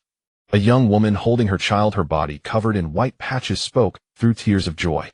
Yes, before the world government was too busy dealing with pirates to help our town. This time they won't turn a blind eye. They'll write a letter immediately, the village chief said excitedly. Both the first and second halves of the Grand Line celebrated the collapse of the Rox pirates. Sabaody Archipelago, the last paradise of the first half of the Grand Line. A melting pot of pirates, marines, slave traders, and entertainers. It was the gathering ground for the most arrogant supernovae from the 4 seas. Bang! The tavern door was shattered by a flying figure. The burly man lying on the ground had his limbs broken, his teeth yanked out, and blood gushing from his mouth. He had lost all signs of life. What a lousy tavern. They don't even have red wine.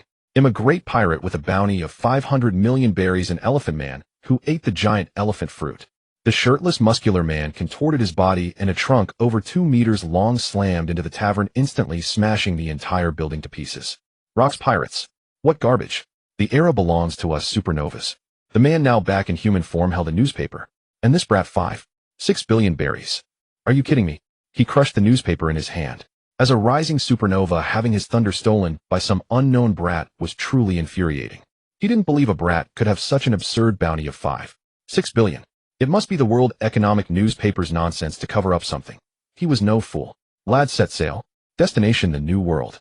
He'll kill that brat with my own hands. Whether true or false, the bounty was real. The Sabaody Archipelago, the entire lawless land, was boiling with excitement over this newspaper. Dwyn will claim that brat's life. It's the bounty hunter death, Dwyn. I heard the combined bounties of the pirates he's killed amount to over 1.8 billion berries. Hey, this kid is my prey, said the bearded man, gripping a massive axe, refusing to back down. With the World Economic Newspaper's exaggerated reports, pirates, marines, the underworld, and underground forces all sensed unprecedented upheaval after Lachesis' death. The territories he had conquered were completely out of control, and his subordinate pirate crews were fighting among themselves over territory and wealth. This also meant they had a chance to claim a share, and Jesai became the new storm center. No one could resist the temptation of 5.6 billion berries. Kill Jesai, and you would own everything. Naval Headquarters, Marine Fort. What nonsense is this? What is the newspaper blabbering about? Kapu, wrapped in bandages, tore the newspaper in half with his hands. Since returning to the naval headquarters, he had been lying in bed healing, and the nurse didn't even need him to step out of the ward. Kapu glared at Sengoku. Sengoku, you bastard. Why didn't you tell me everything that happened at God Valley? Kapu nearly lifted Sengoku off the ground. What do you think we could change, Kapu? Sengoku replied with a disdainful smile. He wanted to stop it, but couldn't, which is why he aimed to rise through the ranks, becoming a Marine Admiral or Fleet Admiral to prevent incidents like God Valley from occurring. What do you think we could change, Kapu? Sengoku replied with a disdainful smile. He wanted to stop it, but couldn't, which is why he aimed to rise through the ranks, becoming a Marine Admiral or Fleet Admiral, and you still have the nerve to speak. Look at the good deeds your son has done. He killed 5 celestial dragons, and even threatened the Navy to save criminals. Sengoku felt helpless about the actions of these two. It was one thing for the father to be deranged, but the son was no better. The celestial dragons could be killed at a whim. Sengoku felt helpless about the actions of these two. It was one thing for the father to be deranged, but the son, seeing Kapu's indifferent expression, Sengoku's face turned serious. Hirasaka has arrested Dorag, and the order from above is to execute Dorag and his 3 teammates. Sengoku continued, observing Kapu's expression. What do you plan to do? If Dorag hadn't killed the celestial dragons, with his father being Kapu, there wouldn't be any accountability, but he happened to kill celestial dragons. Hirasaka was contesting for the position of Fleet Admiral, and at this critical moment, this incident occurred. Sengoku rubbed his temples. Oh, then let them be executed, ha. Kapu laughed heartlessly, acting as if it was no loss if his son died. Sengoku was well aware of the character of his old friend, who joined the Navy around the same time. The 5 elders have also sent people to headquarters. It's Wuji, the brother of Wenji. Sengoku spoke meaningfully. The 5 elders weren't foolhardy. To execute Dorag, who had just been pushed into the limelight as a hero by them, without sending someone to watch over Kapu, was simply unthinkable. Oh, the unfortunate fellow who was severely injured and died in the last battle against rocks. Kapu bit into a rice cracker on the table beside him. So he's the brother just recently becoming an admiral, right? That's mine. Sengoku snatched the rice cracker back. In any case, if you want to save your son, figure it out yourself. With that, Sengoku poured the rice crackers into his mouth. Bastard, leave me some. The Calm Belt. This area that instills fear in pirates, a gathering place for sea kings. A pirate ship powered by 2 giant serpents was sailing. Shaki, bringing that little brat back to Amazon Lily won't be approved by Toritoma. Don't forget you've already left the Kuja pirates, Giroliosa said, taking a puff of her cigarette, as the salty sea breeze hit her face, while she looked at Shaki. She couldn't understand why Shaki wanted to bring back the monster who was wanted by the world government for 5.6 billion berries. Not to mention Amazon Lily has always prohibited any male from stepping on the island. Shaki pursed her lips, unsure why she needed to bring Gus back to Amazon Lily. Was it worry or fear? That feeling of needing Gus by her side for security grew stronger. The desire to possess the other party became increasingly intense. If Gus were conscious, he would undoubtedly shout, "Sister, you know you're a Yandra, right?" Once he recovers, little Tori won't be that heartless, Shaki said with a hint of a smile. Soon an island appeared on the horizon. The pirate ship slowly docked at Amazon Lily's port, which had watchtowers. Since it was a nation composed entirely of women that upheld strength as beauty, this was simply paradise for outside ruthless pirates. Therefore, Amazon Lily's defenses were quite strict, aimed at preventing outside pirates. "There's a situation," a female warrior on guard shouted. "Huh. It's Lord Giroliosa and Lady Shaki, who has already left the Kuja pirates." The female warrior, wearing clothes made of animal skins that covered only the necessary parts, was very excited, her chest rising and falling. It was her first time seeing the legendary 2 empresses of Amazon Lily. Soon the news spread that the 2 empresses had arrived, and the port was filled with Amazon Lily warriors who came to watch. "Is that Empress Shaki? How beautiful. And Empress Giroliosa is not bad either." Everyone shouted in unison to welcome Shaki, and the cheers suddenly halted, and then everyone parted to the sides as the crisp sound of high heels hitting the ground. "It's been ages since we've seen such rare visitors. You 2 sisters haven't returned to Amazon Lily in quite a few years, have you?" The woman who spoke had a hint of resentment in her tone. With slightly curled short hair and a beauty mark below her left lip, she was young, yet exuded a captivating charm. "We have seen the Empress." Everyone bowed in unison. The newcomer was the third empress of Amazon Lily. It's been a few years a little Tori has grown up. As they walked through the streets of the Amazon Lily town, warriors lined both sides, gazing at them with adoration and admiration. Compared to her earlier tone of grievance, Tori Toma now walked boldly, embodying a tomboyish image. You two act like hands-off managers, leaving a 15-year-old girl like me to be the empress of a nation. Do you know how much pressure that is? I have to guard against pirates and the prying eyes of those celestial dragons from the world government, Tori Toma said, turning to the two. Why have you both returned this time? Tori Toma crossed her arms, looking at the two. They suddenly didn't know how to start. They understood how deeply rooted Tori Toma's hatred for men was. Yuroliosa disregarded Shaki's pleading gaze. She had long proposed to hand the little brat over to Roger and the others, but Shaki refused to listen.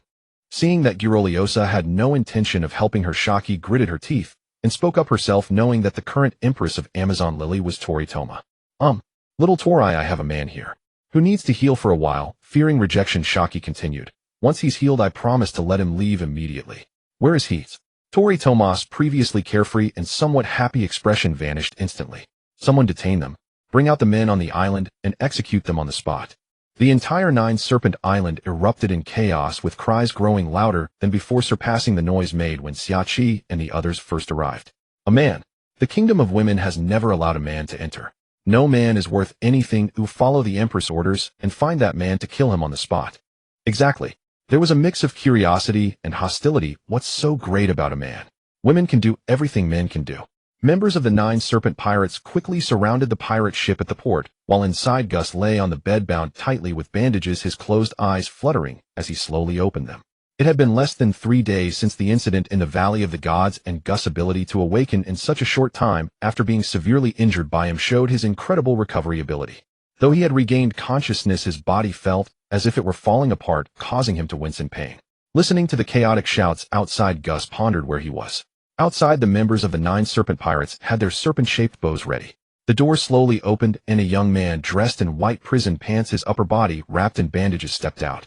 His black and white hair complemented his sharp features, and his cold face, paired with dark purple eyes, made him even more striking. This is a man. Why does he seem more beautiful than us? So handsome. The female warriors surrounding Gus were left in stunned silence. Especially the members of the Nine-Serpent Pirates. All the men outside were rough and burly, yet despite Gus' height of over 2 meters, his well-proportioned figure and exquisite handsome face evoked no feelings of disgust. Seeing her pirate crew hesitating, Tori Toma was filled with anger. As expected, all men are the same. They attract flowers and butterflies only to abandon them later. Tori Toma had initially been slightly awed by Gus' aura, but upon regaining her composure, her beautiful eyes seemed to recall something infuriating, prompting her to pick up a bow and arrow nearby. Gus was still in a daze when he suddenly sensed danger with his observation Haki and hurriedly dodged to the side. The sound of arrows being released echoed once more, and Gus felt all his wounds reopen, causing his teeth to chatter in pain. He glared at the girl standing high above him. She looked about 15 or 16, her delicate and beautiful face twisted in anger, giving her a unique charm. Gus silently nodded. If he were to score her, she would receive a 9 out of 10. Ending his evaluation of the girl, Gus began to carefully observe his surroundings. Well, it was a sea of beautiful women. Is this the kingdom of women? Gus was bewildered. How did he end up in the kingdom of women? Wasn't the script supposed to have Roger invite him aboard as an intern crew member, embarking on adventures together, only to be prevented from going to Raftel by some flimsy excuse, ultimately watching Roger start the great age of pirates while he became a remnant of the old era? What was happening now? Before Gus could think further, a flurry of arrows shot towards him. He fixed his gaze on the woman firing the arrows. He didn't recognize her, but he did know Xiachi and Yurolio. Could it be that Xiachi, upset with him, brought him to the kingdom of women just to play with him? Cold sweat broke out on Gus' back. This was too much. Ultimately, due to his injuries, Gus was captured by the Nine-Serpent Pirates. He was tied up and thrown onto the arena stage. Gus looked around at the densely packed warriors of the kingdom of women, his gaze finally landing on the Empress Tori Toma, sitting high on her platform. This third-generation Empress of the kingdom of women was a beautiful woman who ultimately died of a heart. I guess I'm experiencing the treatment of King Luffy now, Gus muttered softly. His small movements caught Tori Toma's attention, and she found the feeling particularly displeasing. The boy around her age exuded an air of confidence that made her uncomfortable. Tori Toma slowly stood up, her long, beautiful legs visible beneath her skirt patterned with the Nine-Serpent emblem, her alluring gaze fixed on Gus. Man, do you have any last words? The first sentence was a bombshell, and the audience erupted in chaos. Xiaoqi and Girolio were also surprised by the depth of the hatred the women had for men. They had thought that as the former empress's heirs they would be left alone.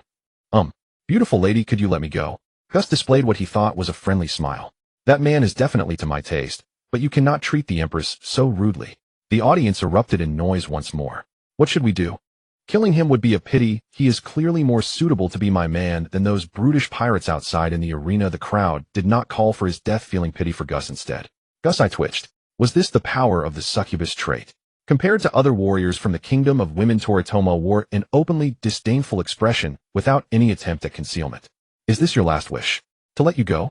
Toritomo stroked the serpent head that formed a cushion under her, continuing, it's not impossible as long as you can defeat me. The pressure Gus had just exerted on her had irritated Toritomo. Gus was about the same age as her. There was no way he could be stronger than her, a girl who had undergone years of intense training. Moreover, Gus was still injured. She wanted to prove that she could live well without a man. Upon hearing that Toritomo would duel with Gus, Girolio and Xiaoqi, who were being watched by the 9 serpent pirates, exchanged strange glances, especially Xiaoqi, who pictured Gus battling Kaido, Big Mom, and Silver Axe all at once. Toritomo planned to take on this monster Gus. Simply unimaginable. Could she not defeat Hancock at that time? Even injured, he was not something a 15-year-old girl with a physique comparable to an adult could contend with. I accept. Gus feared she might change her mind. Fighting a 15-year-old girl at 13, whether standing or lying down, he had the advantage. How could he lose? Toritomo slowly descended the steps, stopping 10 meters away from Gus. She raised her hand, her slender fingers resting on her lips, while the other hand stretched out, aiming. Kiss shot the pink arrow shot towards Gus. I haven't untied you yet, you unreasonable brat. Gus was surprised. He hadn't expected her to be a sweet fruit user. Gus swore to never coexist with poison. He quickly activated his dark fruit ability, but the pink arrow pierced through his chest. Gotcha. Behave and turn into a statue. Toritomo felt victory was in her grasp. A crude man like him could never resist the allure of her sweet fruit. The vibrant scene fell silent, as if the mute button had been pressed. He actually withstood the beauty of the incredible. He's clearly younger than the Empress. Toritomo frowned. He has some skill. In the next moment, Toritomo's figure vanished, her speed surpassing that of ordinary supernovas. But under Gus' powerful observation, Haki, her speed seemed as slow as a turtle. Fragrant kick. Her long, slender leg struck towards Gus' head, the wind howling. Gus effortlessly caught her ankle, the delicate sensation causing him to momentarily freeze. Seeing that his full force attack had been easily caught by the opponent, this bastard. Toritomo's ears turned red, a feeling of shame flooding her body, making her feel a bit strange. Let go. Toritomo shouted. I'll let go if you admit defeat. Gus's rogue behavior caused Toritomo's embarrassment to spread from her ears to her cheeks. You wish. Toritomo struggled to pull her leg free, but Gus' strength was surprisingly great. Then I won't be polite. Gus laughed, his straightforward demeanor taking control, and he swung his hand down. Toritomo felt as if struck by some strange force. Her entire body flew backward and fell off the arena. Below were countless sharp spikes. The excited voices from the stands abruptly stopped, followed by gasps of astonishment. The warriors of the daughter nation stared wide-eyed like copper bells as their empress was sent flying by a single strike from the opponent. At this moment, Toritomo's vision blurred, leaving her dazed.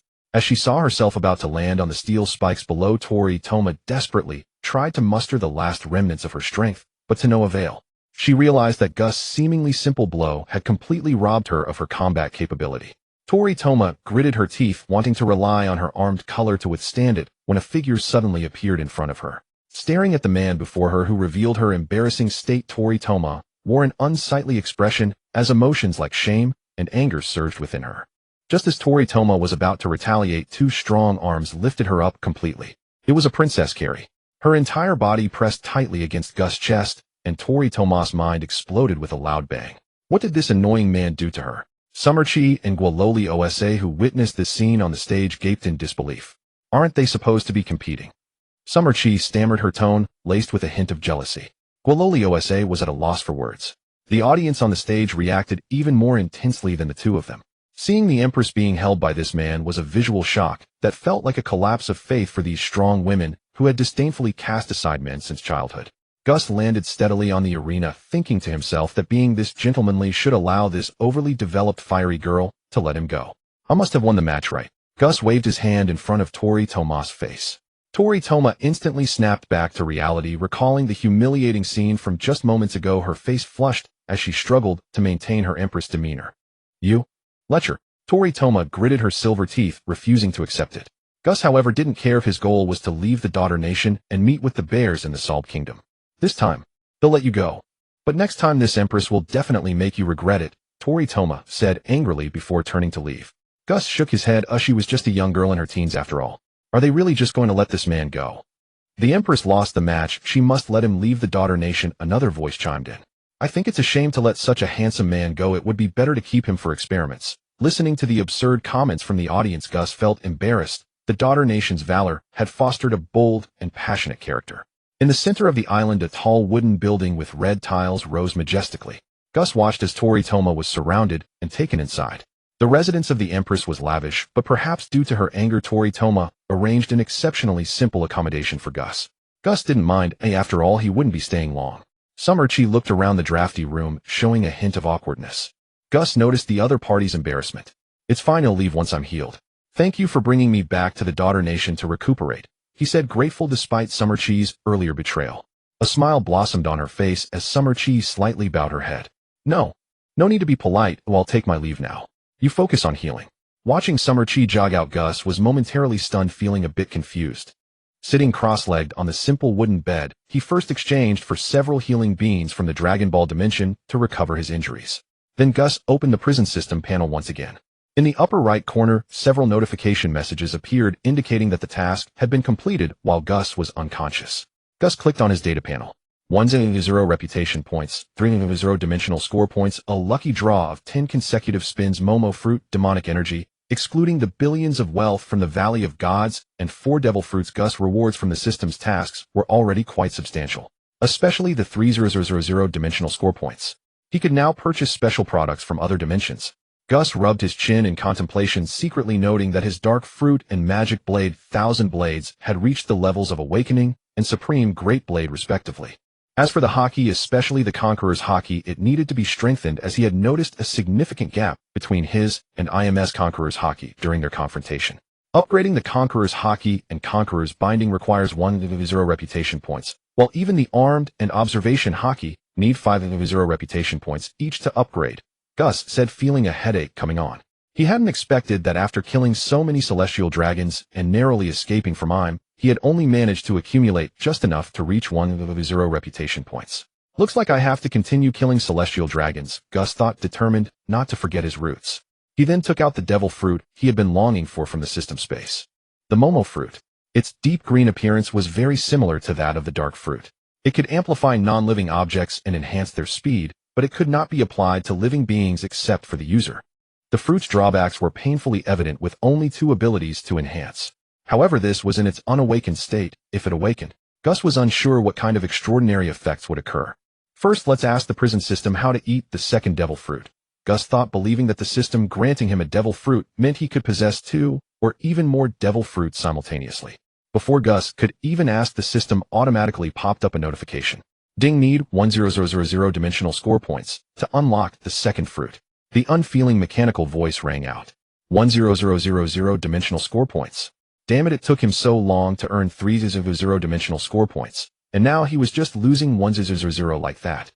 Holding his chest, the pain from his injuries paled in comparison to this loss. He felt heartache. Gus pondered for a moment and made up his mind. He had no choice, as the allure of the Momo fruit was simply too great. Ding, second devil fruit unlocked. Once the unlocking was complete, Gus didn't hesitate to gulp it down. Crunch, crunch. Gus' painful expression emerged as the fruit was as notoriously unpleasant as ever. Strange. Why don't I feel anything? Compared to the cold sensation he felt when consuming the dark fruit, the Momo fruit seemed to have no effect, almost like eating a tasteless ordinary fruit. Gus picked up the magic blade 1000 blades and focused on one of the irregular blades dispersed within. Momo 100 times, he exclaimed, concentrating. In the next second, the irregular blade floating at Gus' fingertips trembled. The blade, which had previously been only 2 fingers wide, suddenly expanded to nearly the size of a regular shield, and Gus' pupils widened in shock. He was astonished to discover that it wasn't just an enlargement of the blade. The dark purple demonic energy attached to it also surged dramatically. This meant it not only grew larger, but also stronger. This is awakened. Gus stood there in a daze, murmuring to himself. The Momo fruit had reached the awakened level as soon as he consumed it. The strength of the user played a decisive role in the mastery of the fruit. Clearly, Gus felt no fear against anyone but him with his current power. Thus the speed at which he mastered the fruit reached an astonishing rate, making the direct awakening of the Momo fruit unsurprising. Strange, isn't it, supposed to be 100 times bigger? Gus sensed the separated blade, noticing that the dark purple demonic energy was only 0.1 time stronger than before. Could it be? Gus grasped the magic blade, 1,000 blades, silently contemplating. In the next moment, a surge of power erupted from within the blade. The terrifying dark purple demonic energy blew the roof off the room. The sudden change startled Gusi, and he was deeply shocked by the 100-fold enlarged Mo Dao Qianren. The terrifying pressure it exuded far surpassed that of a supreme great sword. At that moment, a small black-purple figure shot out from the blade of the demon's sword, condensed from the sword's own demonic energy. It began to rapidly enlarge. 5 meters, 10 meters, 15 meters, 20 meters. Gusi was astonished. Even the millennium-old evil spirit dwelling within the blade had been empowered by the multiplication fruit's ability. As it threatened to grow larger still, Gusi hurriedly called for a halt. This was the heart of New Era. If this creature were magnified 100-fold, it would cause unnecessary trouble. The evil spirit, which had just been excited by its power boost, froze with a wicked little expression on its face and tilted its head to stare at Gusi. It was very curious about this master before it, who could make its power surge so dramatically. The body, expanded by dark purple mist, began to slowly shrink. The evil spirit landed beside Gusi, circled him twice, and showed its satisfaction with him. Gusi was amused by its funny expression. "They'll give you a name," he said, since he couldn't keep calling it an evil spirit. "Let's call you Xiao Heizi." Gusi nodded, very pleased with his naming ability. Xiao Heizi was stunned for a moment, then barked twice on the spot, indicating it didn't quite like the name. Objection overruled, Gusi unilaterally decided. Xiao Heizi's expression immediately fell. Gusi ignored it and spread his palm, from which a cluster of black flames like demonic hellfires surged forth. "Demonic energy," Gusi murmured. He felt the black flame. It was very similar to the black flame awakened by the dark fruit, but the demonic energy was much stronger. Emu's devil fruit ability was incredibly overpowered. Even the weapon in hand could transform into different forms. Staring at the flame in his palm, Gusi suddenly felt an inexplicable emotion rise within him, completely beyond his control. The awakened form of the dark fruit was triggered. Wisps of black flame flickered beneath his feet, and black chi emanated from his body, forming a black ring behind Gusi. The demonic energy rose from his hand and slowly merged into the ring behind him. Gusi was momentarily stunned, and then a powerful force erupted within him. The ring behind him had been replaced by demonic energy. Could it be? So that's how it is. Gusi's expression brightened with excitement. The dark fruit could not only separate the devil fruits from ability users, but after awakening could even plunder some kind of power from other ability users for its own use. I have to test it. After all, it was just Gusi's conjecture. He needed to put it into practice. Thus, the dark fruit Mo Dao Qianren and the awakened multiplication fruit complemented each other. Gusi's combat power could now be described as terrifying. After all, Master Kai's theory that Haki reigned supreme was insignificant in the eyes of god-level devil fruits and several deities. The real truth was that only a combination of god-level devil fruits and top-tier Haki was the ultimate path. Then Gusi rubbed his hands together eagerly again. 10 consecutive draw. Seeing the 10 consecutive draw prompt on the system, Gusi was practically drooling. "System, you can't screw me over this time, right?" Gusi chuckled twice. The system's item levels were green, blue, purple, and red. Without hesitation, Gusi directly tapped his finger. None of that dawdling, with a single draw, first to set the pace. 10 boxes popped up. 3 greens, 3 blues. And 4 had no color. Gusi wore a constipated expression. What the heck? Not even a single purple item from the 10 consecutive draw? This is too unlucky. Grumbling, Gusi first tapped open the 3 black boxes. Obtained reputation points 1004. What the heck? I could get several times this by just killing a celestial dragon. Gusi was speechless. For draw opportunities for only 400 reputation points. Gusi then tapped open the other prizes one by one. The green prizes were High Precision Disguise Mask from the Detective Conan dimension, Signal Interference Stickers 50 from the Detective Conan dimension, Kishielding Ring from the Jujutsu Kaisen dimension. The blue prizes were Paramecia Encouragement Fruit, Logia Coal Fruit, Paramecia Hormone Fruit. Gusi was taken aback. Why were they all items for concealing oneself and altering appearance? There were also 3 devil fruits. Gusi didn't complain about the quality. It wouldn't be bad to boost the strength of Iwan Kufu and the others. After all, to achieve great things, the combat power of his subordinates couldn't be too weak. Gusi had just been about to browse the system dimension interface, planning to exchange points for something useful, when orderly and hurried footsteps sounded. Gusi thought to himself, this is bad. The commotion earlier was too loud. The Unrivaled warriors, alerted by the noise, surrounded Gussie, who was sitting cross-legged on the bed. The originally crude wooden hut had been torn to shreds by the sudden enlargement and increased demonic energy of Mo Dao Qianren, leaving only scattered wood chips on the ground. Glittering arrows were all aimed at Gussie. If he made any suspicious move, they would shoot without hesitation. This was the order of the Empress. Although Gussie was to their liking as members of the Jiushi pirate crew, the toughness ingrained in their bones did not allow the word retreat. Gussie quickly raised his hands. Please wait. That was a misunderstanding. Gussie showed no concern for their actions. Man, you've caught my attention. Become my man. A voice thick with fat-pressed vocal cords reached Gussie's ear. Gussie listened to these words that were as powerful as Emu's full-force blow, then looked up at the Bo gang, who was more than a meter taller than himself. Good heavens. Her waist is thicker than my entire body. You'd think she's from the giant tribe. Gussie now felt that the succubus attribute wasn't necessary after all. He also wanted to taste what it was like to be an exploration king, but he wasn't of age yet. A small horse pulling a large cart might be fine, but Gussie was a looks-obsessed person. No ugliness. The other Unrivaled women watching were also eyeing Gussie like wolves and tigers, their gazes scanning him up and down. Their looks clearly wanted to ravish Gussie thoroughly. Gussie felt uncomfortable under the barrage of gazes and was about to say something when a light but audible voice came from behind. Yami-Yami stepped out of the crowd. She looked Gussie up and down as she had to admit that even she was startled by Gussie's appearance. Continue your patrol. He'll handle this, said Yami-Yami, the first-generation empress whose authority still remained. The crowd surrounding Gussie dispersed. Oh, big sis, long time no see. Gussie raised his hand to greet. Big sis. Yami-Yami was speechless with a forehead full of black lines. You should be interested in this. Gussie took the two newspapers handed to him by Yami-Yami with slight confusion and looked at the reports on them.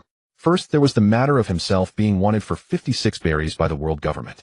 He continued flipping. Luo Gussie was killed by Vice Admiral Kapu. The Luo Gussie pirate crew disintegrated. Kapu was hailed as a hero. The first newspaper was a report on the God Valley incident, which of course had been doctored. Gussie then opened the second one. The 15th Marine recruitment begins, was the major notice on the first page with the location below the title. Xiangbo Di Kun Dao. Continue looking further. Criminal Meng Chidi Duo La Gu and a group of squad members will be executed. The prominent headline caught Gus' attention as he frowned at the newspaper. Ding task, head to Advanced City and rescue the Dragon Squad. Although the system's mechanical voice arrived late, Gus pondered for a moment, knowing he would save long regardless of any system task. It seems the prize from the system will be useful soon.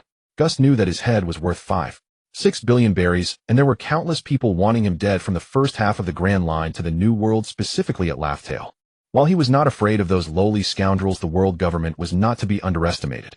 Gus flipped through the newspaper, fixating on the headline, "The 15th Navy Recruitment Begins," deep in thought. Seeing Gus frowning in contemplation, suddenly coughed twice. Your injury is healed. Spoke, her tone filled with surprise. Yes, Gus had no intention of elaborating. Noticing Gus' reluctance to explain, sighed. What a monster you are. Are you planning to leave now? Think carefully, everyone outside is watching you. Pirates, the Navy, and various nations all want you dead. Puffing a smoke ring, Galomio's gaze was intense. Oh, no worries, I have more important matters to attend to, Gus replied nonchalantly. All right, follow me. Leaving aside the possibility of endangering the daughter country, Gus was unlikely to stay and become their protector. After all, he was such a powerful man. The two walked one after the other, occasionally hearing screams along the way. Little Gus is truly popular. Galomio chuckled twice, and then paused for a moment. Little Tori didn't mean to. She was abandoned by her father when she was young. Her father cheated and fell in love with another woman, and even killed her mother himself. The voice of Galomio, who walked ahead, seemed calm, but her face betrayed her anger. Little Tori is a celestial dragon. Her father wanted to sell her to other celestial dragons as a slave and a bargaining chip to elevate his status in the Holy Land. Coincidentally, I saved her when the Rocks pirates raided the Sky Gold, and I later took her back to the daughter country, Galomio recounted. Gus felt genuinely surprised this time. He didn't expect that the seemingly strong and fiery young girl was actually a celestial dragon, sharing a similar backstory with Shanks. Another case of original family issues. What is an original family? Galomio asked curiously. Oh, it's nothing, Gus scratched his head. At a harbor docked with ships in the daughter country, just like when Gus first arrived, the area was surrounded by residents of the daughter country. Gus instinctively drifted towards the girl in the crowd, a smile appearing on his lips as he waved towards the Lord Gus is so handsome. If I could have his child, that would be truly blissful. Exactly, then I wouldn't have to leave the island to find those ugly ones. The admiration in the eyes of the surrounding residents of the daughter country was overflowing. That damn man. Toriyama, still upset from losing the contest a few days ago, stomped her foot angrily when she saw Gus daring to greet her. Gus couldn't help but chuckle at her pouty expression. Shifting his gaze, he looked at the small boat floating on the sea. It was very small. Barely big enough for Gus alone. The boat had 2 pythons coiled around it. There was no other way to navigate through the windless zone filled with sea kings. Though with Gus' current strength, he really didn't need to take such precautions. Gus leaped down and landed steadily on the small boat. Goodbye, everyone. Gus waved to the crowd above, and aside from the screams, 2 gazes were deeply focused on him. Haki and Toriyama stared at Gus' departing figure, feeling as if a piece was missing in their hearts. It seems we've left the windless zone. Gus had killed countless sea kings along the way, not because the small boat was ineffective, but because he discovered that defeating sea kings also granted him reputation points, and he had nearly exterminated all the sea kings he encountered. The blood stained the nearby sea. The slightly briny sea breeze hit him, and Gus felt an inexplicable sense of comfort rising within him, allowing him to relax considerably. The originally narrow small boat had been enlarged several times due to Gus' Momo fruit ability, and even the snakes coiled around the bottom of the boat had grown as well. So this is the feeling of freedom. Gus lay on the small boat basking in the sun. He was in no rush, planning to leisurely head to Sabaody Archipelago. Something's happening. In the nearby sea, a pirate ship that could be considered huge even in the first half of the Grand Line was speeding toward Gus. Oh, a little brat, not bad. Plus, with the previous capture, he could fetch a good price in the underworld. The leader, a burly man, revealed a mouthful of yellowed teeth, his eyes hawk-like, fixated on Gus' direction. Lying on the boat, soaking up the sun, Gus' observation, Haki detected someone was watching him. It was not convenient to reveal his identity right now to avoid unnecessary trouble. Gus took out the prize from the previous 10 consecutive draws. A high-precision disguise mask from the Detective Conan universe. This item could completely alter Gus' appearance to prevent his true identity from being exposed. Gus put the somewhat clumsy mask on his face. In the next moment, the mask slowly disappeared from his face. The 2 signature lightning-like scars vanished. His hair turned completely white, and his originally sharp features became ordinary. An unmistakably NPC appearance. The massive pirate ship before him made Gus appear particularly small. Little brat, being targeted by our pirate crew is your misfortune. The sharp voice came from the bow of the ship. Gus looked up, squinting at the figure above. Is that a fishman? Gus had some impression of the fishman before him, but not much. That's the walled pirate crew. The distant pirate crew, answered Gus' confusion. Situated at the junction of the New World, there were numerous pirate crews nearby, and it was discovered to be the Bondi crew. Walled, leading the walled pirate crew, began to distance themselves. Gus was taken aback, not expecting to encounter the walled pirate crew on his first outing. Gus leaped high, landing on the bow of the ship. That little brat actually dared to provoke us. The distant onlookers from the pirate crew exclaimed in surprise. A few days ago, the captain of the walled pirate crew raided a Navy ship transporting sky gold, killing 3 celestial dragons aboard. The Navy is currently on high alert to capture them. Gus' actions left the fisherman Sebastian momentarily stunned. In the New World, it was one thing, but he never expected a little brat from the first half of the Grand Line would dare to challenge such a large pirate crew. Damn! Sebastian's veins bulged. A man on the lookout tower holding a strange giant hammer shouted a reminder, Sebastian, leave a live one. Don't disturb the captain's nap, take him down in one move. A woman with bright red lipstick spoke seductively. Ha ha, just a little brat, no need for the officers to intervene. Oh, we can handle this ourselves. Other ordinary crew members eagerly volunteered. You 2 stop pointing fingers, I know what I'm doing. As he spoke, Sebastian took a stance, fishman karate. Before he could finish his move, Gus, already a bit impatient, gathered strength in his left hand, and in the next second appeared right in front of him. Momo 5x power, Sebastian's eyes widened. Bang! The unnamed finger struck firmly against Sebastian's forehead with terrifying force. Sebastian's fish head jerked back violently, his neck stretching long, as if it would snap at any moment. He was sent flying by a single blow. The sudden attack made Gyalum and Naichin's mouths drop open. Could that sensation just now have been caused by this brat in front of them? After being stunned for several seconds, Gyalum was the first to react. Lord Sebastian, an ordinary crew member exclaimed. Damn it. Naichin checked Sebastian's condition. They'll take him on. Gyalum was extremely swift. After a brief shock, he directly attacked Guess. 2 1-meter diameter blocks coated with armament Haki hurtled toward Guess. Nearby, Sebastian, who had just been sent flying with a single blow, had completely fainted. This was the result of Guess holding back. If Guess had exerted even a fraction more force, the other would have met his ancestors directly. Lifting the plank covering above and seeing Sebastian's miserable state, Naichin broke out in a cold sweat. Turning to look at Guess, who was leisurely handling Galem's attacks, a wave of fear wildly surged in her heart. What happened, Nightsheen? A low, hoarse voice reached her ears. Nightsheen, who had been trembling all over from Jess' terrifying strength, suddenly looked up, as if grasping at a lifeline. Tall, with a signature beast helmet exuding wildness, his face bore the usual calm. Captain. Before Nightsheen could finish speaking, a short, stout man standing on Waldo's shoulder spoke up. Waldo, it's already obvious, Benjak said, looking at the two people locked in fierce combat at the center of our ship. Waldo frowned slightly. What fierce combat? It was clearly his own crew member being dominated, while the brat who made him feel a sense of dread was yawning boredly. Looking down at Sebastian, who had nearly lost his life, the caution Waldo had just felt was completely replaced by fury. His comrades were his everything, his family. He would not allow anyone to harm his family.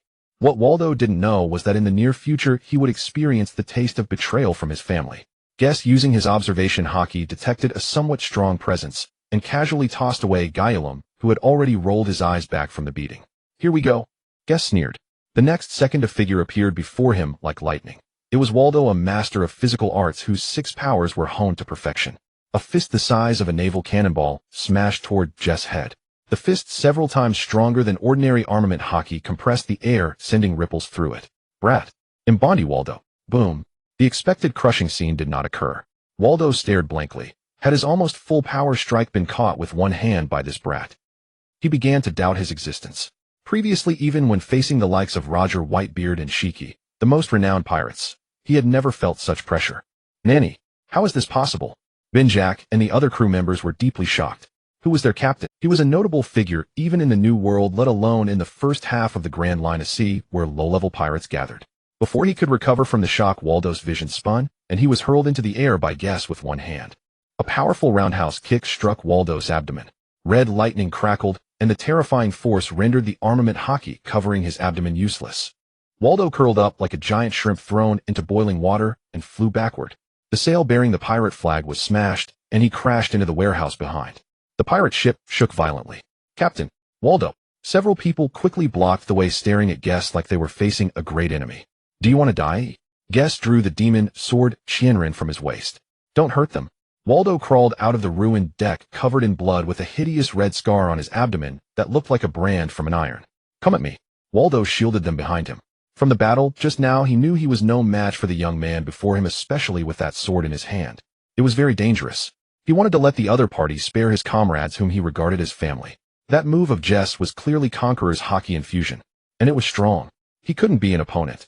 A strange expression flickered in Jess' eyes. How could such a loyal man end up being betrayed by his own brother and crew? Fine. I hope you won't regret it. Guess thought of this as compensation for taking his devil fruit. Of course, this couldn't be considered a condition for letting him off. In Jess' view, Waldo might be useful in the future. Waldo didn't understand what Guess meant by hope you won't regret it, and as long as his companions could survive, that was enough. The sky began to darken, and pattering raindrops fell on the broken deck. Thank you. Waldo, this arrogant and overbearing man, expressed gratitude to another man for the first time, and to a 13-year-old brat at that. Guess glanced at the broken deck below. There were people. Several teenagers about his age were imprisoned in rusty iron cages. Ding. Talent detected. Host can recruit them as workhorses for future forces. Talent. The system really had no decency, Guess thought to himself.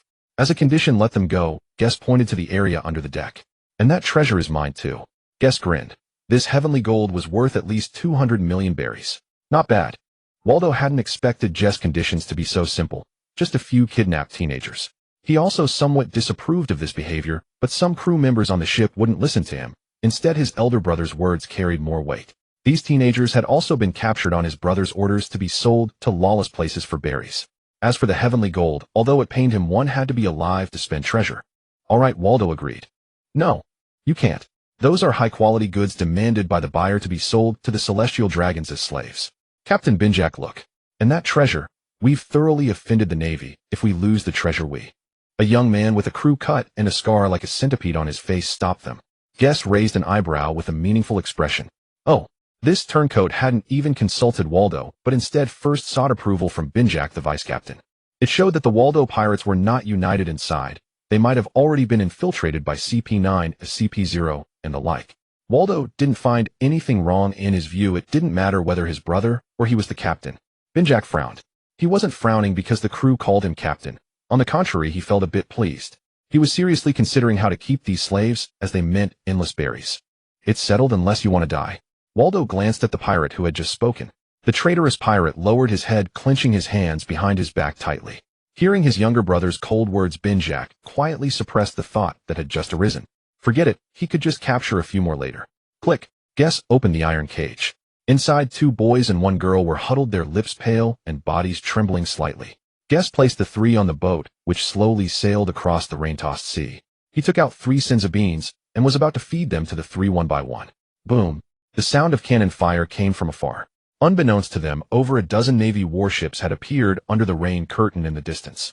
Bondi, Waldo. You are surrounded. Surrender peacefully. Gussie stopped his action and looked back at the Wada pirate crew several kilometers away. The entire crew was surrounded by over a dozen marine warships. They came sooner than expected. Gussie shook his head. Waerda was about to face his darkest hour. The next moment, the sound of battle cries loud enough to drown out thunder came from afar. Boys, kill these marines. Waerda sneered. The injuries from his earlier fight with Gussie were not severe, and the marines sent to suppress them were led by at most a vice admiral. Breaking through the encirclement would be no trouble. A marine warship was completely sunk by Waerda. Its deck split in the middle, both bow and stern lifted high, and thick smoke mixed with blazing flames erupted from the bottom. The warships slowly sank into the sea. One after another, warships were heavily damaged by Waerda. The dozen or so warships that came to suppress him began to lose the upper hand. Hey, UCP-0. Aren't you going to act? Are you going to watch the Marines lose? The leading Marine Vice Admiral, seeing Bondi Waerda slaughter his men, wantonly asked with eyes wide with rage. As soon as the Vice Admiral finished speaking, over a dozen figures emerged from the cabins of the various warships. The leading man, a lanky figure in a white suit and a clown mask, said nothing and raised 2 fingers. All 11 members of CP-0 and CP-9 struck simultaneously. It's useless, you. Turning to fight Bondi Waerda's pupils contracted sharply, and he slowly lowered his head. A steel pipe as thick as 2 fingers pierced through his chest. Turning stiffly, Waerda, as if frozen, stared in disbelief at the one who had struck him. Brother. Waerda's hands trembled slightly in disbelief. How pathetic. Even your own brother has betrayed you, Bondi Waerda. The clown man sneered, his sharp voice filled with mockery. Why, oi? Waerda hoarsely asked, looking at his most important comrades standing far away. Dear brother, we pursue endless wealth and countless beauties. But you robbed the celestial gold to give to those starving refugees. We are pirates, not philanthropists. Benjeka said coldly. Don't blame me. Hearing his brother's bone-chilling words, Waerda was completely frozen. So robbing the celestial dragons, saving refugees, and pursuing a carefree and free life were all wrong. Large raindrops hit his face. Waerda's eyes were lifeless, as if his soul had been drained. None of the comrades he regarded as family stood by his side. How ironic. Take him, the clown man. Over a dozen agents rushed forward. Waerda did not resist, and was pressed firmly onto the deck, staring with fixed eyes at his former comrades. Some lowered their heads while others stared back coldly. Watching his brother being taken onto a marine warship, Benjeka felt no guilt. A fawning smile instantly appeared on his face as he approached the clown man. That CP-0, sir, the promise you made earlier. Benjeka rubbed 2 fingers together. Don't worry, you'll get your 500 million berries, the clown man said with a hint of disdain. Benjeka didn't mind at all.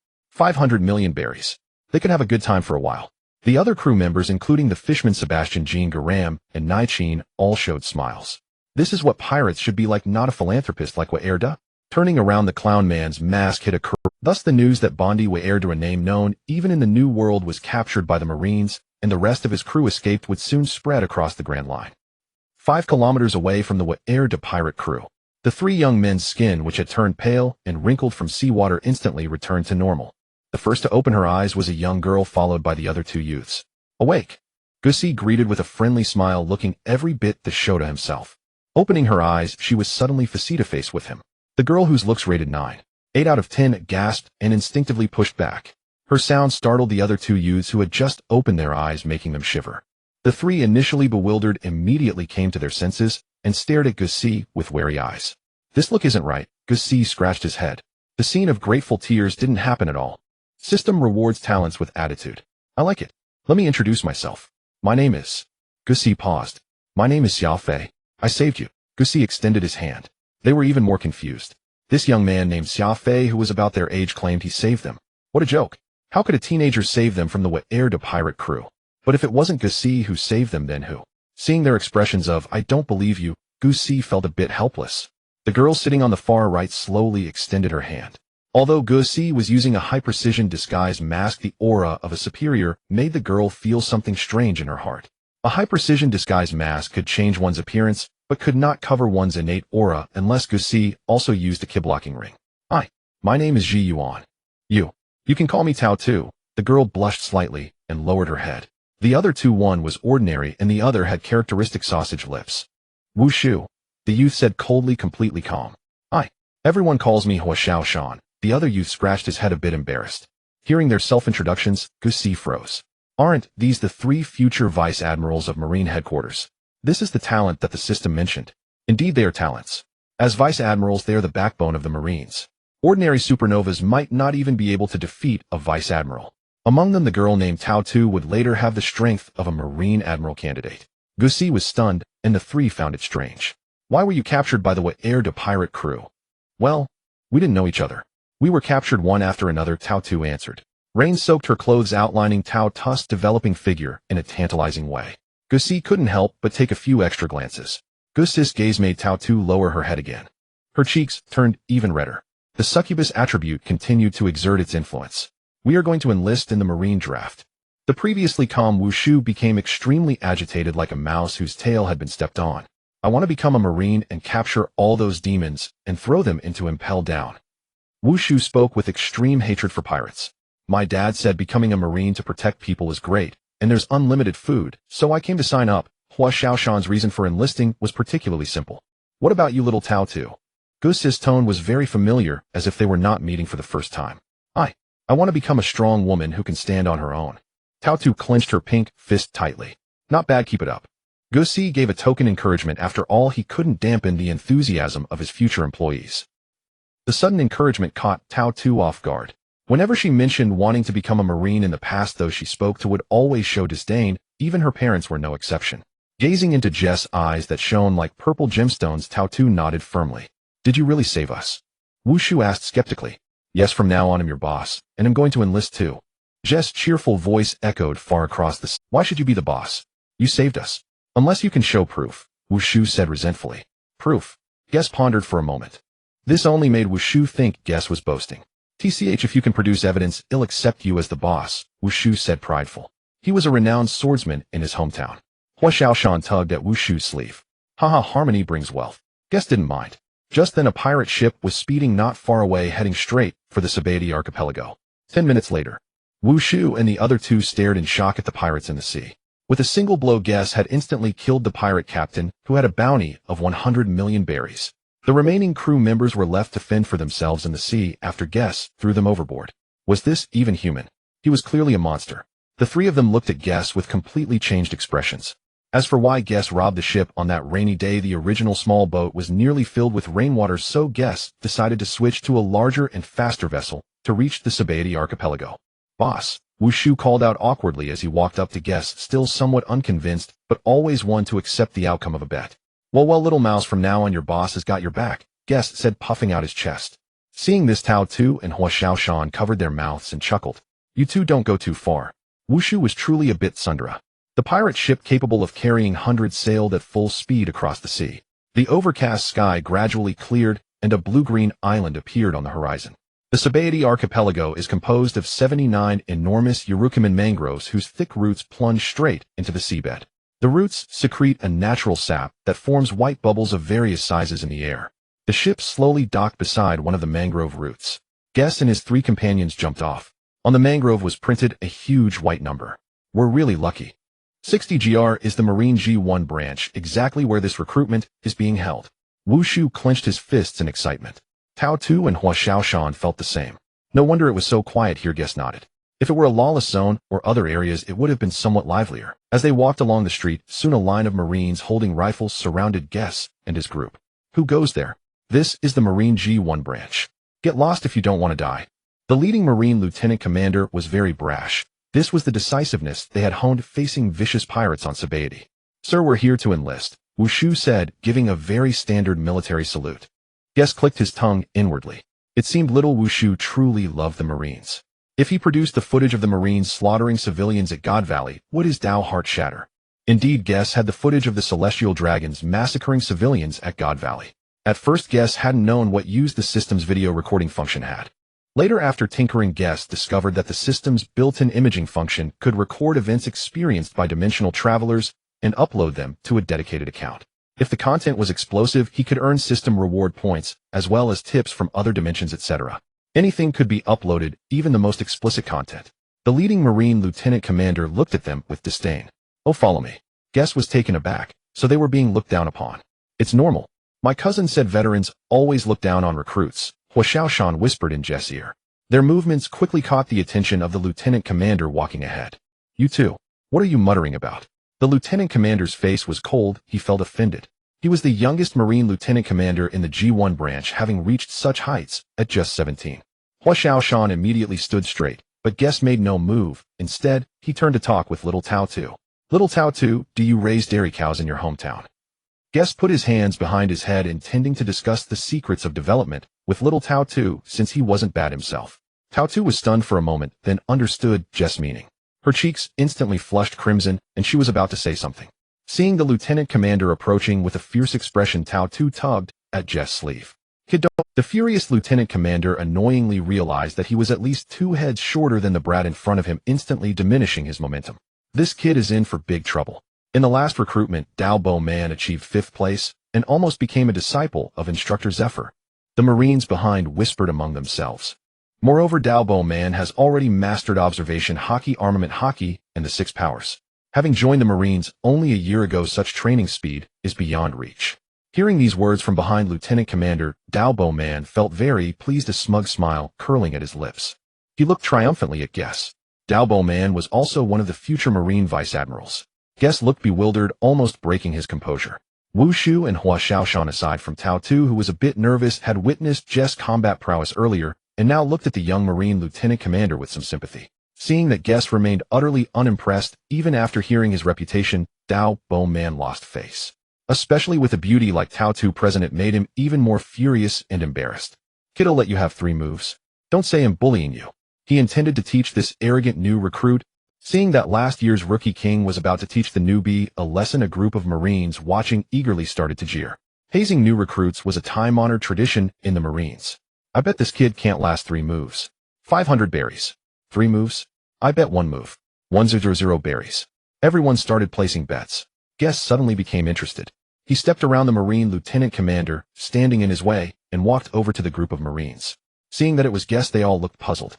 "I bet 100 berries that'll send him to meet his great-grandmother in 1 move," Guess said with an evil grin, pointing at Dao Bo Man behind him. The scene went silent for a moment, then erupted in laughter. "Ha ha, Dao Bo Man, you've been looked down upon. First time seeing such an arrogant new recruit, ha." The laughter traveled far. Tao Tu, standing at the back, smiled with her lips pressed together. Wu Shu and Hua Xiaoshan struggled to hold back their laughter. What kind of incredible move was this? Can you even do that? Wu Shu truly admired Guess. Dao Bo Man's face turned extremely gloomy, and he charged straight at Guess. The onlooking Marines quickly scattered as they saw Dao Bo Man suddenly attack. Guess slowly turned and raised his fist. Clang! Armament Haki instantly enveloped it, shaking out wisps of white smoke. Guess threw a light punch, not daring to use full force. Otherwise, he would really send the guy to meet his great-grandmother. After all, killing last year's rookie king in public at a Marine base was indeed inappropriate. Even though it was a light punch under Dao Bo Man's observation Haki perception, Guess was like a ferocious beast, and his body screamed warnings. Dao Bo Man's eyes twitched. Iron body. Bang! The sound of falling echoed as Dao Bowman lay on the ground, frothing at the mouth and unconscious. What just happened? Dao Bowman was killed in an instant by this little ghost. This opponent was the rookie champion from the last session, and was taken down so effortlessly. Where did this monster come from? No need for hesitation, let's take the money. Gus approached the sea soldier, and without a word snatched the belly from his hands and stuffed it into his pocket. The sea soldier stood dumbfounded, watching Gus hold the money without making any move. Ha ha, I didn't expect this batch of rookies to be so extraordinary. The hearty laughter made everyone turn their heads in unison.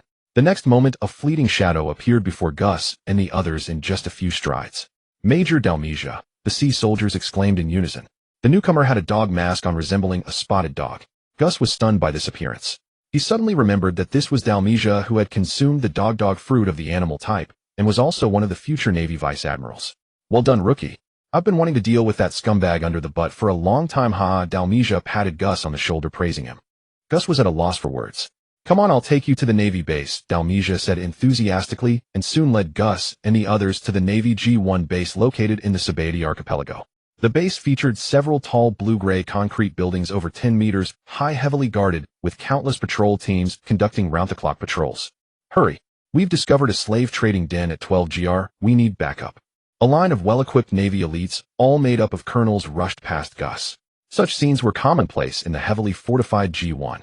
The group stopped at a place resembling a concentration camp, filled with boys about the same age as Gus who had come to enlist. One of the Navy headquarters' recruitment rules is to categorize by age group. Ages 12 to 20 make up one group, and usually the most outstanding among them is at the rank of major. Dalmesia, in a good mood today, decided to share some experience with Gus and the others. So, does that mean the older you are the stronger you are, and the higher your rank? The weasel curiously asked. Haha, not necessarily. Some people are just born monsters. For example, Admiral Kizaru became an admiral at only 30 years old, Dalmesia said, and the three of them gasped in shock. Admiral Kizaru. Gus felt that the name sounded somewhat familiar. Before he could think much, Dalmesia answered his Admiral Kizaru is a user of the light fruit, a natural type ability. Dalmesia thought it was quite nice to explain knowledge to newcomers. In the last recruitment, the first and second places were taken by Sakazuki and Kazan. Those two monsters are not to be trifled with once you become a sea soldier, Dalmesia warned with lingering fear. Gus showed an expression of realization, so the fruit abilities were hereditary. Are they very strong? How do they compare to my boss? The weasel proudly pointed at Gus. Dalmesia glanced at Gus. Although he had just taken down the annoying Dalbowman, compared to those two monsters, it was like comparing a small fish to a giant. Dalmesia shook his head, indicating that Gus was still too inexperienced. Looks like you've been surpassed, boss, Fire Mountain joked cheerfully. Gus was amused by him, and casually gave him a slap on the back of his head. So Major, what's your dream? Fire Mountain suddenly asked. Dalmesia paused for a moment and replied with conviction, I want to personally capture the world's most notorious criminal, Raymond Gus. What? The Weasel, Peach Rabbit, and Fire Mountain exclaimed in shock. What a joke. They didn't expect this senior, who was a year older than them, to have such an unrealistic dream. After all, that was the world's most notorious criminal with a bounty of 5.67 billion belly, an ultimate criminal whose whereabouts were still unknown. The Navy had deployed countless sea soldiers to search the Grand Line, but found no trace. Haha, I know my dream is a bit exaggerated. Dalmesia scratched his head awkwardly. It is said that the most notorious criminal is the same age as us, but I think that's nonsense. How can that be? At least they should be at the level of Roger Whitebeard or Gold Lion, who are famous in the New World. I think so too, Peach Rabbit said, rubbing her fair chin, then turned to Gus. What about you, Captain Xiaofei? What's your dream? As she said this, Peach Rabbit unconsciously clenched her small fists, looking expectantly at Gus. Gus had just been enjoying his snack. I want to become the leader of an organization and control my own destiny, he replied. Oh, Captain Xiaofei is really impressive. Peach Rabbit's black, gemstone-like eyes sparkled, and her smile showed two adorable dimples. The Weasel and Fire Mountain both gave Gus a thumbs up. Aspiring to become a marshal, how awesome. The next day at the Navy G1 branch, the square was filled with people. The future fresh blood of the Navy, but they had to pass today's assessment. On the high platform stood a man with crew-cut powder purple hair and a muscular build. He stood straight, his tan skin shining under the sunlight, with a stern expression and a gaze fixed intently on the recruits below. Murmurs erupted in the crowd. They hadn't expected that the chief examiner this time would be the infamous and fearsome instructor Blackarm Zephyr. The Navy's recruitment was not limited to just the Sabaody archipelago. Other places also had recruitment points, each with a vice admiral acting as the chief examiner. Although Zephyr followed a policy of no killing against pirates, it did not mean he would go easy on the sea soldiers.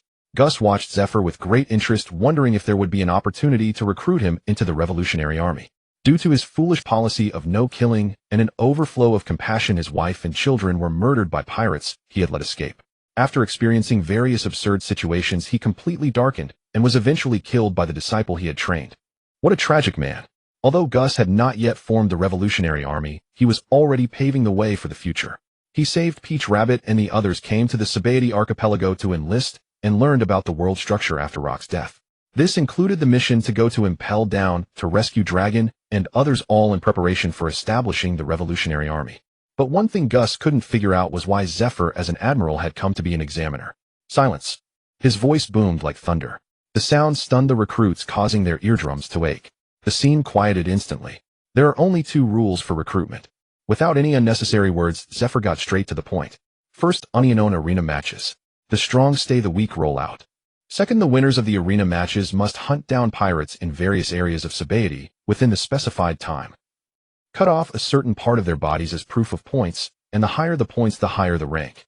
And if you don't want to die, don't venture into illegal areas.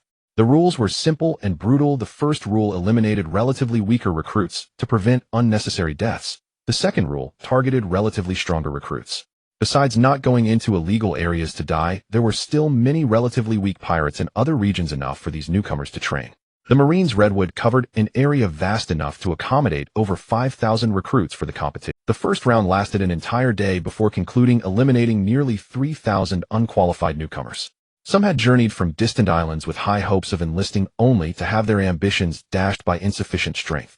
The Navy shows no mercy to the weak. They must face pirates who kill without blinking, and the feeble only drag down themselves and their comrades. Of course, Gus and his group breezed through into the second round without any hindrance. Gus learned that becoming a jailer at Impel Down was far more demanding than being a Marine soldier. His plan was precisely to join Impel Down as a guard, and if possible rescue Long and the others without a single injury. Of course, that was the ideal scenario. On the platform, Zifa listed a few precautions before announcing the start. 2,000 Marine recruits either acted alone or formed small groups. Only the top 1,000 in points would earn the honor of being registered as a full-fledged Marine soldier under the headquarters roster. The surging crowd scattered toward various zones. Most headed to the amusement park area, the commercial district, the ship coating and film zone, and the mixed residential area, with a higher concentration of pirates, to complete their assessment objectives. The lawless territory, however, had been carved up and occupied by major pirate crews, a perilous place where even vice admirals dared not set foot openly. Lord Zifa, the higher-ups have gone too far, sending you as an instructor, even though. Before the curly-haired middle-aged man could finish, Zifa interrupted. Harrison, the 5 elders have long harbored discontent toward me. This time, they're seizing the opportunity to suppress me.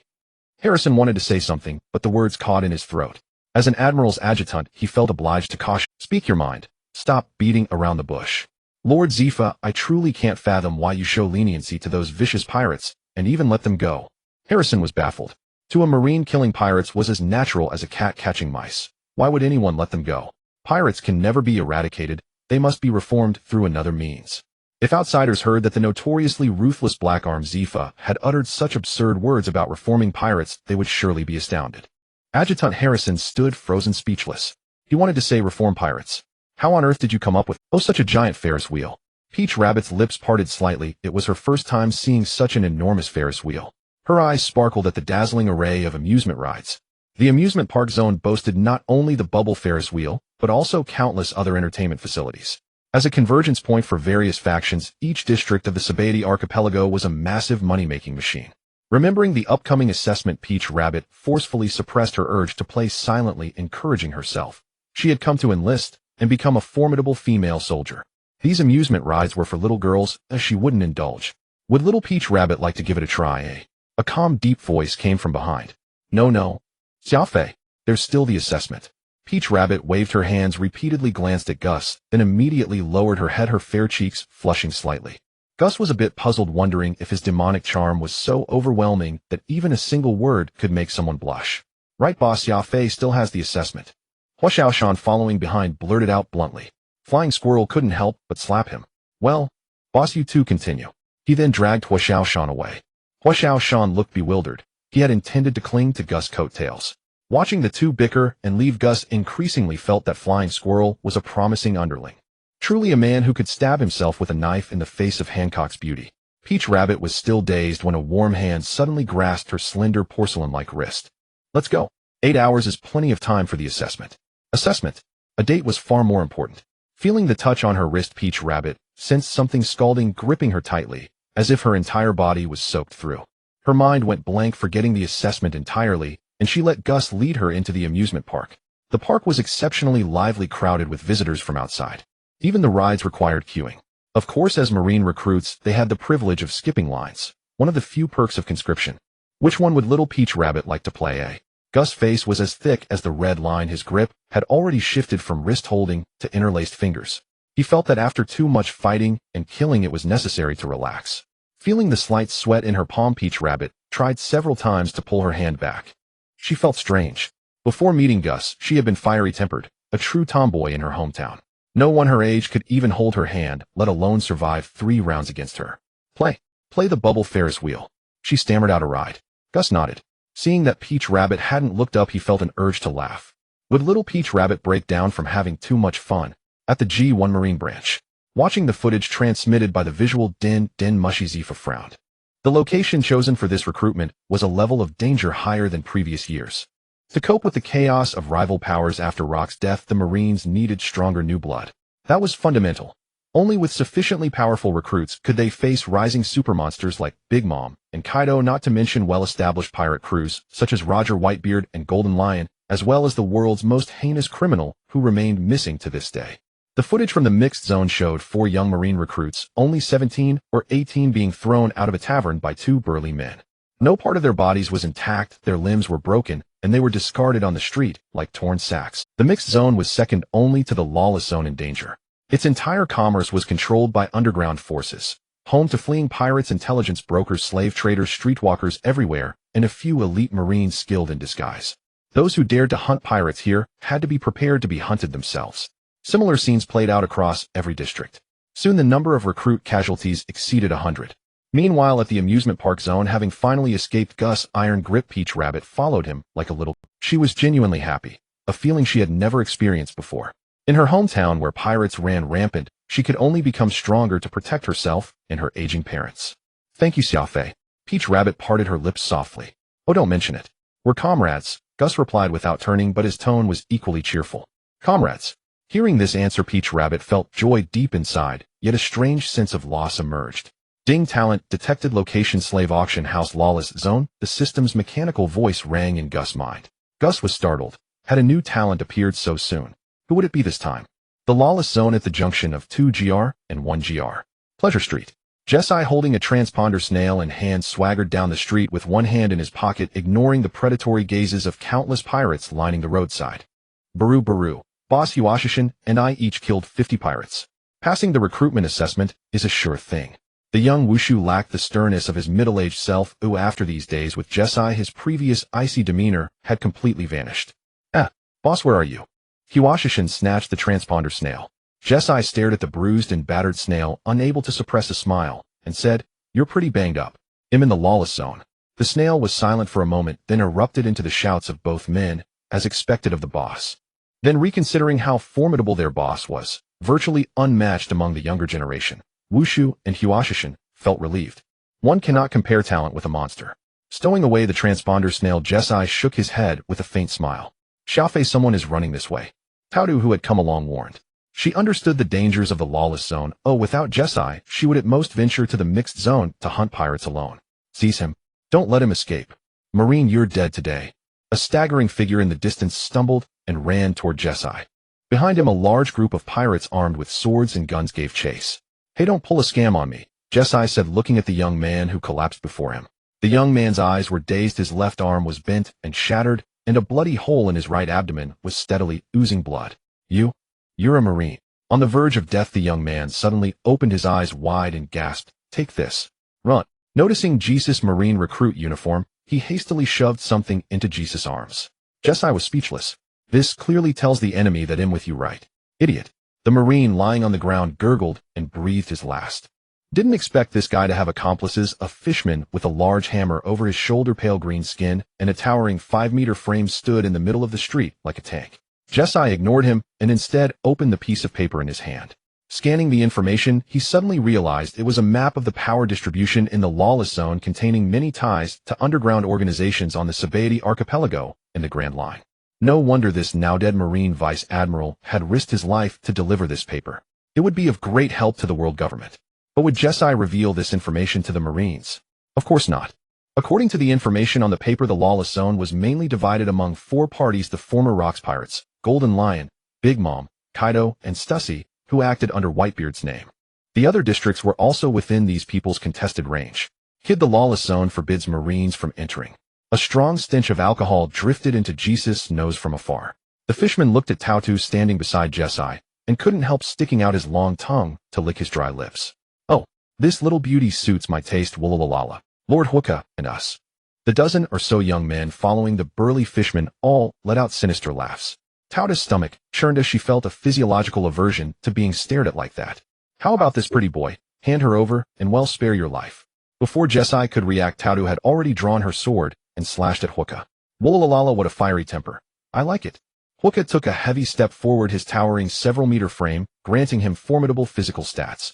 The ground beneath him instantly caved in. The veins on his left hand gripping the giant hammer bulged as the 100-gene hammer swept through the air with a booming sound toward the front. Clang! The sharp metallic clash sent out waves of force that shook cracks across the surrounding buildings. Tauru executed several backflips in midair to dispel the tremendous force on her sword. Her whole arm trembled as she retreated more than 10 steps before steadying herself. Be a good girl and surrender quickly, little beauty. Our captain is a powerful subordinate of Kaido from the former Rocks Pirates. The fishman, named Hooka, showed a smug expression. Usually once he brought out this name his opponents would flee in terror, and he believed this time would be no exception. Tauru gritted her teeth and was about to strike again. Jesai realized that the slave auction house on Sabaody Archipelago must be under Kaido's control. That Kaido bastard should still be recovering from his injuries. Jesus' cryptic words stunned Hooka for a moment. What did this brat just say?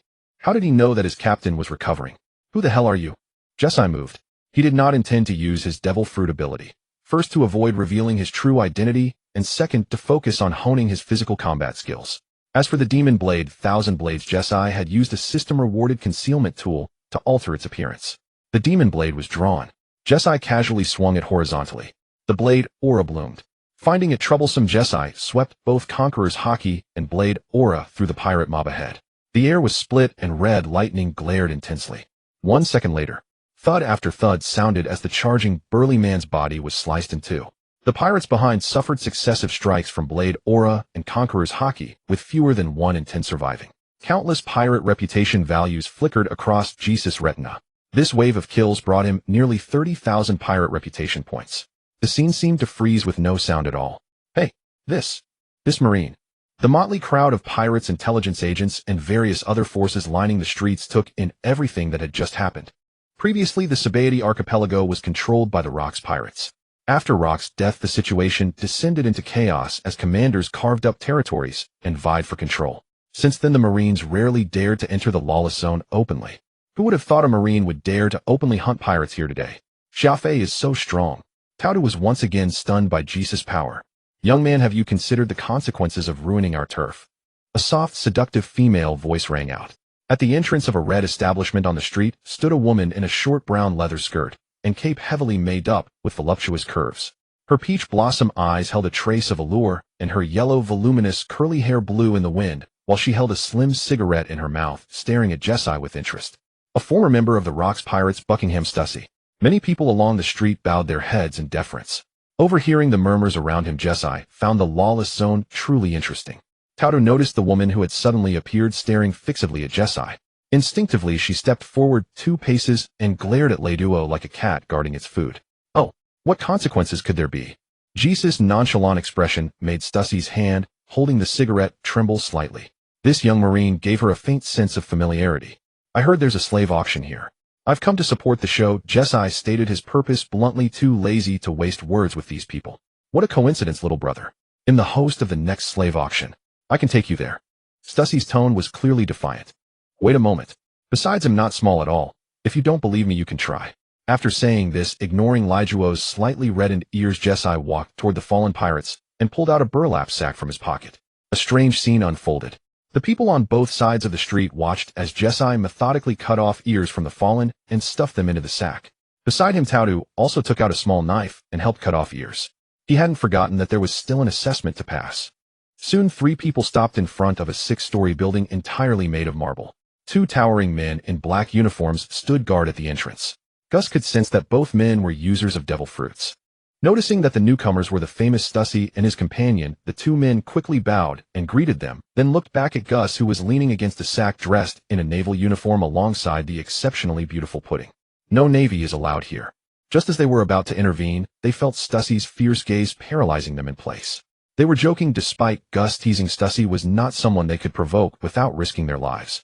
The gigantic 5-meter intricately carved wooden door was pulled open. The moment of silence was shattered by the noise coming from inside. Stussy gestured for Gus to enter. Stepping into the dimly lit hall, Gus noticed that it was already filled with influential buyers from the Grand Line. He led Pudding to the upper area and found a place to sit. Someone nearby noticed Gus and was astonished. This person was personally brought in by Stussy. He must have a significant background. And his beautiful female companion, they whispered. Pudding's cheeks flushed once again as she repeatedly contemplated the term female companion in her mind. What they didn't realize was that Gus was not foolish. Stussy knew that Gus had a straightforward purpose for coming to the slave auction. It was either to eliminate Gus or to leave him to perish in the illegal zone. Soon Stussy appeared on the auction stage wearing a white mask. Under his introduction, living beings were brought onto the main stage one after another. There were strong and muscular men, beautiful young women dressed in maid outfits, and elderly people sold by their children to the auction. There were also gamblers who had staked themselves at the auction. One by one they were auctioned off like livestock. The enthusiasm in the audience was repeatedly pushed to a climax. 200 million berries for the third time. Congratulations to this esteemed guest from the West Sea. Stussy's voice was high-pitched and magnetic. Gus was utterly bored and wondered why he still hadn't seen the talent that the prison warden had mentioned. Exciting times ahead as we present the most significant item of this auction. As Stussy finished speaking, two staff members pushed a cart covered with cloth to the center of the main stage. The atmosphere was once again pushed to a peak. The audience craned their necks in curiosity to see what rare item was being presented. Gus found this scene somewhat familiar and frowned slightly. Stussy wasted no time and directly lifted the cloth. There was a moment of silence. Wow, wow, wow. The sound of astonishment echoed throughout the auction hall. A young fishman.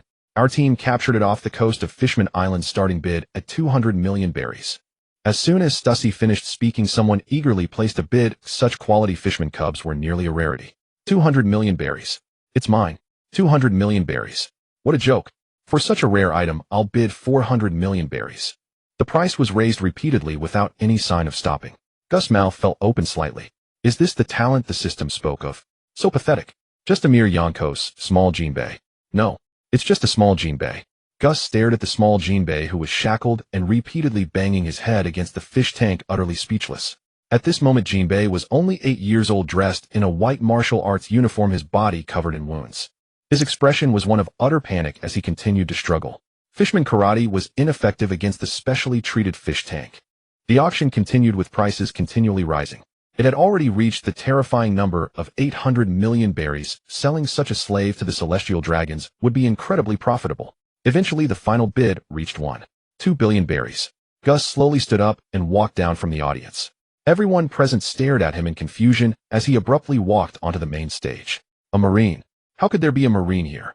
A middle-aged man wearing a black mask instantly exploded in rage. Someone kill him.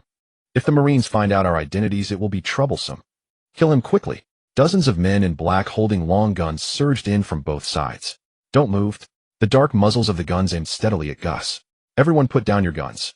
Stussy ordered from the stage. She frowned, staring at Gus, unsure of what he intended to do. She didn't believe Gus as a Marine would dare to cause trouble here, but Stussy didn't kill Gus immediately because it would be a hassle.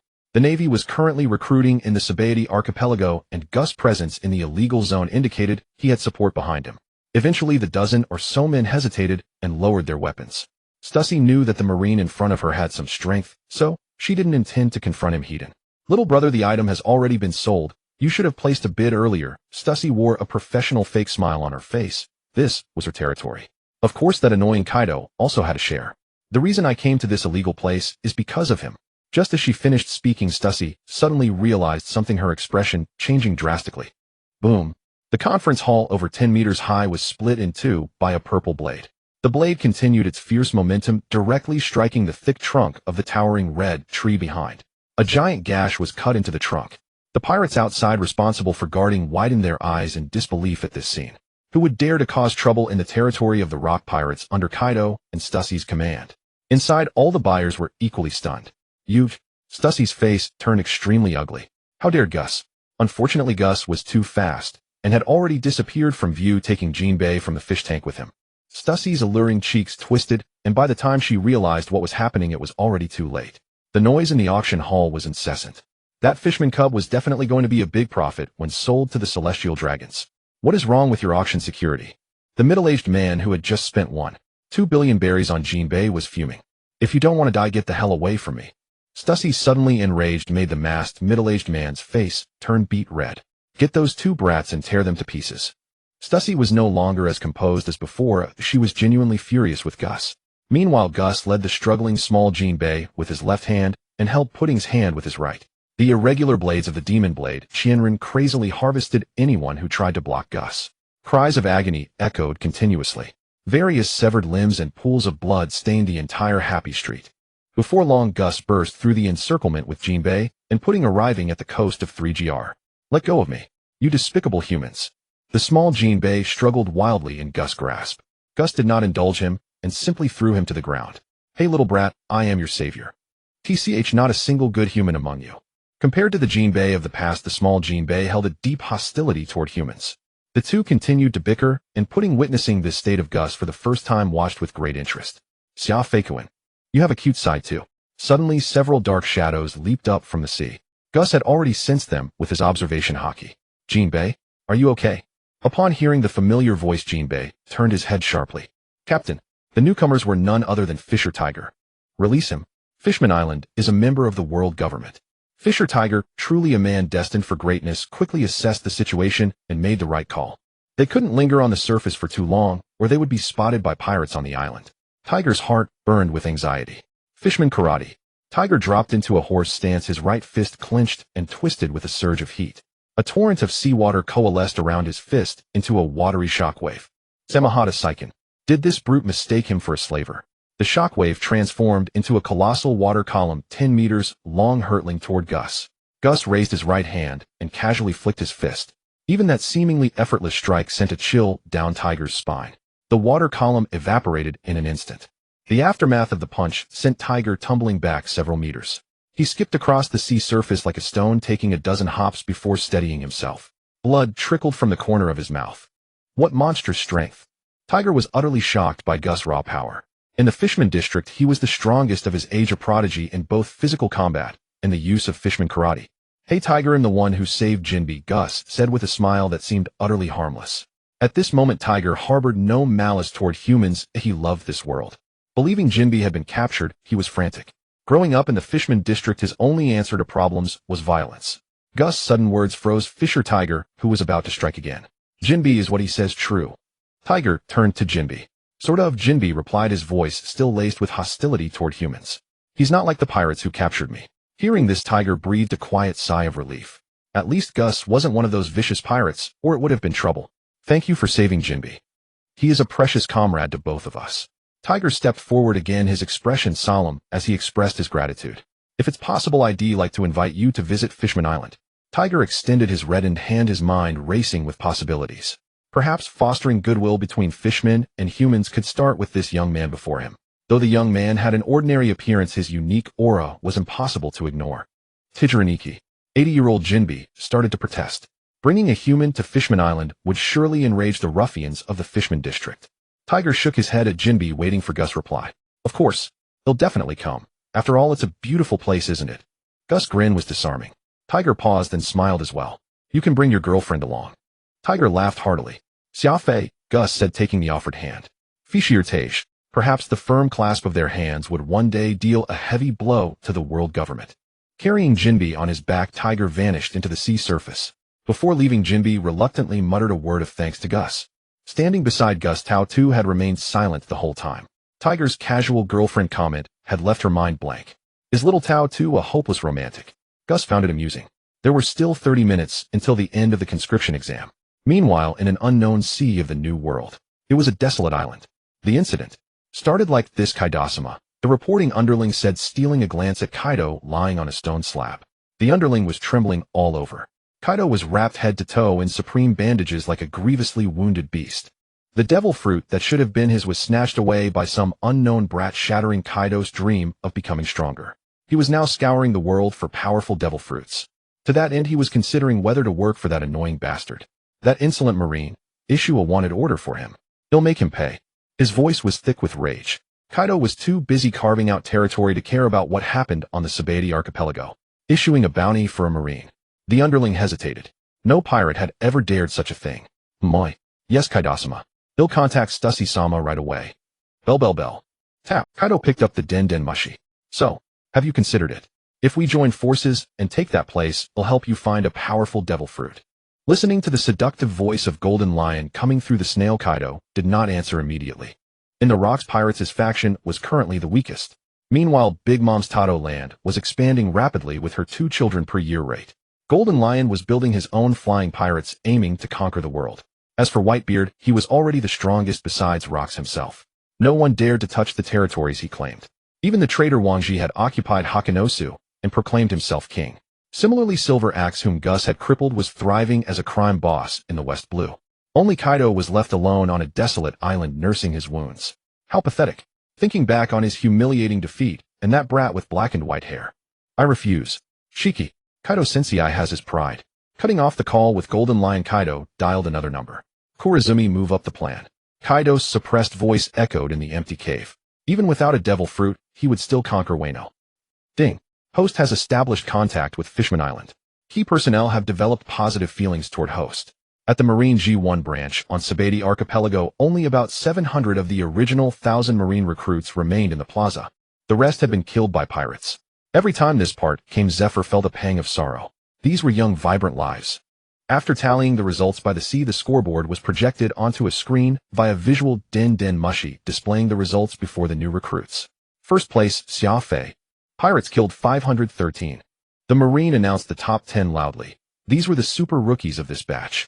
Cheers erupted across the plaza. 513. Is he a monster? That's broken the previous record for new recruits. As expected of Xia Fei Niki. Unbelievable. Fire Mountain's eyes were full of admiration. Jinban felt the same. Second place, Tao 2 pirates killed 219. Another wave of gasps, no less intense than for Gus. As the only female Marine among this year's recruits, achieving second place was no small feat. Of course, half the credit went to Gus, but Tao 2 had given her all. The top 10 were called out one by one. Jinban and Fire Mountain ranked 7th and 8th respectable positions. Zephyr stood at the front holding a stack of papers. Congratulations on becoming proud Marines. New recruits. Zephyr's voice was thunderous, sending a surge of adrenaline through the spines of those who had passed. Just as becoming pirates was a dream for some, becoming a Marine was theirs. At least now they had the strength to fight back against vicious pirates. After Zephyr's proclamation, the recruits were assigned to various seas and impelled down. Few remained at Marine headquarters. Only through the baptism of blood and fire could a rookie grow. Inside an office. You performed exceptionally. Among all the exam sites, you earned the highest points. Become my disciple, Xia Fei boy. Zephyr smiled warmly at Gus, confident in his offer. Who wouldn't want a Marine admiral as a mentor? Though Gus was immensely talented, Zephyr believed even he couldn't resist such a temptation. Gus didn't answer immediately. In his mind, he thought, this old Zephyr is just like Whitebeard. Whitebeard likes to adopt sons, you like to adopt disciples. Admiral Zephyr, my ambition is to become the chief warden of Impelled Down, so I decline. Gus said with a grin. Zephyr froze.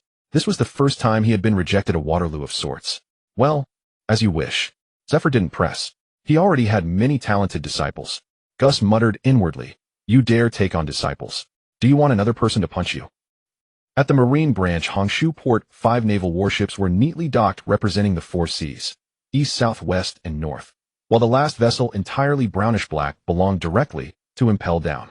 Assigned as prison guards, over 100 men except for Gusi wore downcast expressions, as if mourning. Impel Down was not as free as the Marines. They had to face the great pirates of all 6 levels from every sea, a danger no less than being a Marine, and the hellish environment of Impel Down was simply unfit for human habitation. More than 700 recruits quickly boarded their respective warships. Xia Feikuan, a crisp voice called out, mingling with the cries of seagulls. Gusi turned to look at the warship nearby where Tao 2 was waving goodbye, a faint dimple appearing at the corner of her smile. See you next time, let's ride the bubble Ferris wheel together again. Her eyes were glistening, brimming with reluctance. Witnessing this display of affection, the 700 recruits ground their teeth in envy. The only female Marine was so beautiful, and she had already been won over. They still wanted to compete, but their opponent was the top rookie who had carved a bloody path through the lawless zone. Of course, Gusi waved back. Tao 2 was assigned to the relatively weak East Blue, while Wu Shu and Hua Xiaoshan were both assigned to the West Blue. Farewell, boss. Wu Shu and Hua Xiaoshan, 2 youths barely 16 or 17, experienced the bitter taste of parting for the first time. From the inspiring decision to leave home and enlist in the military, to being captured by the Wold pirate crew, then being rescued by Gusi, and now becoming proud Marines as they had wished. It could be said that none of this would have been possible without Gusi. It wasn't that they were being melodramatic, their boss was now a prison guard, and it would be difficult for him to leave Impelled Down to reunite with them. They might have to wait until the Marine tournament. A woof farewell. The 5 warships set sail for their respective seas. Kid, are you sure you don't want to join the Marines?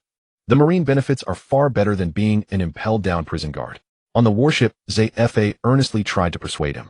He truly didn't want a talented monster like Gusi to become a guard in that hellish impelled down. Having that one violent maniac there was enough. Hey Admiral ZFA, are you poaching right under my nose? A lazy female voice came from the cabin. The crisp sound of high heels striking the deck seemed to press upon the hearts of all the new guards present. Crack! A black whip lashed against the deck, emitting a sharp report. The woman stood nearly 1.95 meters with a 9-head body proportion accentuated by pink fishnet stockings. Her tight uniform outlined her devilish figure, and her yellow curls cascaded casually down to her waist. Oh, it's the Vice Warden of Impelled Down Minua. I've heard so much about you. ZFA said, his face expressionless, as if the earlier attempt to poach had never happened. Admiral ZFA, as you know, the Rock's pirate crew has disintegrated, and the Marines are sending more and more pirates to impel down. The guards there simply can't keep up. Minu, said her voice slow and languid, carrying a unique allure. Minua. Gusi felt the name was vaguely familiar. The new recruits who had boarded the warship moments ago, looking as if they had lost their mothers, suddenly beamed with sunshine. With such a beautiful vice warden, becoming a guard at Impelled Down didn't seem so bad after all. Is this the top scorer of this recruitment examination? Minua appeared before Gusi, sizing him up from head to toe. So fresh and tempting, she said, licking her thin red lips. Vice Warden, hello. My name is Xia Fei. Gusi, using his alias, gave Minua a rather unorthodox salute. Oh, don't be so stiff like those Marines. It's so boring, Minua said, crossing her long legs seductively. Hearing her almost sticky tone, Gusi couldn't help but get goosebumps. Yes, beautiful Vice Warden, he replied with a slight bow. A tinkling laugh rang out as Minua shook with amusement. Admiral ZFA, am taking this cute little one for myself. With that, Minua ordered the return to Impelled Down. She planned to personally toughen up these new recruits, especially that conspicuous Gusi. ZFA was helpless. Both Impelled Down and the Marines were directly under the world government, and they were not in a superior-subordinate relationship. He couldn't command Minua. The warship accelerated steadily. The Sabaody archipelago was not far from Impelled Down, located within the comm belt. Board Gusi opened his system panel and uploaded a video of him playing with Xiao Tao 2 at the amusement park to the system realm. He wanted to earn some realm points. After all, his current points weren't so abundant that he could squander them. His reputation value remained at 76000 points. Gusi pondered whether to gamble on the lottery draw. The system was inhuman, ruthlessly black. All in. Worst case, he could go kill a few celestial dragons. With only 76000 reputation points, he could afford just 7 draws. Gusi hoped for a miracle in a single pull. Gusi felt more nervous facing the system than he had facing him. As his finger tapped the roulette wheel, spun rapidly. A purple flash nearly blinded him. Hell yeah, first try jackpot. Gusi, thoroughly traumatized by the system's stinginess, almost cried out at the purple quality item. He eagerly opened it to see what it was. Ding. Congratulations, host. You have obtained Shadow Clone Scroll, purple quality from the Naruto Realm, one-time item, realm improved version. Allows you to infuse a sliver of your soul into the clone, granting it 1/4 of your strength. Can be destroyed. 666. Amazing. It could possess 1/4 of his strength. At present, with the power of his dark fruit Momo fruit and the demon blade Thousand Edges, Gusi was firmly at the king level, and 1/4 of that was at the powerful vice emperor level. That would be more than enough to serve as a chief guard or even a vice warden at Impelled Down. If he could place his clone there without disrupting his own plans, it would be immensely advantageous. Having tasted success, Gusi decided to draw again. Thank you for your patronage. Just an accident, Gusi muttered as he tapped the draw button a third time. Thank you for your patronage. Thank you for your patronage. His 760 reputation points had been completely drained, leaving him with 1 purple item and 6 thank you notices. Gusi wore a constipated expression, but at least the Shadow Clone Scroll somewhat comforted his wounded heart. The sound of the warship cutting through waves continued unceasingly, and in the distance a thick fog began to rise. Whoosh swish. A peculiar sharp howl accompanied the wind. Beneath the dense mist, the enormous gate of justice slowly swung open. The warship, lacking sufficient propulsion, was carried swiftly by the current into the gate. Passing through the gate of justice built of solid iron and concrete, the mist gradually dissipated. Not far ahead on the sea, a steel fortress made of reinforced concrete rose abruptly. This prison, where no prisoner had ever escaped since its inception, appeared before Gusi's eyes. At that moment, 3 marine warships slowly sailed out from Impelled Down's harbor. Look, marine warships. Oh, those are the escort ships for the 4 execution prisoners, including Monkey, the son of Hero Garp. Dragon. Bang, bang, bang. The long spears were raised in unison, aiming at the unknown youth standing on the ship's deck. At first he didn't recognize who had arrived. It was Gus. Gus sighed, initially planning to sneak into Impel Down to rescue Dragon and the others, but unexpectedly the Navy was set to execute the Dragon team early. If Gus' guess was correct, the world government must be afraid of Carp causing a commotion, which is why they planned to secretly transport Dragon and the others to Mariawa for execution. Gus did not hide his appearance. The dimensional item he drew earlier could not be reused. However, after using the Shadow Clone Scroll, his clone could act as an undercover agent and Impel Down without much issue. With a swoosh, two figures appeared on the warship where Gus was located. Raymond Gus. The short-haired, middle-aged man at the forefront let out a low shout. He recognized the person at first glance. The instigator of the God Valley incident. Raymond, who had slaughtered all the celestial dragons except for the God Knights committing heinous crimes. Gus. This name caused everyone present to erupt in an uproar. Raymond Gus. That infamous criminal of the world. How could he appear and Impel Down? The Navy on the warship felt as if facing a formidable enemy, their palms sweating as they gripped their long spears. After all, he was a criminal with a bounty of 5.6 billion berries. You are Raymond Gus. A voice like a duck's quack rang out, filled with hatred. The newcomer carried a huge iron folding fan on his back, his proportions severely mismatched. Standing 3 meters tall, his long legs took up at least 2/3 of his body, making his torso appear extremely short, a true, long-legged male beauty. Oh, where are the two admirals? Gus crouched at the bow of the warship, the Demon Blade, Qianren resting on his shoulder, his tone relaxed and casual. I am here to pick up my friend Dorak. I hope you won't get in my way. As soon as he finished speaking, a red lightning bolt exploded around Gus. The deck of the warship was riddled. In the next moment, the sound of bodies hitting the ground echoed as the ship's deck shook, sending waves across the sea. All the Navy personnel, including the admiral escorting them, foamed at the mouth and fainted. This sudden scene left Kilsaka, also known as the Red Commander, and Wu Ji, who had rushed from Mariawa, to Impel Down, with dark expressions. Arrogant. What was your relationship with Rox during that incident? Admiral Wu Ji questioned in a duck-like Oh, I inherited his will. Gus paused for a moment before continuing. That old man forced me to inherit it, claiming his wealth and territory belonged to me. I had no choice but to agree. He spread his hands, and his nonchalant words made Wu Ji's beautiful feminine face gradually distort. Rox had killed his brother. How cruel. Why hadn't he slain Rox himself to avenge his brother? Killing you, who has inherited Rox, what would be justice for my foolish brother? You want to escape today, arrogant brat. This is Impel Down. Kilsaka's temper was just like that of the Red Commander. Don't worry. Kilsaka and Admiral Wu Ji are here. There's no need to fear. The two kneeling admirals who weren't knocked out by the Conqueror's Haki encouraged themselves with cold sweat on their faces. That's right. They're two admirals. Another figure leapt onto the warship. Mino, as the director of Impel Down, had the duty to capture heavy criminals. As for the new recruits, he had instructed his subordinates to quickly take them into Impel Down, since they would only be a burden in the upcoming battle. Mino, the deputy director, quickly reacted. Gus was extremely dangerous. But Mino was confident, as he had two admirals who were enough to take Gus down. Kilsaka and Wu Ji exchanged glances at Mino, who had boarded the warship, nodding in acknowledgement. Search. Wu Ji vanished from his position, launching the first attack. He wanted to defeat Gus in a fair fight. His tumter-long legs struck towards Gus. The air erupted with explosive sounds. Bang! The two legs collided simultaneously. The terrifying force sank the warship over a meter into the sea. To Gus' surprise, Wu Ji, the younger brother of Admiral Wenji, did not coat his long legs with armament Haki, but instead infused them with flames. Gus thought of Sanji, also known as Jack Ma 60 SIXS technique. Gaji was already collaborating with Vegapunk to form the illegal research organization MADS during this period. Stussy and one of the Calamity's Queen also joined in. The collision produced a series of loud bangs. Momo 10 times the power. The force in his feet suddenly intensified. Wu Ji's pupils constricted. Boom. Gus kicked him. With that combat power, as an admiral you're a bit too weak, Gus ruthlessly mocked. Under his observation, Haki, Wu Ji indeed seemed weak, qualifying as the weakest admiral. I guess to compensate for your brother being kicked to death by Rox, they gave you the admiral position as a reward. Duck voice. The merciless mockery was the most fatal. Wu Ji, staggering to stabilize his stance, felt his eyelid twitch. Bastard. He was indeed guessed correctly by Gus.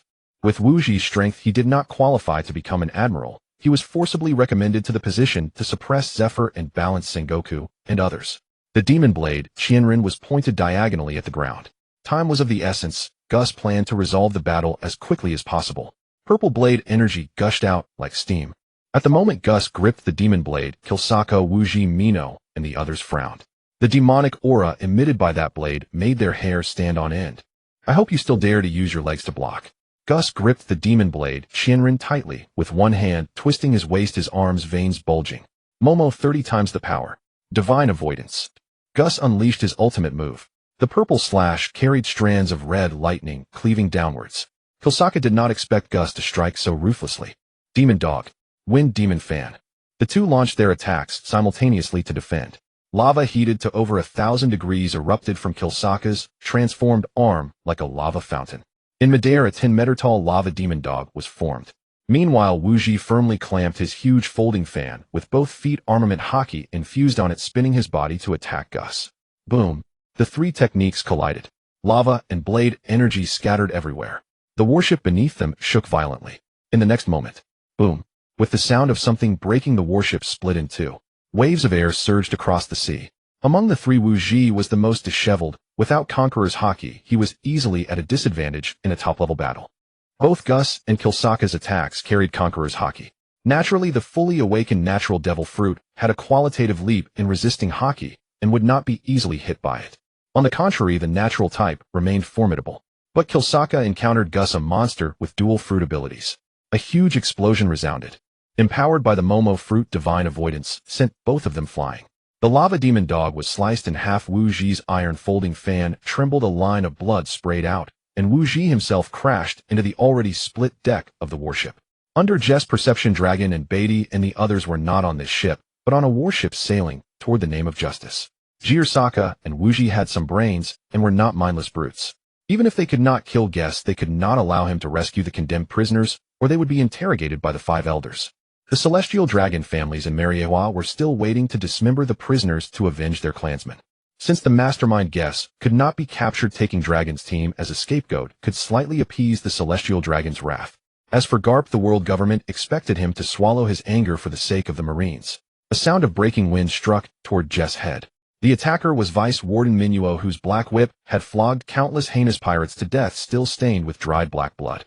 A pungent floral scent entered Jess' nostrils, and in the next moment his entire body was covered with thorny bright red roses. Minuo was an illusion person who had eaten the illusion fruit. This ability could forcibly make an enemy conjure in their mind the things they feared most. She attained the position of Vice Warden precisely because the illusion fruit's ability worked wonders on prisoners. Unfortunately, this ability was essentially ineffective against Guess.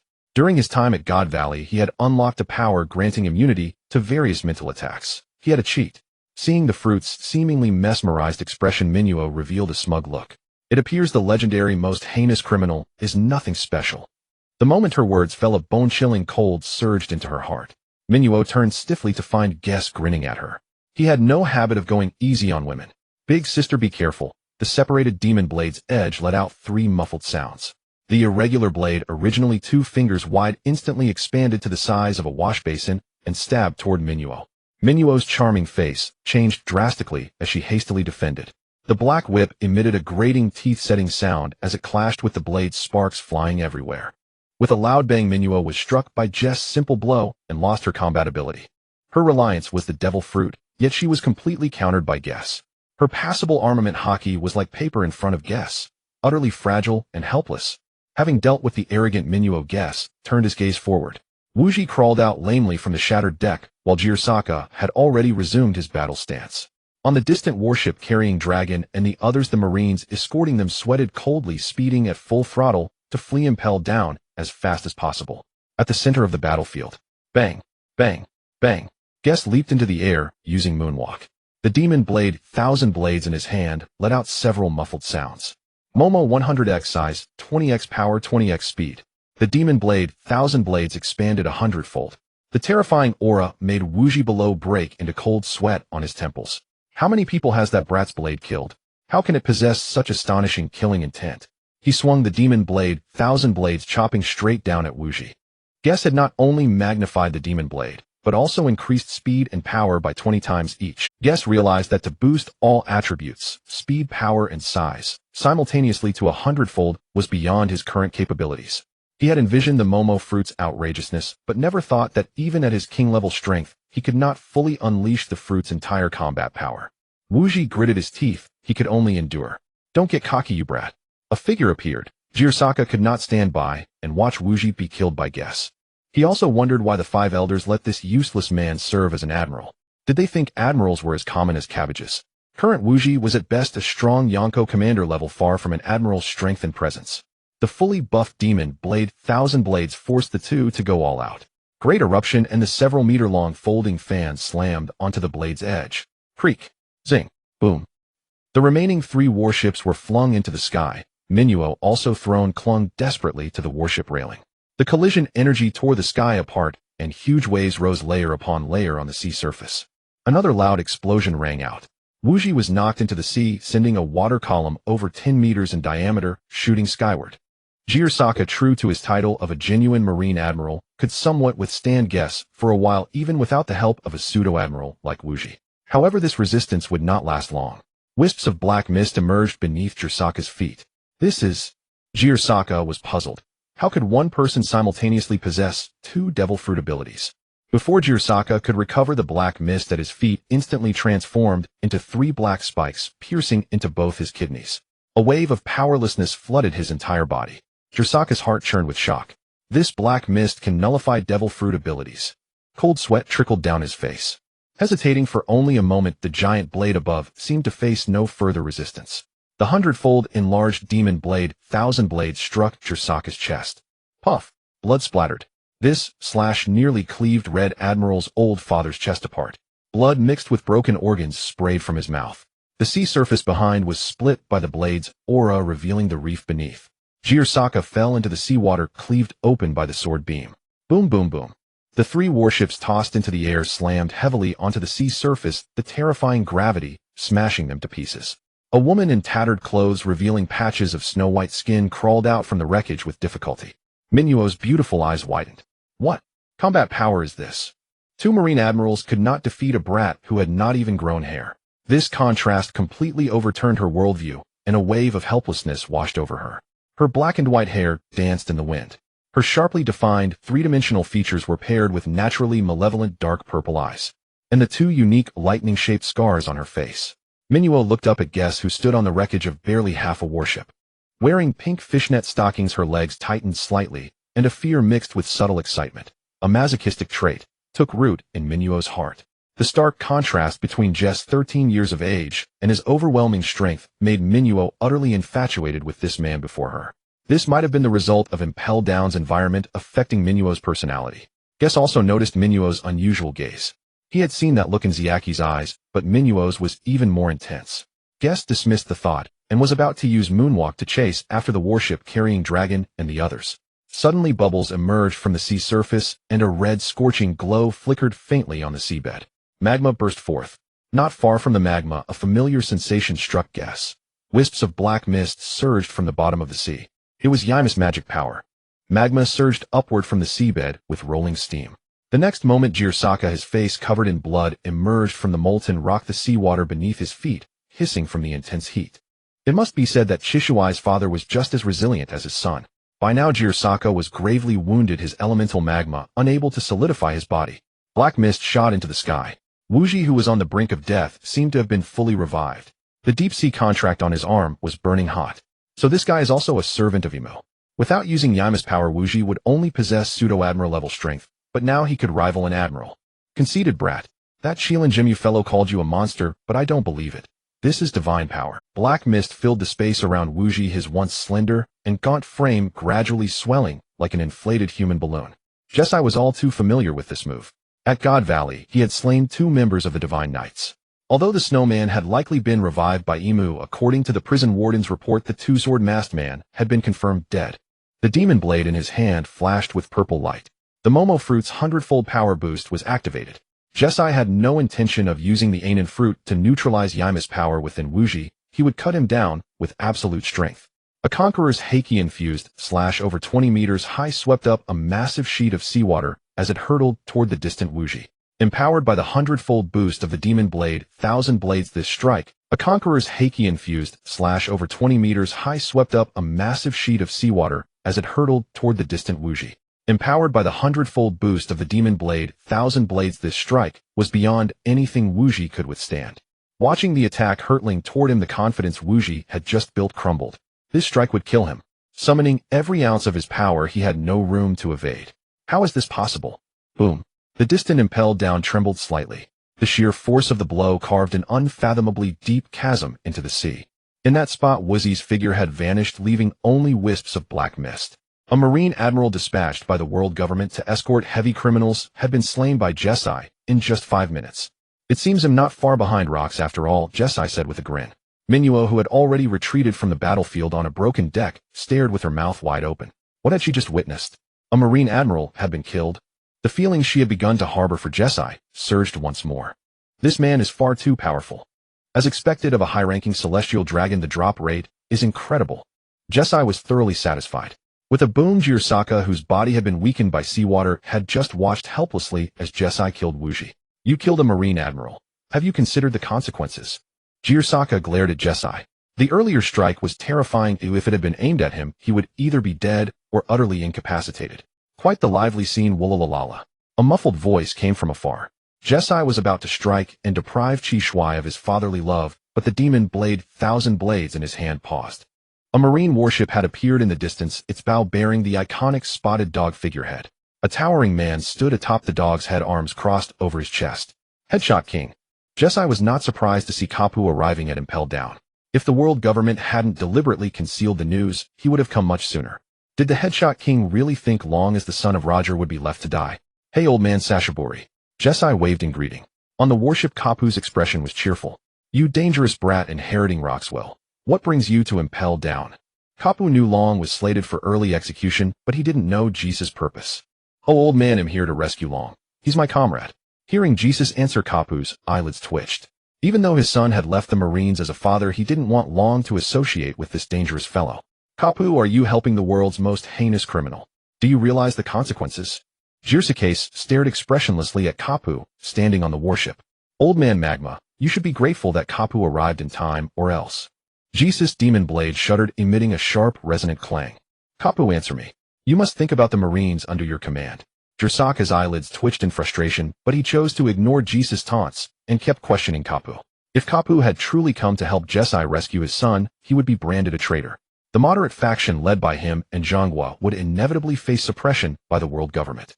This would be highly advantageous for Jirsaka's bid to become the fleet admiral. In the radical faction, he and Wenji had once been leaders, but unfortunately Wenji had been indirectly killed by rocks. Jirsaka tried every means to get the world government to appoint a new admiral, so he could counterbalance Zhanghua and Kapu. He never expected that Wuji, that useless fool, would be so easily cut down by Jesai with a single strike. The more he thought about it, the more aggrieved he became. Jirsaka, father of Chi Shui, twisted his face in rage, veins bulging on his forehead. Of course, if Kapu had come to arrest Jesai, that would be even better. Wahaha, put away your petty schemes, Jirsaka. I'm here to arrest a criminal. With that, Kapu pushed off the deck and soared into the air. Jesai saw Kapu's fist large as a sandbag coming at him and was about to curse Kapu's lineage. A blinding light streaked toward Jesai at incredible speed. Kapu, you bastard. Your old man went through hell to save your son. Kapu fell like a meteor, paying no heed to Jesus' words. His fist coated in armament Haki aimed squarely at Jesus' head and came crashing down. Heir of rocks, will wahaha. Let me test your strength. Don't underestimate me, old man. Jesai sheathed the demon blade, thousand blades. He intended to clash head-on with pure physical combat. Though the odds of being beaten were high, Jesai relished a challenge. After all, he was destined to become the king of this world. Iron fist impact. The two clashed with identical techniques. For a moment the scene felt eerily. Boom. The Haki and physical strength contained within their fists detonated like a nuclear bomb hitting the ground. Sizzle, sizzle, sizzle. The seawater was thrown back layer by layer, and Conqueror's Haki, potent enough to shatter the warship's deck, erupted wildly. Not bad, Jesai, but in pure hand-to-hand combat you're still a bit lacking. Kapu's second punch came like a cannonball, and even Jesai with his mid-tier giant physique couldn't withstand that monstrous strength. Boom. Jesai was sent flying. The sound of piercing air continued unabated. A perfect opening. The father of Chi Shui, who had been stifled for so long, finally found Jesus' weak point. Great eruption. Scorching magma roiled as he aimed to punch through Jesai. Just as Jirsaka thought Jesai was doomed, Kapu abruptly appeared within the attack's range. Jirsaka, what do you mean by that? Attacking me? Kapu shamelessly punched the great eruption apart. Jirsaka was utterly frustrated, but found no reason to protest. Meanwhile, the direction in which Jesai had been flung was precisely the route of the warship escorting Long and the others. Bang! Jess flew over 2,000 meters and precisely crashed into a warship already not far from the Gate of Justice. Having been airborne moments ago, Jess had realized that old Carp was putting on a show deliberately, sending him flying to where Dragon was. When will you ever drop that nasty habit of hitting people in the head, oi? Inside the dented cabin, Jess slowly stood up and looked around. The Marines on the warship tensed as if facing a great enemy. They drew their swords and raised their guns one after another. Cold sweat and swallowed saliva happened simultaneously. Surrender. Surrender. Ramon Jess. A Marine with the rank of Vice Admiral stammered out a sentence devoid of any authority. "Oh, gentlemen of the Navy, I'll give you 3 seconds to jump into the sea or die." Jess showed a smile, believing himself to be quite polite. If he were a pirate, he would have struck without warning. Such was the restraint of the future king of the world. The Vice Admiral trembled like a sieve, unable to react. Then sounds of splashing came one after another. The Marines, unable to bear the overwhelming pressure, jumped into the water like dumplings. Of course it wasn't out of kindness. Jess still had to consider Old Man Carp's position within the Navy. Killing these Marines would surely be blamed on Carp by Jirasaka. Seeing this from afar, Carp first grinned broadly, then let out a feigned sigh. How awful. He managed to hijack a criminal and escape Waha. On Carp's personal warship, his adjutant and the Marines exchanged strange glances, thinking, Mr. Carp, could your acting be any worse? Carp scratched his head. Down below on the wreckage of the warship, Jirasaka's face looked as if he had eaten 10 devil fruits at once. Extremely grim. Carp, you'd better be prepared to explain yourself to the 5 Elder Stars. Having said that, Jirasaka ignored Carp and resumed the pursuit. With the Gate of Justice in place, Jess and his companions had no way to escape. Meanwhile, Jess had already rescued Dragon and the other 3 from the cabin. The 4 still wore Navy uniforms, but they were ragged and dirty. Clearly their time in Impel Down had been harsh. Sasaburi de Nalong Beatty. Jess broke the sea stone shackles behind them. You? Jess? How are you here? Dragon's voice was hoarse, his eyes lifeless, as if utterly disillusioned with this filthy world. Only confusion remained at Jess' sudden appearance to rescue him. I saw reports about you in Impel Down. What did you do to get a bounty of 56 berries from the world government? A flood of questions surged from Dragon's puzzled mind. Jess thought, are you also a newspaper addict? Oh, nothing much. I killed all the swine on God Valley, Jess said with no ripple in his tone, even a smile at the corner of his mouth. Seeing the perplexed expressions of Dragon and the others, Jess added, meaning the celestial dragons. An eerie silence fell over the cabin. Lindeberg elbowed Colossi beside him. Hey Colossi. He said he killed all the celestial dragons on God Valley. Lindeberg swallowed hard. Colossi too was frozen in shock. Earlier Jess had rescued them from the celestial dragons, but no one expected him to be so ruthless as to slaughter every single one of them. It was utterly unprecedented. No wonder the newspaper hadn't stated what crime he committed, only labeling the bounty in a dead or alive headline. Well done. Those beasts deserve to die. Beatty, already a bit fiery in personality, clapped in approval. Their admiration for Jess deepened, and now that he had saved them, Beatty and the others didn't know how to thank him. Jess, thank you for coming to Impel Down to rescue us. I messed everything up. Damn it. Jess didn't respond to Dragon immediately. Instead, he noticed a mountain-like figure crouching in the corner of the cabin. Molly, the one who ate the push-push fruit and was truly the first to escape Impel Down. Dragon, meanwhile, was still seething with rage and sorrow over the innocent civilians brutally killed by the Navy. Jess didn't have the heart to interrupt him. What stung Dragon most was that the victims included the civilians of God Valley, and the very person risking his life to rescue them was the Prince of God Valley. What bitter irony. Dragon's dissatisfaction with the world government had, thanks to Jess' intervention, reached a peak, a point of utter and complete hatred. Jess patted Dragon on the shoulder in comfort. Dragon was better suited as a supporter than a leader. He was too soft-hearted, even somewhat sanctimonious, something Jess was unwilling to see. We're comrades after all. For now, escaping is the main priority. Jess looked up at the towering Gate of Justice. The word comrade struck Dragon's heart. Thick smoke near the Gate of Justice obscured their view.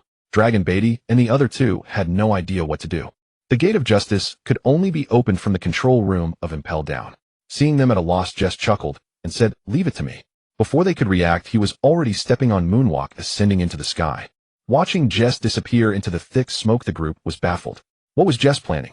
The Gate of Justice was impossible to open. Then the next moment, a colossal shadow materialized within the fog. Jess had enlarged his body and the demon blade Shinrin by 50 times using the Momo fruit, while also amplifying his strength 20-fold.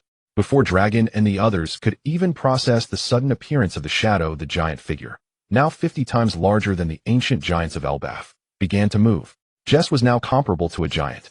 Even more massive. He swung the demon blade, Shinrin, its blade cutting through the mist with a roar of wind. Bang! Rumble! Haki tore the fog apart as the demon blade, Shinran amplified 20-fold, slammed into the enormous symbol of the world government emblazoned on the Gate of Justice. The resounding thunder boomed continuously. Dragon and the others gaped, their eyes nearly popping out. Even Molly, crouching in the corner, stared wide-eyed. None of them could have imagined Jess would use such brute force to forcibly open the Gate of Justice. The sound traveled for kilometers around. Jirasaka, who was in pursuit, took in the whole scene. Who was that giant in the mist? A giant? How could a giant dare to cause trouble at Impelled Down? That damn Halalda had practically become a vanguard for the world government. How could any giant be bold enough to make trouble? Huh. It's that accursed brat.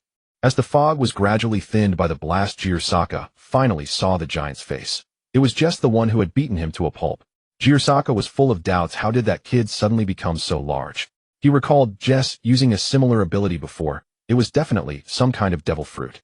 The massive form gave even him an overwhelming sense of pressure, already comparable to the king of Elbaf. No, it surpassed the size of the Elbaf king. Wahahaha, as expected of one who inherited rocks, will a true monster. Carp laughed as he watched the Gate of Justice beginning to crack. Meanwhile, Dragon and the others directly beneath the Gate of Justice were having a rough time gripping the ship's rail tightly to avoid being blown away by the terrifying shockwaves. The Gate of Justice slowly opened under Jess' fearsome power. Open! Jess bellowed.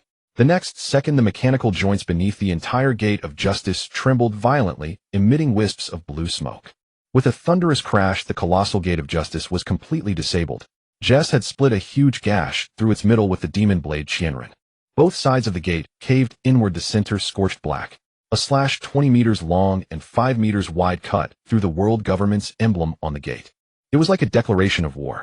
Raindrops as large as beans poured down as Gus successfully escaped from the forward city with Long and the 4 commanders of the Revolutionary Army. Gus was taken aback upon returning to the military ship, the modified version of the Jib-X sword. What functions could it possess? Gus was quite curious, but now was not the time to conjure up a pirate ship out of thin air. Long and the others were staring at Gus with eyes full of intrigue. As the leader, I must possess strength, otherwise how can we overthrow the world government? Gus waved his hand, indicating that they were overreacting.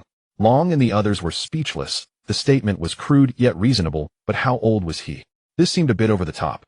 And overthrow the world government. He was younger than everyone present. Was this strength justified? Are you from the giant race? A deep voice inquired as Mori, who had been silent in the cabin, finally spoke. My friends, I am not from a warrior tribe. By the way, why were you also sent to Mary Geos for execution? Gus asked. Long and the others were evidently curious about why Mori was being escorted for execution. Previously, there had always been Marines watching over them, leaving no opportunity for information exchange. Perhaps sensing Gus' ability to grow larger, Mori felt an unusual familiarity and said, Earlier, I used my fruit ability to escape back to Elbaf, but unexpectedly, I was recaptured by Harold, the king of Elbaf, for the crime of escaping without permission. Mori seemed to recall something sorrowful. The celestial dragons enslaved my beloved. I am furious. Kill that damned celestial dragon. Killing the celestial dragon was Morris' true offense. Of course, Harold had no idea that the celestial dragons had enslaved Morris' beloved. He only mentioned Morris' crime of killing the celestial dragon. Harold was now known for attacking every giant he encountered. Gus was speechless.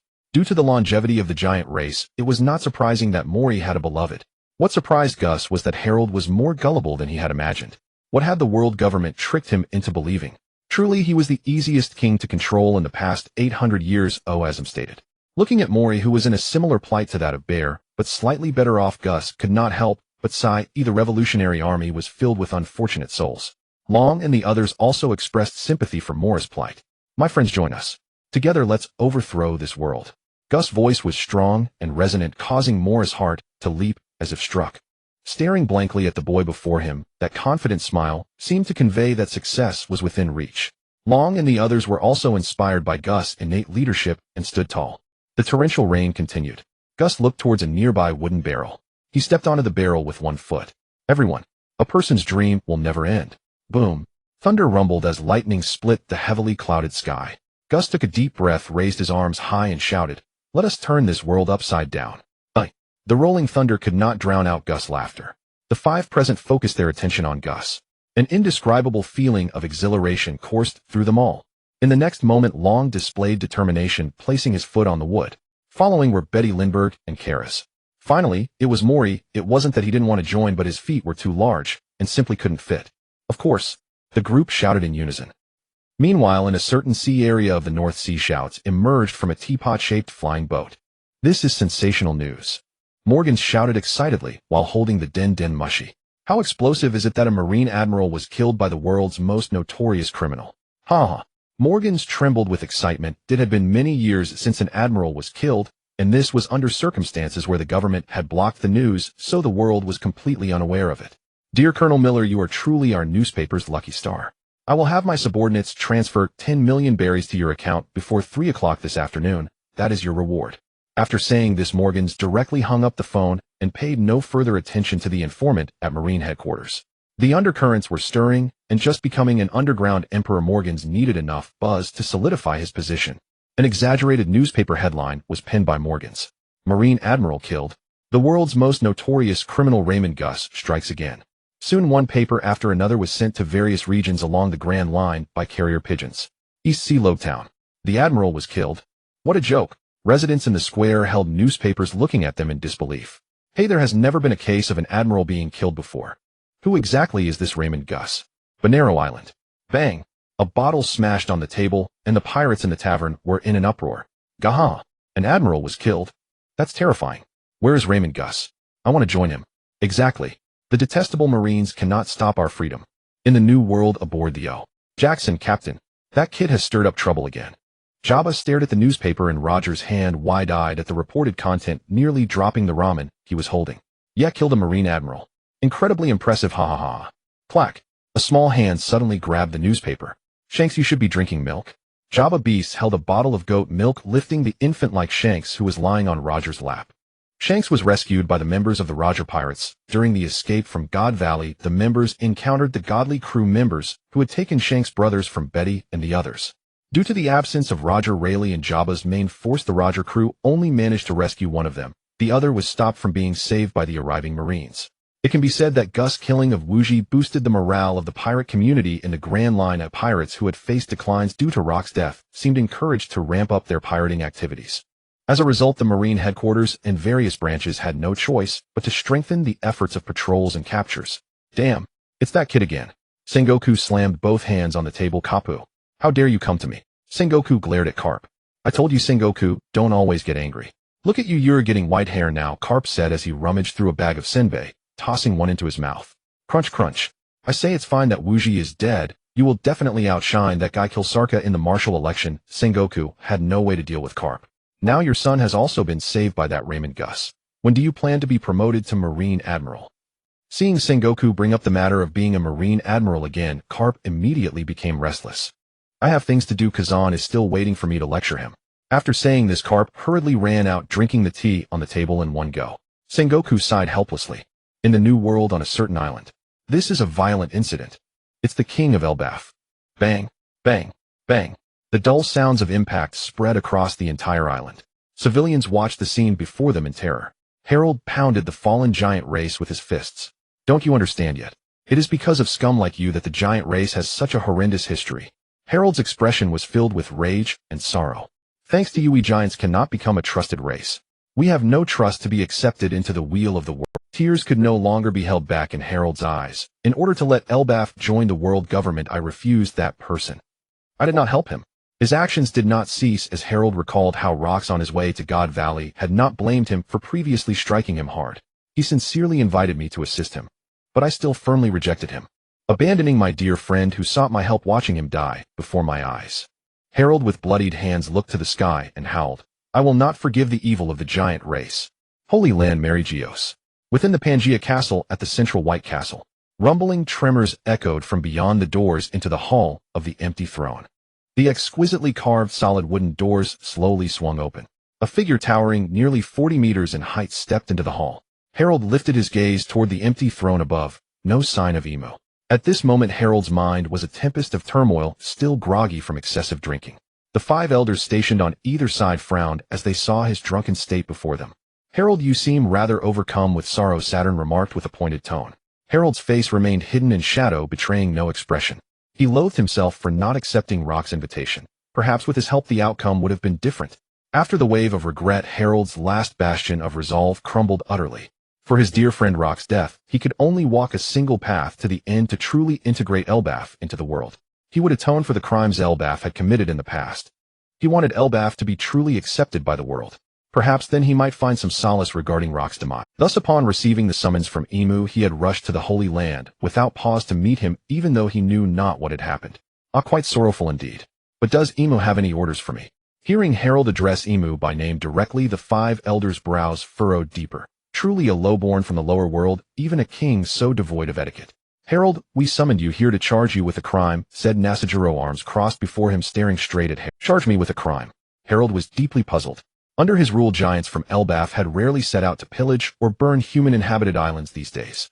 Of course, we would not unjustly accuse someone sincere about joining the world government, Warcury stated, holding a den mushi that projected images. Just as Harold was bewildered, the den mushi cast a projection. The content showed a scene of a towering figure destroying the gate of justice. The image had been deliberately obscured, making the destroyer's face unrecognizable. The more Harold watched, the darker his expression grew. The person in the video, was it a giant? But a figure of nearly his own height with that stature could only be of pure ancient giant lineage. A bloodline possessed only by himself and his son Loki, who was cold on the surface, but deeply kind within. A giant wandering outside. Harold still could not quite believe the video's content. Noticing his expression, Saturn curled a barely perceptible smile. Do you doubt? This is the world's most heinous criminal bearing your giant blood. With that, Saturn produced several reports detailing the giant rescuing Morley and abducting the condemned prisoners from Impel Down. There was also a report forging Gerd's crimes.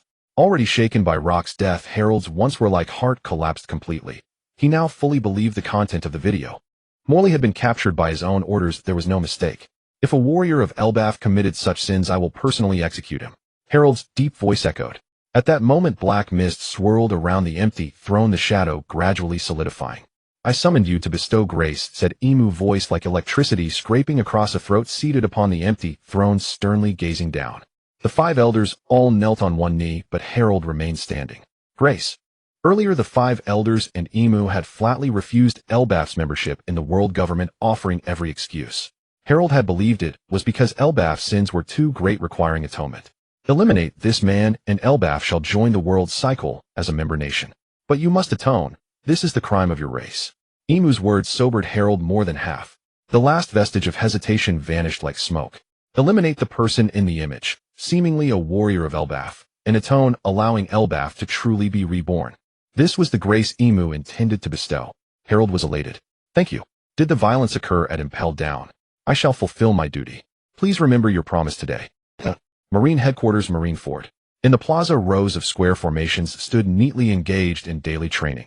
Faster. Your armament Haki can't even block one of my blows. A Marine Vice Admiral squad leader roared at a Marine captain who had stepped forward to spar. Listen up. Your targets are the ruthless pirates infesting the New World. A bunch of good for nothings. If you're all this weak, who will capture criminals and protect civilians. About 700 or 800 meters from the plaza at the edge of the harbor, many decommissioned Marine warships were moored. Hey Garpson, how are my special training results? The 12-year-old Kazan asked proudly, pointing at the thoroughly wrecked warship ahead. Oh, not bad, barely passable, Garp said as he picked his nose, still a bit annoyed from being grilled by the 5 elders. Out of the corner of his eye, Garp spotted a massive ship sailing into the harbor. What's he doing here?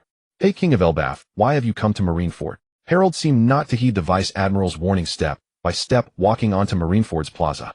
Please hear me out, high-ranking Marines. As everyone wondered what Harold intended, he slowly raised both hands and gripped the 2 horns, symbolizing the King of Elbaf. With a sudden burst of force, crack, the pitch-black horns were broken off, forcefully, blood gushing out. The Marine soldiers in the plaza stared in shock. Thump. Both knees hit the ground. Please allow me to atone for 1,000 years. I wish to make amends for the sins the giants have committed, so that the children of Elbaf can live like human beings, so that giants and humans may walk hand in hand in life. Even if I must become a slave, I will do all I can to eradicate evil. I will eliminate the world's most heinous criminal, Raymond Gerd. In the South Sea, 20 nautical miles from the kingdom of Swordsman, the warship raced across the sea surface. Fortunately, Linda Bogu, being an inventor, had excellent navigation and steering skills, otherwise Gussie and the others would have taken forever to reach the kingdom of Swordsman. Good job, Bogu, Gussie said, holding a cup of tea. Yes, tea. He had searched every warehouse on the warship to find. Long and the others looked oddly at him. As a pirate, known as the world's most heinous criminal, Gussie was surprisingly not one for excessive drinking. This struck them as quite unbelievable, but there was nothing for it. Gussie truly had no interest in alcohol. In his past life his family was well off and his elders were fond of tea. Through constant exposure, he had come to love drinking tea as well. It wasn't that he couldn't drink, he just drank sparingly. He had never said he wanted to become a pirate. Besides, compared to alcohol, tea kept his mind sharper and had the effect of soothing his spirit and clearing his thoughts. He, of course, boss Gussie. I am the most talented inventor of the mink tribe. Linda Bogu pulled down his orange sunglasses and focused on steering the warship's course. Mo Lee and Ka Lassie, in stark contrast to Gussie, were each drinking a large jug of alcohol. Gussie sipped his tea while mulling over matters. Currently, although Long and his companions possessed strength, it was a fool's dream to oppose the world government. Even though Gussie was powerful, one man's valor alone could never achieve a revolutionary feat. After some thought, Gussie took out the devil fruit he had obtained from his last draw. Mo Lee already has a devil fruit ability. The remaining ones are for Bei Di and Ka Lassie, Gussie said, examining the 2 devil fruits in his hand. There was also another one for one that loyal fellow. As for Linda Bogu, he was a mink and didn't need a devil fruit's boost. His strength lay in inventions, and besides, the moonlight ability was already formidable. Long didn't have a devil fruit yet. After a moment's contemplation, Gussie took out from his system space the treasure chest he had seized at Shunji Gu, which contained devil fruits. Apart from the pawpaw fruit that Xiong had eaten and the azure dragon fruit, 3 remained. Gussie opened them one by one. The first was a completely white devil fruit. Is this the Dor fruit? Gussie was startled. He couldn't immediately think of a use for this fruit. He then opened the second chest. The second fruit was entirely blue, with lightning twisting into whirlpools on its surface. This is the Rumble fruit. The thunder god Ai and I Lu had not even been born yet. He would be born in another year.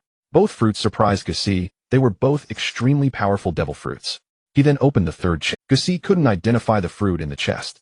It was dark gray all over with swirling patterns on top that resembled wind and water. Gussie walked over to Long and the others and said, "Everyone." The group looked at Gussie with slight confusion. Is the leader going to lay out the action plan for the kingdom of Swordsman? Long's eyes shone with excitement. This was his first mission since leaving the Navy. At last night's banquet, Gussie had revealed a grand plan to them. A plan that could overturn the world. Bei Di and the others, even Linda Bogu, who had been steering, temporarily dropped anchor and came over to stand before the group. Leader, we're ready. Bei Di clenched her hands. Looking around at the serious expressions on their faces, Gussie couldn't help but laugh. Don't be so tense. This is a devil fruit. The group immediately became excited. This is for you, Bei Di. Gussie handed her the Paramecia-type cheer fruit, which could inspire courage. Bei Di took it blankly. Leader, what fruit is this? What ability does it have? The others pricked up their ears. This is the cheer fruit, which can inspire people's hearts. It can ignite the fighting spirit within and put them into a state of excitement. Gussie explained. This was still without the fruit's awakening ability. If the cheer fruit were awakened, it would surely have even more incredible support enhancements. So that means Bei Di can boost our combat power. Long said excitedly. Thank you, leader.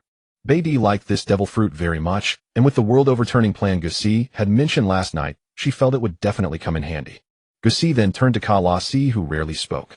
Ka Lassie, this is a devil fruit focused on stealth, assassination, and reconnaissance. A Logia-type coal fruit. Gussie tossed the pitch-black coal fruit to Ka Lassie. Thank you, leader. Gussie smiled knowingly. Although Ka Lassie appeared silent and reticent, he was extremely meticulous at heart. At last night's party, everyone had gotten dead drunk, and in the end Ka Lassie was the one who carried them one by one into the cabins to rest. As for Mo Lee, he already had a devil fruit ability. Leader, I'm a mink and don't need a devil fruit. Could I get something else instead? Linda Bogu grinned. He wanted a reward too. Gussie thought for a moment and took out the permanent physical enhancement potion he had previously drawn from the One Punch Man dimension. This is a permanent physical enhancement potion. I developed it alone back when I was in the kingdom. See if you can mass produce it to prepare for building an army in the future. Linda Bogu took the potion and gazed at the blue-purple liquid in his hand. His admiration for Gussie reached a whole new level. He never expected Gussie to be a researcher too. Roger that. Boss, I guarantee he'll get it done. Gussie turned around and saw Long staring at him eagerly. Gussie found it amusing for some reason. Long, as the vice leader, you naturally need a powerful devil fruit to assist you. He patted Long's shoulder, indicating that there was one for him too. Long broke into a grin instantly. Really, leader? A moment later, looking at the devil fruit in Gussie's hand, he asked excitedly, Leader, what ability does this fruit have? Gussie was choked by the question. He himself didn't know what ability this devil fruit had. Long, to be honest, I'm not sure about this fruit's ability either, Gussie said, scratching his head apologetically. But don't worry, its power is definitely strong. Long was dubious, but since his leader said so, it probably wasn't bad. Only Mo Lee remained. Gussie really had nothing good left to give him. As for Mo Lee, They'll find a chance to kill a few celestial dragons to entertain you, haha. Gussie forced a smile. Emoli was full of question marks. Was he the only one without a reward? Watching Emoli skulk off to squat in a corner alone, Bay D couldn't help teasing Gussie. Leader, you couldn't come up with a reward for him, could you? The warship sailed on the sea. Suddenly Lin de Bo Gu picked up his telescope. 5 Navy warships appeared on the horizon. Boss, we've got a situation. It's the Navy. Navy. Perfect timing. Just in time to test your devil fruit abilities. Guest leaped onto the bow watching the 5 Navy warships approaching. Among them, the central warship differed in appearance from the other Navy vessels, entirely brown, with a bow adorned with a pure gold lion's head, wearing a golden crown gleaming brilliantly under the sunlight. Oh, celestial dragons. That central ship was unmistakably the exclusive carriage of the celestial dragon nobles. Long and the others had just consumed devil fruits. They hadn't expected their first battle to come so soon. They all simultaneously uttered the words, "So disgusting." Navy warship ahead, which Vice Admiral are you under? A voice blared from the loudspeaker on the leftmost warship. The sailor holding the loudspeaker repeated it 3 times. Seeing no response from the distant warship, he waved his hand, and a petty officer handed him a telescope. The distant warship became clearly visible through the telescope. The Navy commander frowned, spotting a figure crouching on the bow. The telescope focused on him, and as the image grew clearer, the Vice Admiral's pupils contracted. That's Ramon Guess. No mistake. The world's most vicious criminal who killed a Marine Admiral 5 days ago. How could he be in the South Sea? It felt like facing a great enemy. He instinctively stepped back 2 steps, thinking of fleeing. That was a formidable opponent even a Marine Admiral couldn't handle. What's going on? Why have you stopped? Wearing a white robe and a fishbowl-like helmet on his head, the celestial dragon angrily pushed aside the blocking sailor while sucking back the dripping snot. His good mood from receiving a new slave was ruined. He would make those who blocked his return to the Holy Land pay with blood. Lord Homingjian, am terribly sorry, but we must flee first. The leading Vice Admiral quickly bowed his head. The other party was a celestial dragon from the Don Quixote family. Even with 100 times the courage, he wouldn't dare offend them. Flee. You want me, a descendant of the gods, to run away? What a joke. Am not like my cowardly brother. Homingjian, like a cat whose tail had been stepped on, instantly bristled. Because his foolish brother had caused him to suffer ridicule and cold stares from other celestial dragons in the Holy Land. This time he came to Sorbet, one of the member countries, partly to vent his emotions and partly to complete the family-assigned task of collecting the heavenly tribute. Oh, with me here, bring the ship closer. A somewhat lazy voice came from behind. A long-armed man, over 5 meters tall, with 2 chopping blades on his back, walked over slowly. Seeing this man, even the previously arrogant and domineering Lord Homingjian instantly showed a fawning smile. Hori, my powerful nephew with you here, those lowlifes over there can't make waves. Homingjian flattered. Lord Hori, that man is a dangerous figure even a Marine Admiral can't handle. The Vice Admiral was cursing inwardly. If you want to die, don't drag me along. The Vice Admiral was about to reveal the other's name, but Hori had already drawn the 2 huge blades from his back. I am the god's thicket blade. Say another word, and he'll kill you first. Since when does a mere Navy lapdog have the right to bark in my presence? The Vice Admiral's face flushed red and his hands behind his back clenched tightly. Since you want to die, so be it. The Vice Admiral thought to himself. That man was a vicious criminal with a bounty of 5.6 billion. Oh, what did the god's thicket blade matter? He had already prepared to flee. What were celestial dragons or heavenly tribute compared to his own life? The 2 sides' warships closed in, and Jess' ship was surrounded. Fire. Homingjian ignored the Navy and ordered all warships to open fire. He would sink the ship and everyone on it into the deep sea. Bang, bang, bang. Cannonballs whistled from the sides of the warships. Whoa, the boss has started. Lindbergh screamed in excitement. He had never felt this way when he was in the Navy. Brothers, time to test your devil fruit abilities. As Guest spoke, Karasu 2 meters away had crows flying out of his body, instantly transforming into countless black crows. Boom, boom, boom. The cannonballs struck the crow-formed barrier, but caused no damage at all. Is this Karasus devil fruit ability? Betty's mouth fell open. She thought her boss had chosen the fruit perfectly. This ability was a perfect match for Karasu. Guest was also satisfied. Suddenly a flash of inspiration struck him. What if he gave Karasu 2 Sharingan eyes? Foolish little brother. Don't underestimate me. Lindbergh aimed the dark cannon muzzle at a warship. Boom. The enemy warship tilted from the blast. Whoosh, whoosh, whoosh. Betty had somehow acquired a flag on the fluttering red cloth, was a hastily drawn sword about 70 to 80% similar to the demon blade, 1,000 blades at Jess' waist. Courage boost. Betty shouted softly. The next moment, even Guess felt a surge of inexplicable power within him, as if injected with a stimulant, filling him with vigor. Of course, this was under the condition that Guess did not actively resist, otherwise Betty's ability would have no effect. Meanwhile, Karasu Long and the others felt the effect much more strongly than Guess. Long's body shook and a small tornado appeared in his palm. He instinctively threw it, and the released tornado slowly expanded. The sky, which had previously cleared, began to darken with clouds as Long acted. Up. The tornado he threw soon formed a giant cyclone 25 meters high not far away. The outer wall of the tornado, like blades of wind, slammed heavily into a Navy warship. Screams erupted, and the next moment the warship was torn apart piece by the tornado. The wreckage of the warship was flung in all directions along with the tornado's rotation. All the sailors on board were killed. Long's eyes were dazed. Not because he had killed sailors, but because he had boarded Jess' ship and opposed the world government. Killing sailors was inevitable. What he couldn't believe was how powerful this devil fruit ability was. Even Morley, a giant who had seen countless devil fruit abilities, was astonished. Not bad, not bad. Guess expressed great satisfaction. This was the potential befitting the Revolutionary Army's second-in-command. With Morley's participation, the battle became completely one-sided. The two celestial dragons, Hori and Hyugyujin, who had been full of confidence, now showed caution in their eyes. In just a few minutes, 4 Navy warships had been destroyed with irresistible force. 2 idiots. The leading vice admiral cursed their mothers in his heart. Ramon Guess. I am Marine Recruit Druck. He even omitted the title Vice Admiral. As soon as the name Ramon Guess was uttered, Hori and Hyugyujin, who had already been uneasy, instantly changed color. It was the demon recently talked about in the Holy Land. The embodiment of death. Although Hori was known as the god's thicket blade, in reality, he only held the title and had never been bound by IMS contract. Guess leaped onto the celestial dragon's warship, looking down at them. Spare me your begging. Just die. The demon blade at his waist flashed with purple light. Boom. With a single slash, the warship was split in 2 from the middle. The heads of the 2 celestial dragons flew high. Blood spurted out. Ding. Killed 2 celestial dragons. Reputation 6,000. A 4-dimensional storage backpack. 1 purple item from Duola Oming Dimension. 4-dimensional storage backpack. This is also a good thing. Guess sighed that the system finally became human.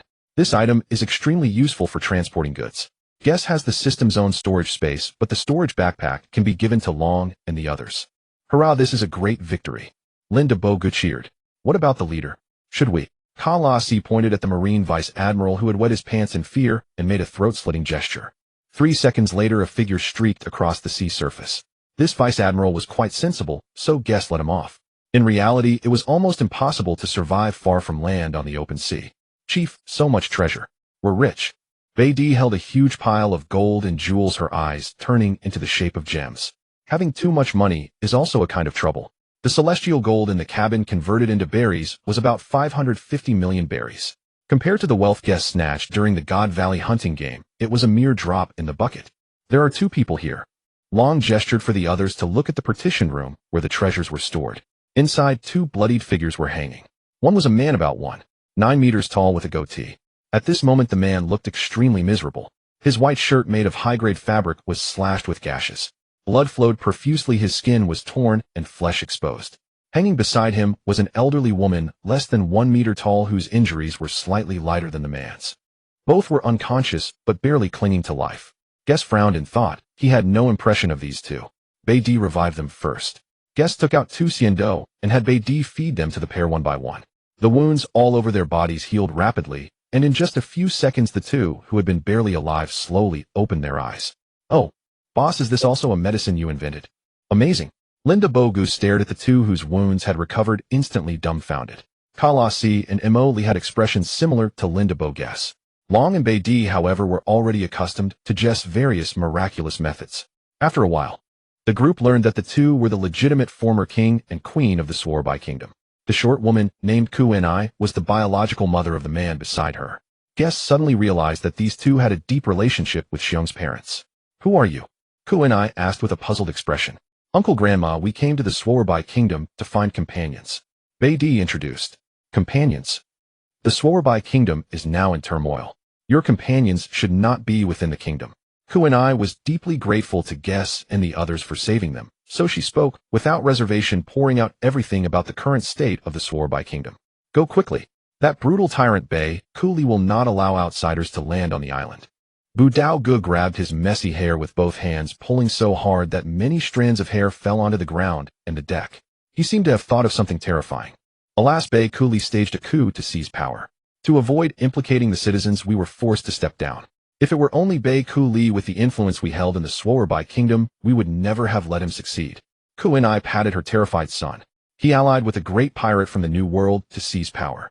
In order to retain the kingdom's status as a member state and pay the celestial tribute, he did not hesitate to divide Swordsman into northern and southern regions. The southern district became a refugee zone, while the northern part was the royal city district where high officials and nobles lived. The commoners assigned to the southern district have almost no living space. We launched a resistance, but in the end we ended up as slaves of the celestial dragons. Guest was speechless. Wasn't this imitating the human cleansing plan of the Guya kingdom? What Guest didn't expect was the involvement of a great pirate from the New World. Was it Big Mom or Golden Lion? Or someone else? It can be said that great pirates have a presence in every sea of the Grand Line. Every industry and island is controlled separately by pirates and the world government. Apart from the few emperors of the underworld who can remain safe, other non-member countries can only seek out powerful pirate crews, hoist their pirate flags, and pay a certain amount of money and goods in exchange for protection. Encountering a friendly pirate crew like Rogers or Whitebeards would be fine, but if it's another pirate crew, it's actually not much different from the celestial dragons. They also exploit and enslave people. The essence of pirates is that they are villains who burn, kill, and loot. Long and the others were filled with righteous indignation. Bu Daogu seemed to have recovered from his fear. What are the names of your companions? Maybe we can help. Although he feared the pirates in the Swordsman kingdom, he still wanted to repay the debt of gratitude. Basua Luomi. Xiong and I, and her brother, Iwan Kofu. I made an appointment with them to meet at the Swordsman kingdom. Guest picked up a lamb leg and took a big bite. What? Xiong and Jean and I. Are you their companions? Ku and I and Bu Daogu sat up. Yes, Uncle Grandma Xiong and the other two are our important companions. If it's possible, please tell us the great pirate who participated in the coup of the Swordsman kingdom. Guest swallowed the mutton in his mouth. We will liberate the Swordsman kingdom. Jess' words were like a thunderbolt from a clear sky. Bu Daogu and Ku and I stared at Guess in a daze as if forgetting to breathe. The two of them simply couldn't imagine how a group of teenagers could liberate the Swordsman kingdom. Yet Jess' firm and resolute eyes and tone inexplicably made them feel that this young man could surely do it. The warship cut through the sea surface, and soon an island appeared at the junction of the blue sea and blue sky. Through Ku and I, they learned about the current state of the Swordsman kingdom and the situation of Xiong and the others. They had already been captured by Bei Kuli. As for why they were not offered to the celestial dragons who came to transport the celestial tribute, according to Ku and I and her son, they had been pre-ordered as high-value goods by the great pirate invited by Bei Kuli. That great pirate was one of the two overlords of the West Sea Underground, Golden Lion Shurji. As for why Golden Lion targeted the Swordsman kingdom, Ku and I and the others did not know. Guest didn't expect to encounter remnants of Luo Kusi again so soon. By the way, Golden Lion must have taken a share of Luo Kusi's wealth, more or less. This had to be taken back. Guest made up his mind the territories and wealth that Luo Kusi had promised him all belonged to him, so they were Jess. To avoid attracting attention, the warship stopped 2 kilometers from the port of the southern district of the Swordsman kingdom. Infiltrating the Swordsman kingdom was not difficult for Guess and the others. A pungent stench assaulted their nostrils. The southern district had turned into a refugee slum. Garbage piles as high as small hills could be seen everywhere. Groups of ragged, skinny people were scavenging through the trash piles for discarded items that the rich from the northern district had sent over. Kalasi, take this and secretly go to the northern district. Guess handed the video Den Den Mushi to Kalasi. Kalasi was confused. Film the lavish lives of the rich. Guess said meaningfully. He planned to incite the refugees to rebel. The wealthy district was not only about extravagant lifestyles. There were also commoners captured from the southern district and turned into slaves in the northern district. Sorbet Kingdom Royal Capital. I say, Shiki, why have you traveled all the way to the South Sea to engage in pirate activities? The middle-aged, beer-bellied man, his right hand loaded with gold and jewelry, squeezed the buttocks of the maid who was pouring wine for him, revealing a row of uneven yellow teeth as he looked up at the Golden Lion sitting above. The maid trembled, struggling to hold back her tears. The other middle-aged man across from him also looked toward the Golden Lion. The Golden Lion reclined half-leaning on the throne, holding a golden wine flask in his hand. Meet Gibson, I intend to build the largest arsenal in the Grand Line on the south side of the Sorbet Kingdom. Your Deep Current Group is my crucial partner.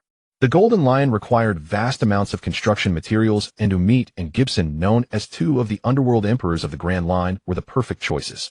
The resources needed to build the flying pirates were astronomical. Unfortunately, the resources and influence commanded by the 6 underworld emperors were beyond even the reach of these great pirates sailing the seas. In terms of brute force, the Golden Lion could kill both men in an instant, but the consequences would be severe. Umit and Gibson controlled the cargo transport and storage of the Grand Line respectively. Governor, your offered price is far too high. Those old, weak, and disabled slaves in the South District are not worth 15,000 berry each. Belching Gibson, who directly dealt in slave trading, said calmly. Indeed, the Golden Lion planned to clear out the gutter rats of the South District before establishing the arsenal. The Sorbet Kingdom possessed all the special stone ores needed for building the factory, which was one of the reasons the Golden Lion had set his sights on it. As for whether the kingdom's status as a world government member would invite interference from world government agents and the Navy, the Golden Lion did not hesitate to help Beckley seize the throne of the Sorbet Kingdom. Oh, then make it 10,000 berry each. Shiki's tone turned cold. If he hadn't given up developing his underworld power years ago, and instead joined the Rocks Pirates, he wouldn't have been fleeced by those two greedy fools like Gibson today. Hee, my lords, then about the land lease price offered by our Sorbet Kingdom. Beckley, sitting at the back, wore a flattering smile. We'll discuss that later. The Golden Lion shot a cold glance at Beckley. Beckley felt as if thrown into an ice cellar, frozen stiff. Ziha! Umit and Gibson let out mocking laughter. Meanwhile, in the South District. Bang! The already shabby door was kicked open. Several bare-chested skinny youths burst in wielding clubs. That's the food for mother. A young girl's voice came from inside the dilapidated wooden house. Dust and dirt were stirred up as the little girl lay sprawled on the ground, her whole body filthy, but unable to hide her beautiful straight black hair. Take the food, but don't hurt Axela. A middle-aged woman lying on the bed, pale-faced with sunken cheeks, struggled to get up and knelt before the youths. She stole our boss food, and last time we already cut off one of her arms. What? Do you want to lose the other one too? The leading youth grinned with a sinister smile, the scar at the corner of his mouth making his expression particularly. Boss, we could make a profit selling her to the rich men in the North District with special tastes, he, the beer-bellied man behind him, said with a malicious grin. No, she's still young, only 7 years old. Please spare her life. The sound of her forehead thudding against the ground made dust rise. With eyes wide open, Axelu watched her seriously ill mother kowtowing to the villains. Hatred blazed, footsteps approached from behind. Axelu felt her perspective rising, and a gentle voice sounded in her. The ground isn't clean, Guest said, patting Axelu's dusty, tattered yellow dress. Noticing that blood was seeping from the wound on her severed arm, Guest took out a senza bean. Axelu, this is delicious. Eat it, and your wounds will heal. Axelu's jet-black eyes widened, reflecting Jess' warm, spring-like face. She instinctively opened her mouth and swallowed the senza bean. All the minor wounds on her body healed instantly. However, what Guest regretted was that Axelu's severed arm was an old wound that the senza bean could no longer heal. Kid, you dare meddle in the affairs of the Wolf Gang. Tired of living.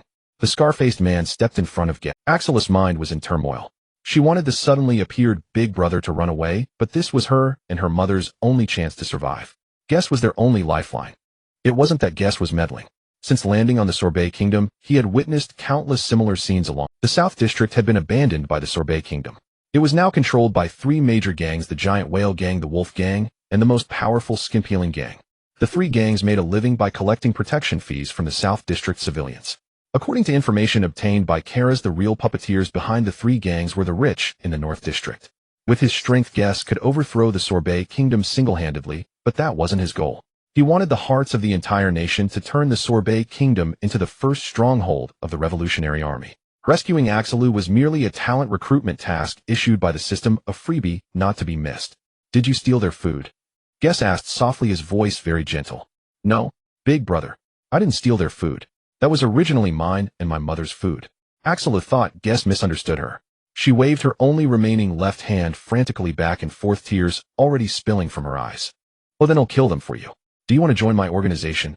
This made Axelu and his arms freeze. Then she asked, if I join your organization, will my mother and I no longer go hungry or be bullied?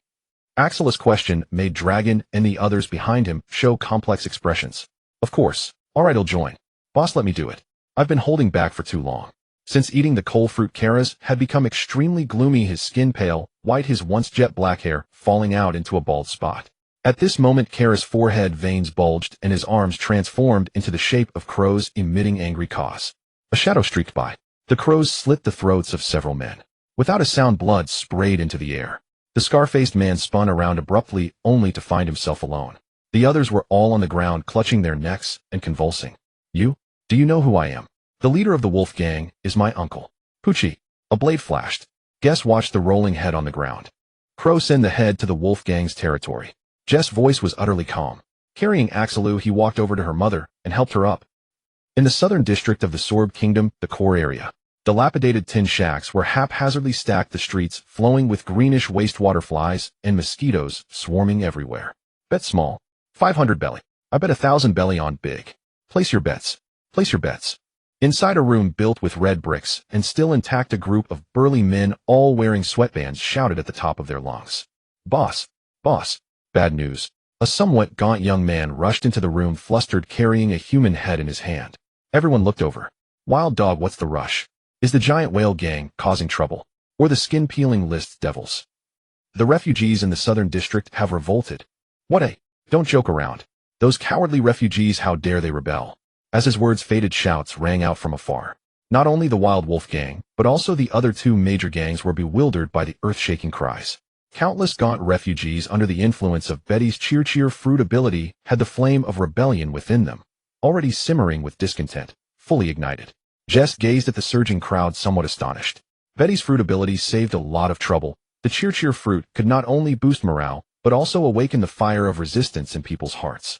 With the lobbying of Connie and her son, the refugees' rebellious sentiment was instantly sparked. In Jess' view, even if the refugees were united, they might still flee in battle, but with the cheer fruit, it was different. It could unite, inspire, and even awaken people's emotions of resistance against injustice. Even if the ability later faded, they had already revolted. There was no turning back, as if they had boarded Jess' pirate ship. Who gave you scum at the bottom the right to resist? A rough roar rang out. In the distance, the three major gangs, numbering nearly as many as the resisting refugees, slowly approached, forcibly blocking the surging crowd's advance. Walking at the front were two men and a woman.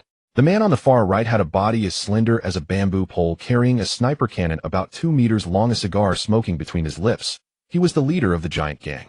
The man on the far left had an extremely rough appearance, with a 3-meter turtle body and bulging, exaggerated muscles, clearly a master of physical combat. He was the leader of the Wolf Gang. What surprised Xiao Long and the others was that the leader of the infamous skin-peeling gang was actually a woman.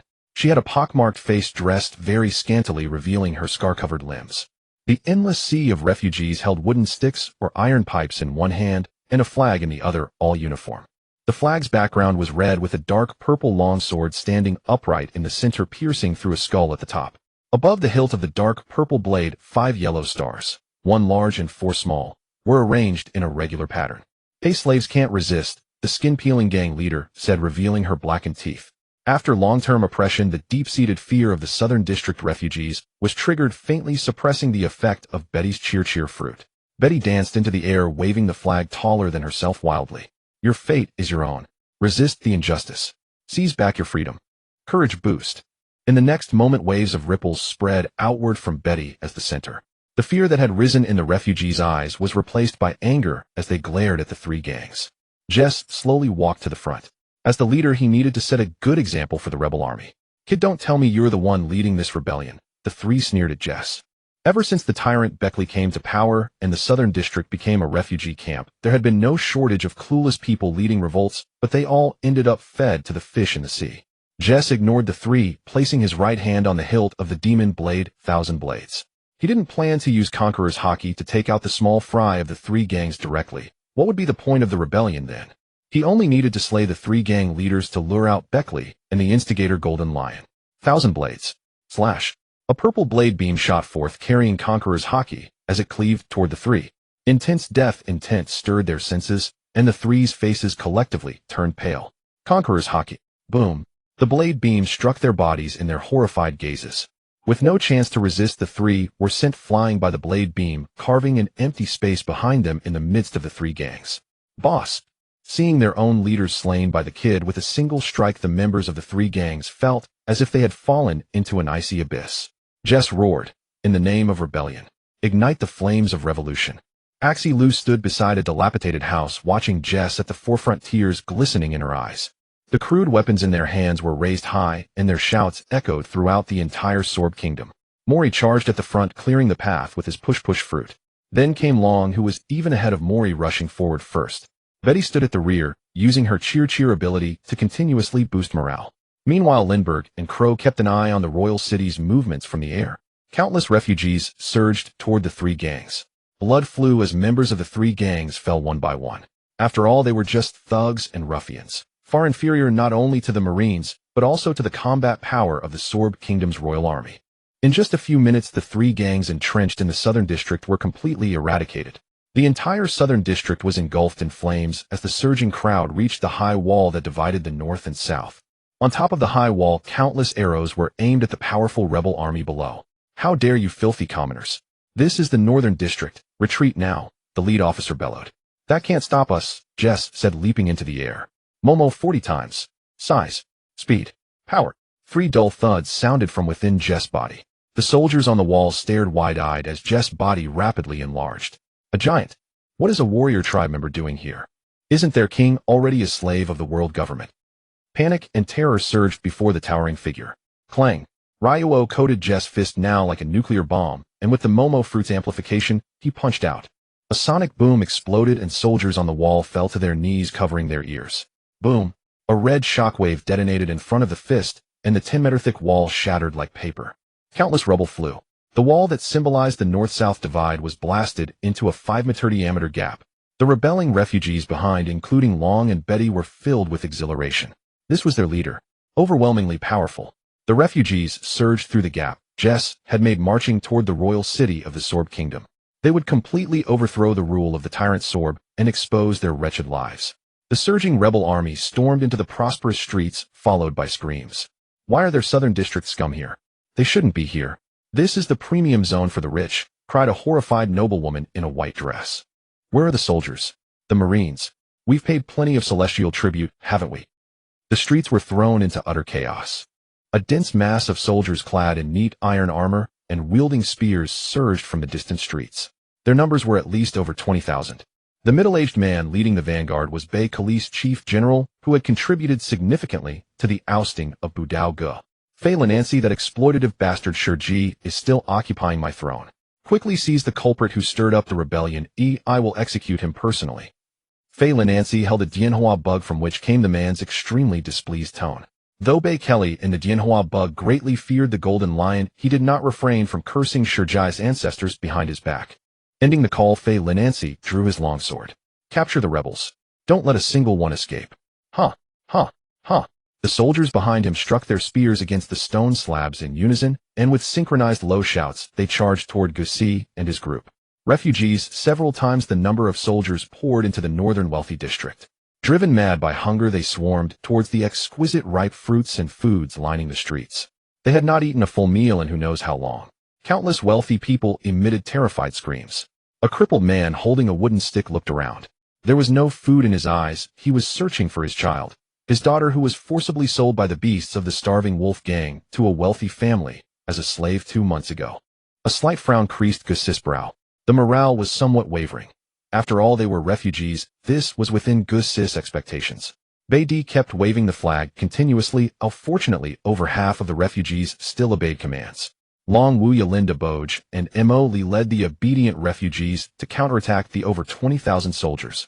The clamor of battle echoed throughout the Sorb Kingdom. Refugees fell in droves. Despite their numerical advantage, it took about 4 refugees to kill a single trained soldier. Meanwhile, the royal commanders who mastered armament or observation Haki were dealt with by Long and the others. Gusi watched the battle below. Since things had come to this, he should go have a chat with that fellow Shurji. The turmoil in the city did not affect the continued revelry within the royal city. Shurji did not take the rebellion seriously at all. The Great Sea Route had no ship capable of carrying him. "Lord Shurji, those lowlifes in the southern district have started a rebellion. Perhaps you could take a hand to resolve it." A fawning smile remained on Bei Kali's face as he bowed and scraped. On either side were the sea transport kings Wu Mi-tae and Ji Bo-sun. Both were already a little drunk. Bei Kelly, no need to rush. Continue the music and dance. Wu Mi-tae let out a burp. "Fill my cup." Standing beside them was not a maidservant, but a man in a captain-style white trench coat, a suit underneath, and a mask covering his face. Upon hearing of the unrest in the city, Wu Mi-tae and Ji Bo-sun were unfazed. As prominent underworld emperors, they were accustomed to such low-level uprisings. However, the CP organization members assigned to protect them still guarded them, just in case. A flash of cold glint passed through Bei Kali's eyes. He was truly aggrieved. "Guh, an impressive fellow has arrived." Shurji slowly sat up. The 4 CP organization members responsible for protecting Wu Mi-tae and Ji Bo-sun changed their expressions. They sensed the presence of death. A figure slowly walked into the hall. In his hand, He held a bright red apple taken from the wealthy district. He tossed the apple into the air repeatedly. Crunch. Gussie took a large bite. Uncle Roostercomb, we meet again. It's you. The expression of the golden lion was dazed. He had not expected that the one who instigated the rebellion to cut him off was Gussie. His emotions were mixed. He did not want to confront Gussie. The scene of Gussie beating Ling Ling and the others at God Valley was still vivid. He doubted he had any chance if he had to face the three of them simultaneously. Of course, the golden lion did not know that Gussie had used immortal beings to do push-ups. Besides, what did Uncle Roostercomb mean? There was no way his dazzling long hair looked like a rooster comb. With such a high bounty, yet still unharmed, you're indeed a monster, he. The golden lion let out a strange laugh. While he was not eager to fight Gussie, that did not mean he was afraid of him. Uncle, do me a favor. The Solb Kingdom is mine, how about it? Gussie sat down directly opposite him with only the core of the apple left in his hand. Gussie's principle had always been to be polite before using force. The golden lion was indeed powerful, but he was no threat to Gussie now. Insolent traitor. Wishful thinking. The Faton Bey Khalees' face quivered. The feeling of being ignored drove him almost mad. He was the king of the Solb Kingdom. Hey, what background does this kid have? He wouldn't be here to join us, would he? Wu Mi-tae and Ji-Bo's son drunkenly sneered at Gussie. With a whoosh, 4 CP members appeared 3 meters from Gussie. 3 men and 1 woman, among whom a tall man with a single metal-rimmed glasses stood out conspicuously. You? How dare you attack a world government member state? The man shouted, outwardly tough, but inwardly trembling, his hand gripping the longsword at his waist, quivering slightly. You group of mystery-playing rats, why are you everywhere? Gussie said with disgust. Before the 4 could recover from their anger. Clang. Gussie executed a direct eye slash. He truly did not want to waste time on mere ants. The terrifying sword light could not conceal the terrified expressions beneath their masks. Just as they thought to resist, a dark purple sword light infused with Haki horizontally cut through the 4's bodies. Slice. Blood stained their white suits. The scene fell into terrifying silence. The golden lion did not stop it. He also disliked having world government agents around. The drunkenness of Wu Mi-tae and Ji-Bo's son was mostly jolted awake by the fresh red blood. They were not as panicked as Bae Kelly, but their faces turned extremely ugly. These 4 CP organization members were bought at a heavy price to ensure they would not be criticized by the world government without offending them. They never expected Gussie to kill them all with 1 slash. They had not been this angry in a long time. Just as the 2 were about to speak, the golden lion said first, Wu Mi-tae, Ji-Bo-san, you 2 better not provoke the monster before you. Otherwise there will only be 3 underworld emperors on the Great Sea route. The golden lion's words left the 2 dumbfounded. Did that mean provoking this brat would cost them their lives? What a joke. Don't think I'm scaring you. Isn't that right? The kid who inherits Captain Rock's, will Raymond Gussie. Gussie. As the words fell, the 2 sea transport kings were first stunned, then their expressions changed dramatically. Their eyes toward Gussie were filled with fear and disbelief. Gussie did not expect that old fellow Shurji would help him show off in front of others. The golden lion slowly stood up, spread his arms, and stared directly at Gussie, shouting, join my pirate crew. Gussie, let us continue to fulfill Captain Rock's unfinished dream and seize this world together. Inside the hall, only the sounds of shouts and explosions from outside echoed. Gus raised his head with a smile and replied resolutely, 1 king is enough for the world. The scene fell silent. Gus' words echoed in the mind of the golden lion, leaving it dumbfounded. Gus' earlier momentum had already surpassed that of an ordinary king. Woolmite and Kyberson were equally stunned. What had they just heard? 1 king is enough for the world. A mere kid. The 2 found it absurd. Had the other not been a wanted criminal, they would have ruthlessly laughed at him. But Gus was different. As one of the 2 emperors of the underground world, they were well aware of what Gus had done. He was qualified to say 1 king is enough for the world. After a moment of astonishment, the golden lion burst into hearty laughter. Kekekek, no wonder he's the heir favored by rocks. That guy Roger is in trouble now. After speaking, the golden lion picked up the swords Sakura and Muku from the side. Gus knew a fight was about to break out. As for the golden lion mentioning Roger, he didn't care. Just a traveling pirate. Uncle, those 2 fine swords, 50 craftsmanship against my magic sword 1,000 blades might just be at a disadvantage, Gus said cheerfully. Although everyone has the chance to refine their weapon into a black blade, the weapon's grade indicates the gap between an ordinary swordsman and a grand swordsman. To be honest, the 2 swords Sakura and Muku were simply unworthy of the golden lion's status. Compared to Roger, who wielded Ace, and Whitebeard, who had Songyun Xie, the golden lion's weapon was truly lacking. Let alone facing the magic sword 1,000 blades, which had the sword's spirit Little Heisey. So your weapon is called the magic sword 1,000 blades. It indeed fits the weapon's characteristics. The golden lion said, gazing at the weapon in Gus' hand with some envy, his smile somewhat strained. But my Sakura and Muku are not weak either. Uncle Roger's weapon is of supreme quality. It seems you have been overshadowed, Gus replied sweetly. Hearing that he was inferior to Roger, the smile on the Golden Lion's face completely vanished, leaving him speechless at Gus' remarks. If he didn't act soon, he would be driven to madness. In an instant, the Golden Lion vanished. Gus drew his sword, and the magic sword produced a crisp sound. Clang! The slash generated a wave of air, causing the lavish hall's floor to crumble piece by piece. Hey, you two monsters, be careful, we are still here. Woolmite and Kyberson broke into a cold sweat and hurriedly ran outside, while B. Kelly, sensing something was wrong, had already dashed out of the hall. He planned to find a place to hide. If Shiki won, he would pretend this uprising never happened. If that fierce little brat won, he would contact the Navy. He had just paid the sky for it. The Northern District was already in chaos, with the refugee army, led by Dragon, gaining the upper hand. Healing inspiration. Betty held a flag and green light radiated from it. Streams of light, filled with healing power, surged toward the wounded refugees below. Injuries gradually healed. This is the ability of the devil fruit, given to me by the leader. So powerful, Betty exclaimed, her spirit lifted. The feeling of strength enhancement was incredible. She no longer had to watch others die helplessly. Leader, you can do it. You will definitely win.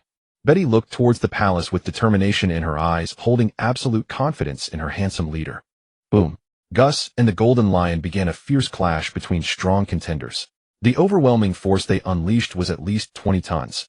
Red lightning clashed, producing crackling sounds, and the hall's load-bearing pillars were riddled with cracks. The entire palace trembled wildly. In the next moment, both attacked each other almost simultaneously. With a loud bang, the originally splendid palace was diagonally split open by two slashes of different colors, leaving a large gash. I didn't expect that such a short time has passed, and you have grown stronger again. The Golden Lion spoke with, I didn't expect that such a short time has passed, and you have grown stronger again. The Golden Lion spoke with envy and emotion, admiring Gus' talent, while lamenting being in the same era as such a monster. A mix of fortune and tragedy. The Golden Lion was unaware that he had instinctively overlooked Gus' age, comparing him to their peers among the pirate lords. You are not weak either. The Golden Lion raised his left hand, and in the next moment the entire palace began to shake violently as surrounding debris converged towards him. I believe this will be a thrilling battle. Gus observed the unfolding scene with great interest. The float fruit's ability, along with the Golden Lion's superhuman fruit ability, was one of his key supports. The float fruit is considered a very powerful existence within the superhuman category, and is the true foundation for the rise of the flying sky pirates in the later stages. If it weren't for that strange storm, the Golden Lion could have potentially left Roger's crew entirely stranded in the Edver Sea. 5 massive stone lions composed of rock, and each 10 meters in diameter, floated in the air. As if alive, their eyes fixated on Gus' direction. Lions might earth roll, the Golden Lion shouted. The 5 stone lions charged towards Gus from different directions. Momo, 20 times strength. A blade aura formed a circular slash around Gus, cleaving the stone lions in half, and revealing a smooth cross-section. As for why he didn't use the dark fruit, Gus really didn't want to bully an elder. If both fruits were combined with the magic sword Thousand Blades, Gus was confident he could end the battle within 10 minutes, but that would be far too boring. As for why he didn't use the dark fruit, Gus really didn't want to bully an elder. If both fruits were combined with the magic sword Thousand Blades, Gus was confident he could end the battle within 10 minutes, but that would be far too boring. Uncle, be careful. As Gus' words fell, the Golden Lion's pupils constricted from afar. The blade, which had just been 2 fingers wide, rapidly expanded. The irregular blade, the size of a basin, turned into a torrent, attacking the Golden Lion. The Golden Lion reacted extremely quickly, covering his entire body in armor color. Even his hair turned dark brown.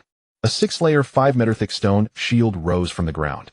The sounds of thuds echoed as the stone shield standing in front crumbled like clay under the torrent of irregular shards from the magic sword. The Golden Lion crossed his swords to defend. Clang, clang, clang. The sound of metal clashing rang out continuously. The Golden Lion looked up, and Gus had already appeared right in front of him. Fist bone impact. A fist wrapped in domineering energy smashed towards the Golden Lion's head. Bang! Blood sprayed out. Even with the armor color defending, it merely reduced the force of Gus' attack. He fell rapidly. The Golden Lion plummeted towards the ground, creating a series of sonic booms. Boom. The palace, which still had half of its wreckage remaining, was completely leveled with a single blow, leaving a crater like a meteorite impact. Irregular blades surrounded Gus. Since acquiring the dual fruit powers and enhancing his abilities, he could now completely disassemble the magic sword Thousand Blades for combat.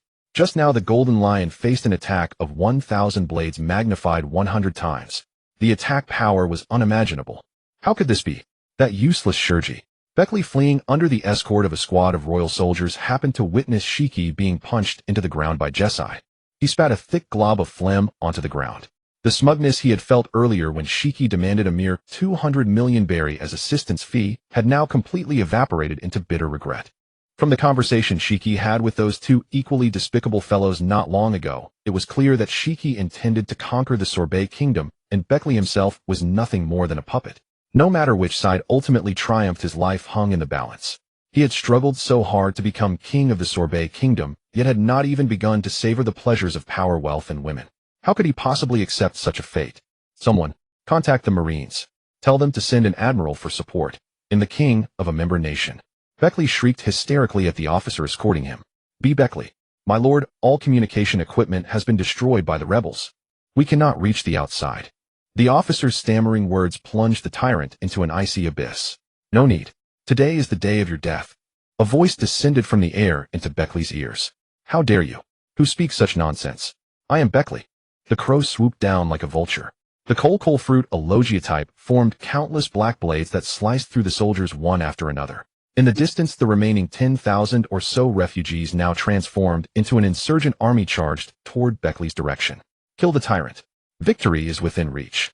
I don't want to be a slave anymore. We want fresh milk and bread too. Follow Lord Jesai and restore the prosperity of the Sorbet kingdom. Beckley's face turned ashen as he watched the rabble from the southern district, people he had previously used as mere laborers and slaves, surge forward like men possessed by some fanatical fervor. "Karas, don't let that tyrant die. Our leader has commanded that he be executed personally." Long raised his head and warned the crow in the sky. "Understood. Dying so easily would be too merciful for him." Rumble. The entire island trembled with a roar. Some refugees and soldiers caught off guard collapsed to the ground one after another from the sudden tremor. "What's happening? Is it an earthquake?" Long and the others looked bewildered. The tremors grew more intense, and the source seemed to be deep underground. Using the dark fruit, Jesai formed a pair of black wings and hovered in midair, a smile curling at the corner of his mouth. "Has the big one arrived?" The ground around the royal capital began to crack. Massive boulders rose from the earth. At the very center, Shiki held his arms aloft. Jesai was taken aback. Was he imitating that bald guy? Blood trickled from Shiki's brow and the corner of his mouth, yet he was laughing. "Brat, taste my ultimate technique." Shiki's open palms suddenly clenched. Two explosive pops rang out from his palms. The next moment, a horrifying spectacle unfolded. The refugees and soldiers not caught in the blast, as well as the wealthy cowering in terror within their houses, all stared wide-eyed at what appeared before them. Boom, boom. Under Shiki's control, the floating boulders began to splice and assemble. Jesai nodded as he watched the rock giant gradually take shape. Now this was getting interesting. The rock giant stood over 30 meters tall, far taller than an ordinary giant. Its appearance bore a 70 to 80% resemblance to Shiki, especially the iconic long hair, which was a perfect match. Two colossal swords forged from rock were held in the rock giant's hands. Shiki stood atop the giant's head, his hands thrust into it. Clang! A crisp sound rang out. The giant sword in the rock giant's hand instantly turned black. Jesai was a little surprised. He never imagined the float fruit could be used this way. Shiki had directly coated the two rock giant swords with Conqueror's Haki. Conqueror's Haki coating was no ordinary armament Haki. The consumption of Haki was considerable. Shiki knew that mere rock alone could not harm Jesai, so he decided to go all out with a powerful move. Growing bigger. Anyone can do that. Momo 40x, giant. Several dull thuds resonated from within Jesus' body. The next moment, the smile on Shiki's face slowly vanished. It transferred to Jesus' face. His eyes bulged. Shiki felt as though his entire worldview was being reshaped. He had never seen such an outrageous devil fruit before, one that allowed its user to enlarge their body and the aura. It was like a giant's. Through his observation, Haki Shiki could sense that Jesai possessed the same presence as those ancient giant monsters from Elbaf. He had felt that overwhelming pressure once before from the king of Elbaf Herald. Jesus' strength continuously shattered Shiki's understanding. Was this brat really 13 years old? That's Lord Jesai. The refugees reacted with even greater intensity than when they saw Shiki. The person before them who had led them like a savior to rise up and revolt against their oppressor was a giant. A warrior from Elbaf. Courage boost. Betty looked up at the towering figure. She could not let their leader feel disappointed. This revolution was their starting point, and it had to succeed. An orange stream of light surged into the crowd. It doesn't matter anymore, does it? It's fine if this rotten country belongs to Lord Jesai. Follow Lord Jesai. Charge. A cry rose from the crowd. Whether he was a giant or something else, as long as they no longer lived under the fear of being slaves or having their fates sealed, the one who saved them was their savior. The long blade sliced through the air, carrying a whistling wind. Shiki simultaneously commanded the rock giant to swing its twin swords. The entire island fell silent for an instant. Boom! The collision of their conquerors' Haki raged like a breached flood, sweeping across the entire sword. The sea churned violently, surging waves crashing repeatedly against the reefs along the island's coast. Above, the sky was thick with dark clouds, and a slash that split the sky was imprinted across it. Mori thrust his trident into the ground, and the undulating earth formed a stone shield that protected the crowd within his ability's range. With a thunderous crash, the rock giant Shiki had assembled staggered back several steps, while Jesai merely shifted his right foot slightly. Sweat had already begun to bead on Shiki's brow. The consumption of Haki was truly immense. But Jesai had no such worries. Enlarging himself did not consume Haki. It was almost no different from his normal state. Divine evasion. Jesai pushed off with his right foot, twisted his waist, and extended his arm. The demon blade, Shinrin, lashed out in a straight strike. Divine evasion. You damn brat, you dare use that bastard Roger's technique against me. Shiki's veins bulged. Lion, divine lion's might. The clashing of blades rang out incessantly as the two exchanged blows in a mad frenzy. Shiki gradually began to lose ground. The rock giant's left arm was severed in one blow. The giant sword it held crashed into the ground, followed by the right arm. Damn it, does this kid have an endless supply of Haki? Shiki could barely maintain the rock giant's massive form. His Haki was depleted too severely. Jesai swung out two more violet blade flashes. The giant controlled by Shiki was reduced to a helpless torso. Jesai leaped up. Shiki saw a rain of fists filling his pupils, and his heart sank. He was doomed. Aura, aura, aura, aura, aura. Fists imbued with Conqueror's Haki rained down upon the stone giant's head like a torrential downpour. Aura, aura, aura. Guess struck repeatedly, driving both the rock giant and the golden lion deeper into the ground with each blow. The surrounding crowd stood utterly stunned, as if witnessing a clash between two giants. The spectacle was nothing short of magnificent and awe-inspiring. Jess' fists blurred into afterimages, shattering the once towering stone giant into scattered rubble. Panting heavily, the relentless barrage of punches had taken its toll on him. Guess he won't be getting back up, Guess muttered as he reverted to his normal form and peered into the deep crater below. A figure slowly ascended from the depths. The golden lion emerged, his face bruised and swollen, evoking memories of the joint beatings he had endured at the hands of Garp and Sengoku. Though Guess himself was injured, fighting the golden lion without a scratch would have been far-fetched. His wounds did little to impede him. "Old man, you've lost," Guess stated calmly, not in mockery, but with a tone of respect for a worthy adversary. He was merely stating a fact. Blood dripped from the golden lion's chin. "Lost. Golden lion Shiki." His long hair whipped wildly, and with a sharp whoosh he erupted into motion at an unprecedented speed. Jess' pupils contracted. This speed was nearly that of light. He swung the thousand-bladed demon sword horizontally. Lion's might, thousand slice valley. Clang. Guess was caught off guard and sent flying by the blow. It wasn't that his observation Haki failed. Rather, the golden lion's speed, enhanced by the float fruit, was astonishingly rapid. Indeed, the golden lion had developed the float fruit to new heights, enabling not only levitation of stationary objects, but also augmenting his own body for increased speed. Guess didn't understand how the golden lion achieved this, but in the face of his dark fruit, all devil fruit abilities were to bow in submission. No, it was the dark Nika. After flying hundreds of meters, Guess steadied himself, black mist surging beneath his feet. Like a muddy swamp, the dark fog spread, and his entire aura underwent a seismic transformation. Seeing Jess' near-complete metamorphosis, the golden lion abruptly halted his pursuit. What kind of ability is this? How can you possess two devil fruits? During the God Valley incident, the golden lion knew only that Guess had defeated Lean Kaido and the detestable Xiong. He hadn't been present at the scene, having looted the island and fled when the situation turned sour. Initially, the golden lion had scoffed at the notion of Guess defeating 3 opponents and killing John, dismissing them as low-tier pirates bested by a mere brat. Now the golden lion realized the truth: dual devil fruit abilities, a supreme grade sword, and all 3 types of advanced Haki. The golden lion felt his confidence crumbling. The heart of the battle was shrouded in black mist, leaving the golden lion ignorant of the dark fruit's specific capabilities. Big Mom and the others hadn't elaborated, the 3 unknown defeat being too embarrassing to recount. All this time, the remnants of the Rock's pirates had been contending among themselves for the wealth and territories left behind by their former captain. Demonic energy emanated from Jess' palm, the same malevolent force he had stolen from him at God Valley. It had now fully merged with his dark fruit, becoming an integral part of its power. The demonic energy gradually enveloped the blade, turning the entire sword into a pitch-black weapon with only the irregular cracks along its length occasionally flashing with purple brilliance. A resounding thud echoed as Conqueror's Haki coated the blade. With demonic energy Haki infusion and the inherent properties of the thousand-bladed demon sword, the power of this single strike would be terrifying. Uncle Shiki, be careful. This slash is going to be spectacular. Guess grinned savagely. The golden lion felt the overwhelming aura of the demonic blade in Jess' hand, his eyes twitching. Hold on, the golden lion suddenly called out. He realized that continuing the fight was pointless. Reluctant as he was, the current Guess had surpassed him, nearly rivaling Rox himself, and perhaps even exceeding him. Guess looked at the golden lion in confusion. He was already prepared to strike. You know, Captain Rox and I were like brothers. There's no need for us to fight to the death. The golden lion laughed shamelessly, his face swollen like a pig's. Guess was speechless. Was this a surrender? You are the legendary golden lion. So the Sorbet Kingdom is mine now. Guess cut straight to the point, leaving no room for evasion. The golden lion hadn't expected Guess to be so direct, and found himself momentarily at a loss for words. He had been planning to invite Guess to establish an armaments factory together.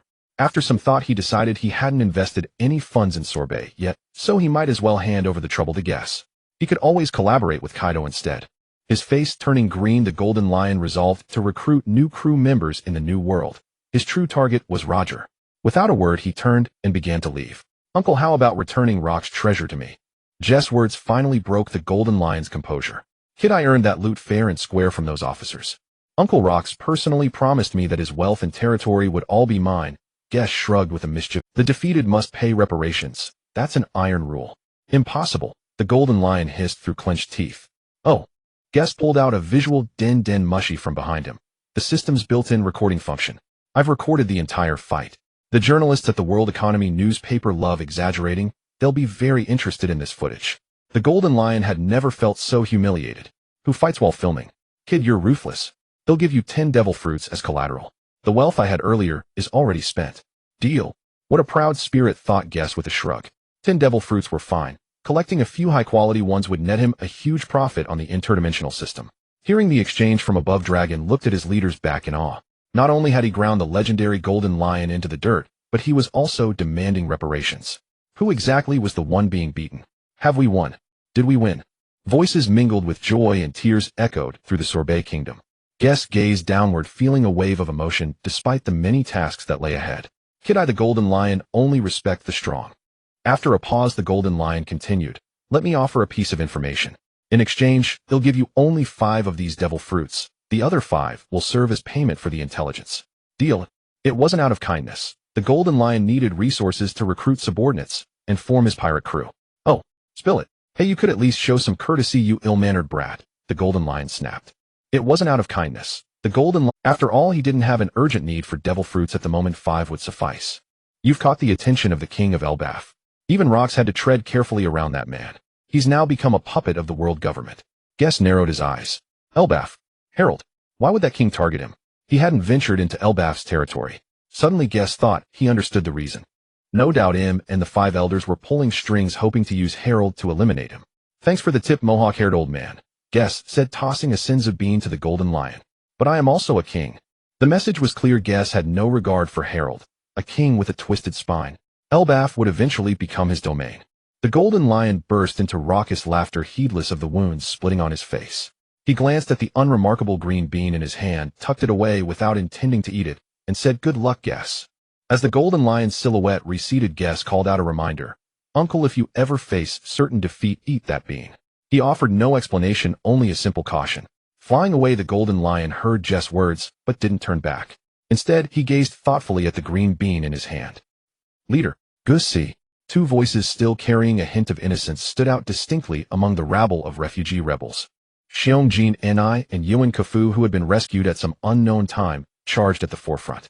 One could tell at a glance that they had been tortured by Bei Kuli, each bearing wounds of varying sizes. Xiong and Jin Ni each held on to one of Gussi's legs. Leader, you finally come. Whoa, Jin Ni wept tears of joy. Previously, the few of them had agreed to meet in the Sorbet Kingdom. Xiong and the others were quite happy. After all, it was Xiong's homeland, and Jin Ni and Yuan Kafu also thought the Sorbet Kingdom was the perfect choice. Unexpectedly, after the three arrived safely, they were arrested by the army sent by Bei Ku-li while heading to the church. Only then did they learn that the Swordsman kingdom had been successfully usurped by Bei Ku-li in collaboration with pirates several months earlier. Leader, you liberated the Swordsman kingdom. Amazing. Are you the sun god? The chubby Xiong looked up at Gusi, his eyes shimmering.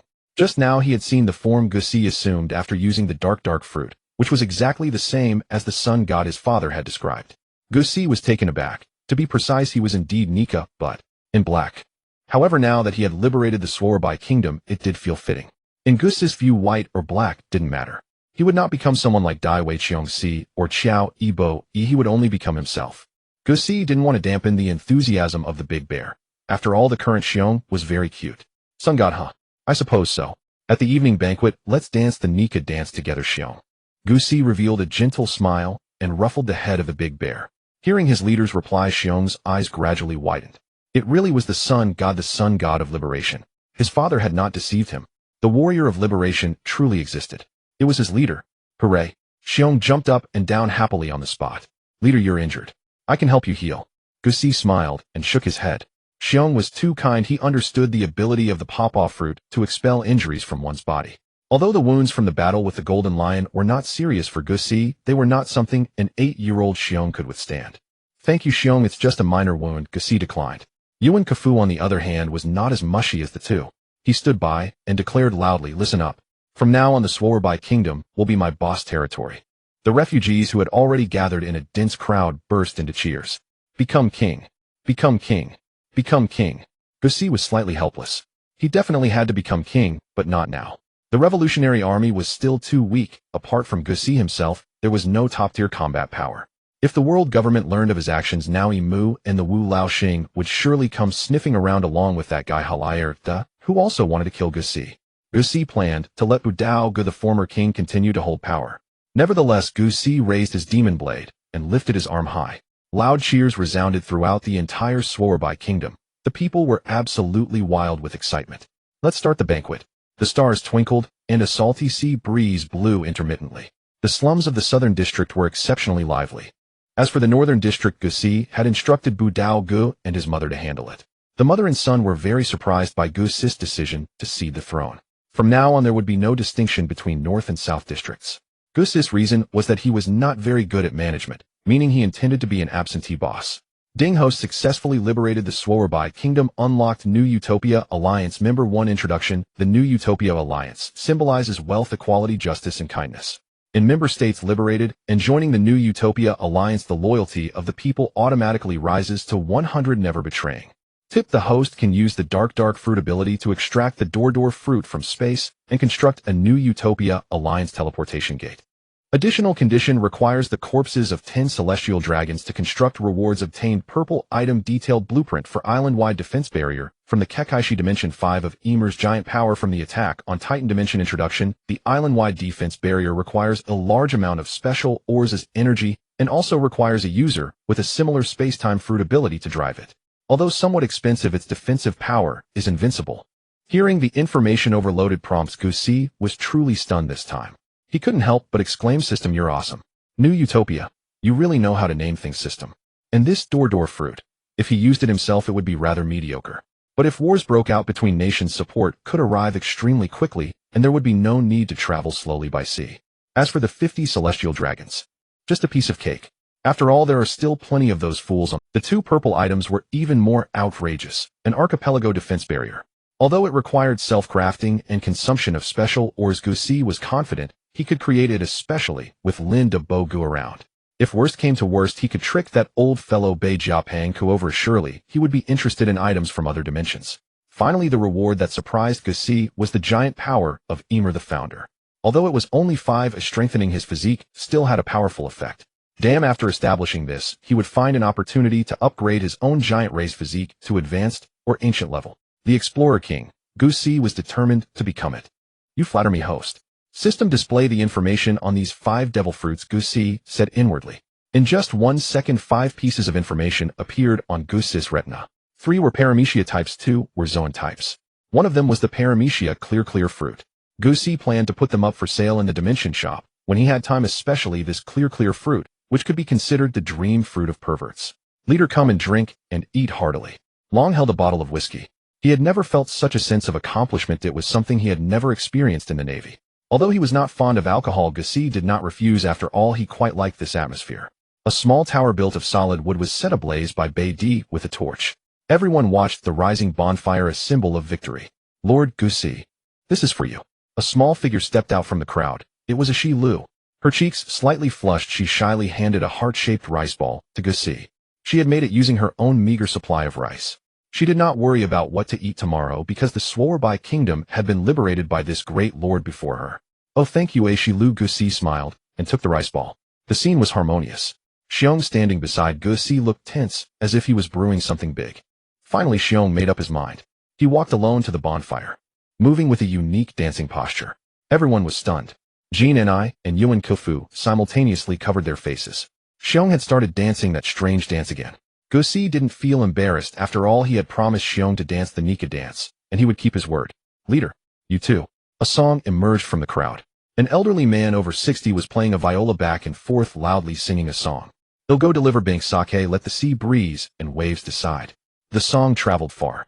Bink sake, accompanied by the strange Nika dance, infected everyone as if by magic. 1, 2, 10. People gathered around the bonfire, beginning to hum and dance. Yo ho ho, yo ho ho ho. The next day, at the junction of the southern and northern districts of the Swordsman kingdom, on the execution platform several meters high, the demon blade in Jess' hand fell. Beckley's head rolled off, blood drenching the execution platform. Guess would never commit the folly of letting his opponent escape. A tremendous roar of cheers erupted, and the Swordsman kingdom was once again engulfed in frenzy. The shadow that had hung over everyone had finally died. As for the subsequent matters, Guess intended to have the Swordsman kingdom take the opportunity to announce through the World Economic Journal its withdrawal from the world government's member states. Even without the protection of the world government's navy, with Jess' current strength, defending the Swordsman kingdom was more than sufficient. As for the issue of merging the southern and northern districts, that was left to Beautyoj and his mother to handle. Next came the matter of building an army which had to be cultivated from childhood and selected from within the Swordsman kingdom. Thanks to the blessing of the new Utopia buff, Guess was 100% assured of absolute loyalty, no traitors, turncoats, or spies. Through Jess' deliberate concealment, the affairs of the Swordsman kingdom had not leaked out. Whether the world government would discover it later, Guess didn't care. It would be found out sooner or later anyway, and every day of delay was a gain. This revolutionary army leader isn't easy to be either, Guess sighed inwardly. Just as Guess was lost and thought, the Crow Cullis escorted 2 people before him. Leader, I captured these 2 yesterday, and they said they wanted to see you. Guess nodded, feeling gratified by the Crow's diligent attitude. He must reward him with a pair of Sharingan eyes. The 2 being escorted by the Crow were none other than the Underworld Emperors, Shipping King Womite and Jibode. In truth, among the 6 Underworld Emperors, only Satisi had combat power. The others, like Morgan of the World Economic Journal, relied on wealth to hire strong fighters as bodyguards. Guess looked down at the 2 men, his eyes pondering whether to kill them. Having spent years navigating the underworld and rising as outstanding leaders from their respective families, the 2, though not skilled in combat, were first-rate at reading people's expressions. Seeing Jess' ominous gaze, the 2 hastily spoke. Lord Guess, let's talk things over. Earlier they could be tough in front of Golden Lion because he needed them, but Guess was different. He would truly kill them. After a moment of thought, Guess figured the realm shop should have something like a sensing bomb. He decided to use points to buy 2 and plant them into the 2 men's bodies and detonate them directly if they showed any betrayal. Guess nodded, finding the idea good. I won't make things difficult for you. He'll also take a share in your industries. I won't ask for much. Each of you gives up 50 of your transportation channels and underground assets. Guess made an exorbitant demand. The 2 froze and exchanged a glance. This was practically cutting off their flesh. 50% was indeed painful, but it was nothing compared to their lives. Fine. I agree. I agree too. Lord Guess, you can come to the Xiangbidi Islands in a couple of days, and we'll transfer the shares then. The Shipping King acted harmless and cooperative, while Jibode nodded eagerly like a garlic pounder. But, Lord Guess, it's possible, but... Guess frowned. Spit it out. The Shipping King quickly said, the underworld power now isn't just the 6 emperors. Charlotte, Lean Kaido, and the world government's CP organization have all carved out shares. Other big pirates were also involved in carving up the underworld's interests. If Guess got involved and sparked conflicts, it wouldn't be their concern. Womite's meaning was obvious. To get 50 of the underworld interests, he'd have to take it from the world government, Big Mom, and others. No problem. That's not your concern. Just give me 50 of what you have. Guess grinned fiercely. Fine. Can we leave now? My mom's waiting for me at home for dinner. Me too. Earlier you could, but you reminded me of bad memories. So now you can't. The two were stunned, their faces as ugly as if they had eaten a celestial dragon's booger. It was the first time they had been so humiliated, a blatant threat. The two secretly resolved to make Guess pay when they reached the Xiangbidi Islands. Guess also knew that returning to the Xiangbidi Islands would inevitably bring him face to face with some old acquaintances. However, the underworld was a piece of fact crucial to the development of the Revolutionary Army and the establishment of the new Utopian Alliance. Transportation, storage, exporting goods. All required the help of the underworld, especially for those countries not affiliated with the world government. Most had to bow to the underworld's whims. Guess had no intention of being constrained in this area. At the port of the Swordsman kingdom, a colossal warship lay across the ocean surface. The hull, a dark reddish-purple combined with treasure wood atoms, shimmered in the sunlight. The solid wood golden-laid dragon head was majestic and imposing, the dragon eyes bright and spirited, the four dragon claws treading black auspicious clouds. Even more astonishing were the weapons mounted on the ship's sides. Unlike naval warships or pirate ships, the main cannons numbered as many as 10 pairs. 20 in total on both sides, and it was equipped with flying, diving, and long-range detection capabilities. These were only what Guess and the others could see from the outside. The ship's interior housed many invisible killing moves. Lindbergh's eyes went wide, mesmerized by the sleek lines. "Boss, is this our pirate ship? It's so cool." "Let me correct you. We're not pirates," Guess said with his arms crossed. "That's right. We're not pirates. Oh, we're an army." Ivankov walked over slowly, wearing an eyesore of an outfit. He had consumed the hormone fruit the day before. "Bro, you're disgusting." Ginny couldn't bear it and decided to sever her sibling bond with Ivan. "Leader, does this ship have a name?" Dragon was also awestruck by the warship before him. The Blazing Beacon. The three words echoed in the ears of the crowd, stirring their spirits. "Lord Guess, have a smooth journey. Come back and visit us often, Lord Guess. Lord Guess, you will always be the king of this country." The propellers sliced through the sea and the Blazing Beacon slowly left the harbor. An endless sea of people surged onto the pier, waving flags identical to the one on the Blazing Beacon. Some wept with joy, others laughed with delight. Bartholomew Kuma was the most reluctant. It was where he grew up. But to help the leader fulfill that dream, he too had to leave Sorb Kingdom. After being modified by the system, the Blazing Beacon was full of horsepower. "Boss, this warship is incredible. Its power, balance, handling, and weapons far surpass even the strongest navy and pirate ships." Lindbergh was utterly enchanted by the Blazing Beacon. Suddenly, a battered little boat appeared on the distant sea with a woman lying on it. Ding, talent detected, name Tianyue, sure, time fruit user from 800 years ago, the jewel of the Tianyue clan of the country of Wa, current status amnesia. Jesai, who was sipping tea on the deck, was taken aback. The system had detected a talent far beyond his expectations. Tianyue, sure. The girl who had traversed 800 years with the time fruit ability, the future wife of a foolish samurai from Wano, and the birth mother of that lecherous brat.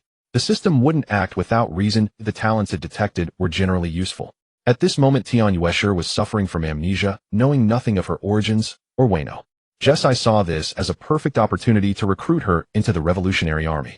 After all, constructing a door fruit passage to connect nations required temporal spatial energy as a driving force. Soon Lindbergh fished the unconscious Tianyue out of the water. She appeared to be only 15 or 16, still 5 or 6 years away from meeting Kazuki Oden on the sea. Her blue and white dress was tattered and torn, her cherry lips pale, and her arms were covered in dense salt-water bleached wounds. "Chief, she's injured quite badly. Judging by her appearance, she's likely a pampered young lady who met with an accident at sea," Beatty said, entering her deductive mode and theatrically adjusting the sunglasses perched on her forehead. "Lucky for her she met us. If it had been those brutal pirates, she would have experienced the ultimate terror," Weah remarked in a sinister tone, his pale skin making the statement all the more chilling. "Karas, you don't exactly look like a good guy," Long quipped. Just as Jesai was about to say something, the unconscious Tianyue, lying on the blanket De Xiong had specially laid out, began to stir. Her closed eyelids fluttered, then slowly opened to reveal dim, beautiful eyes. The blurriness in her vision gradually sharpened. She looked around at Jesai and the others encircling her, a look of confusion and instinctive fear spreading across her face. "Impossible. I will never be your concubine." A soft yet resolute voice broke the silence. Jesai and the others exchanged bewildered glances. Concubine. Jesai was deeply surprised.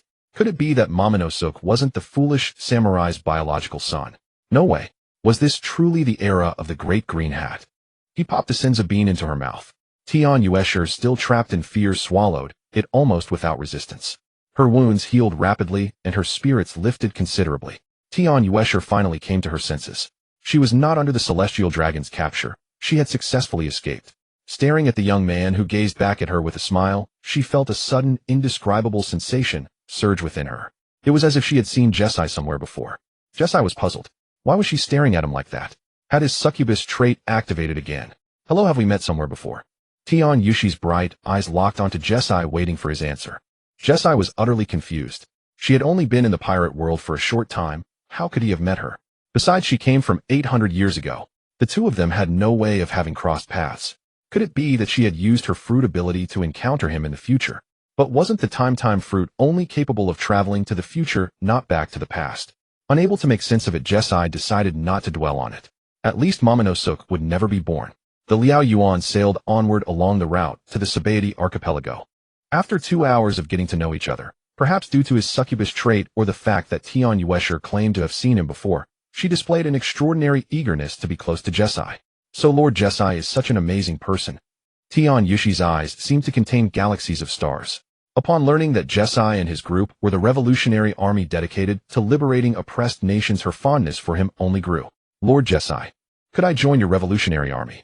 Afraid he might reject her for lacking combat strength, she quickly added, don't worry, I will become a true liberation warrior. I won't be a burden. Besides, Tian Yuesher had no idea where she should go. She had no memory of her past, only that she had awakened on a celestial dragon slave ship. It was only by encountering a pirate crew called the Whitebeard Pirates that she managed to escape.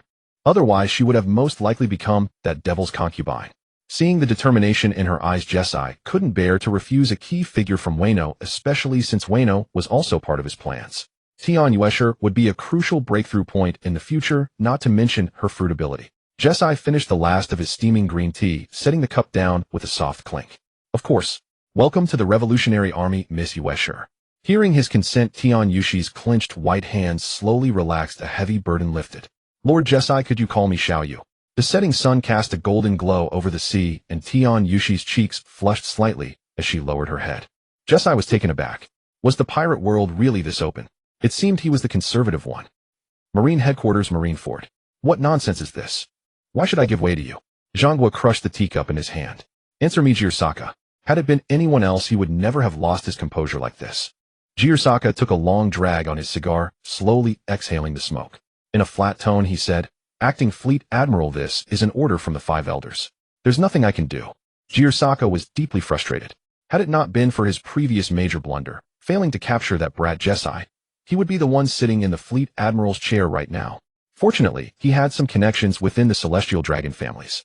The same man who was also hunting someone had stepped in to secure this mission to crush the underground forces in the Sabaody archipelago. If he succeeded in purging the underworld, the Fleet Admiral position might not belong to Zhanghua.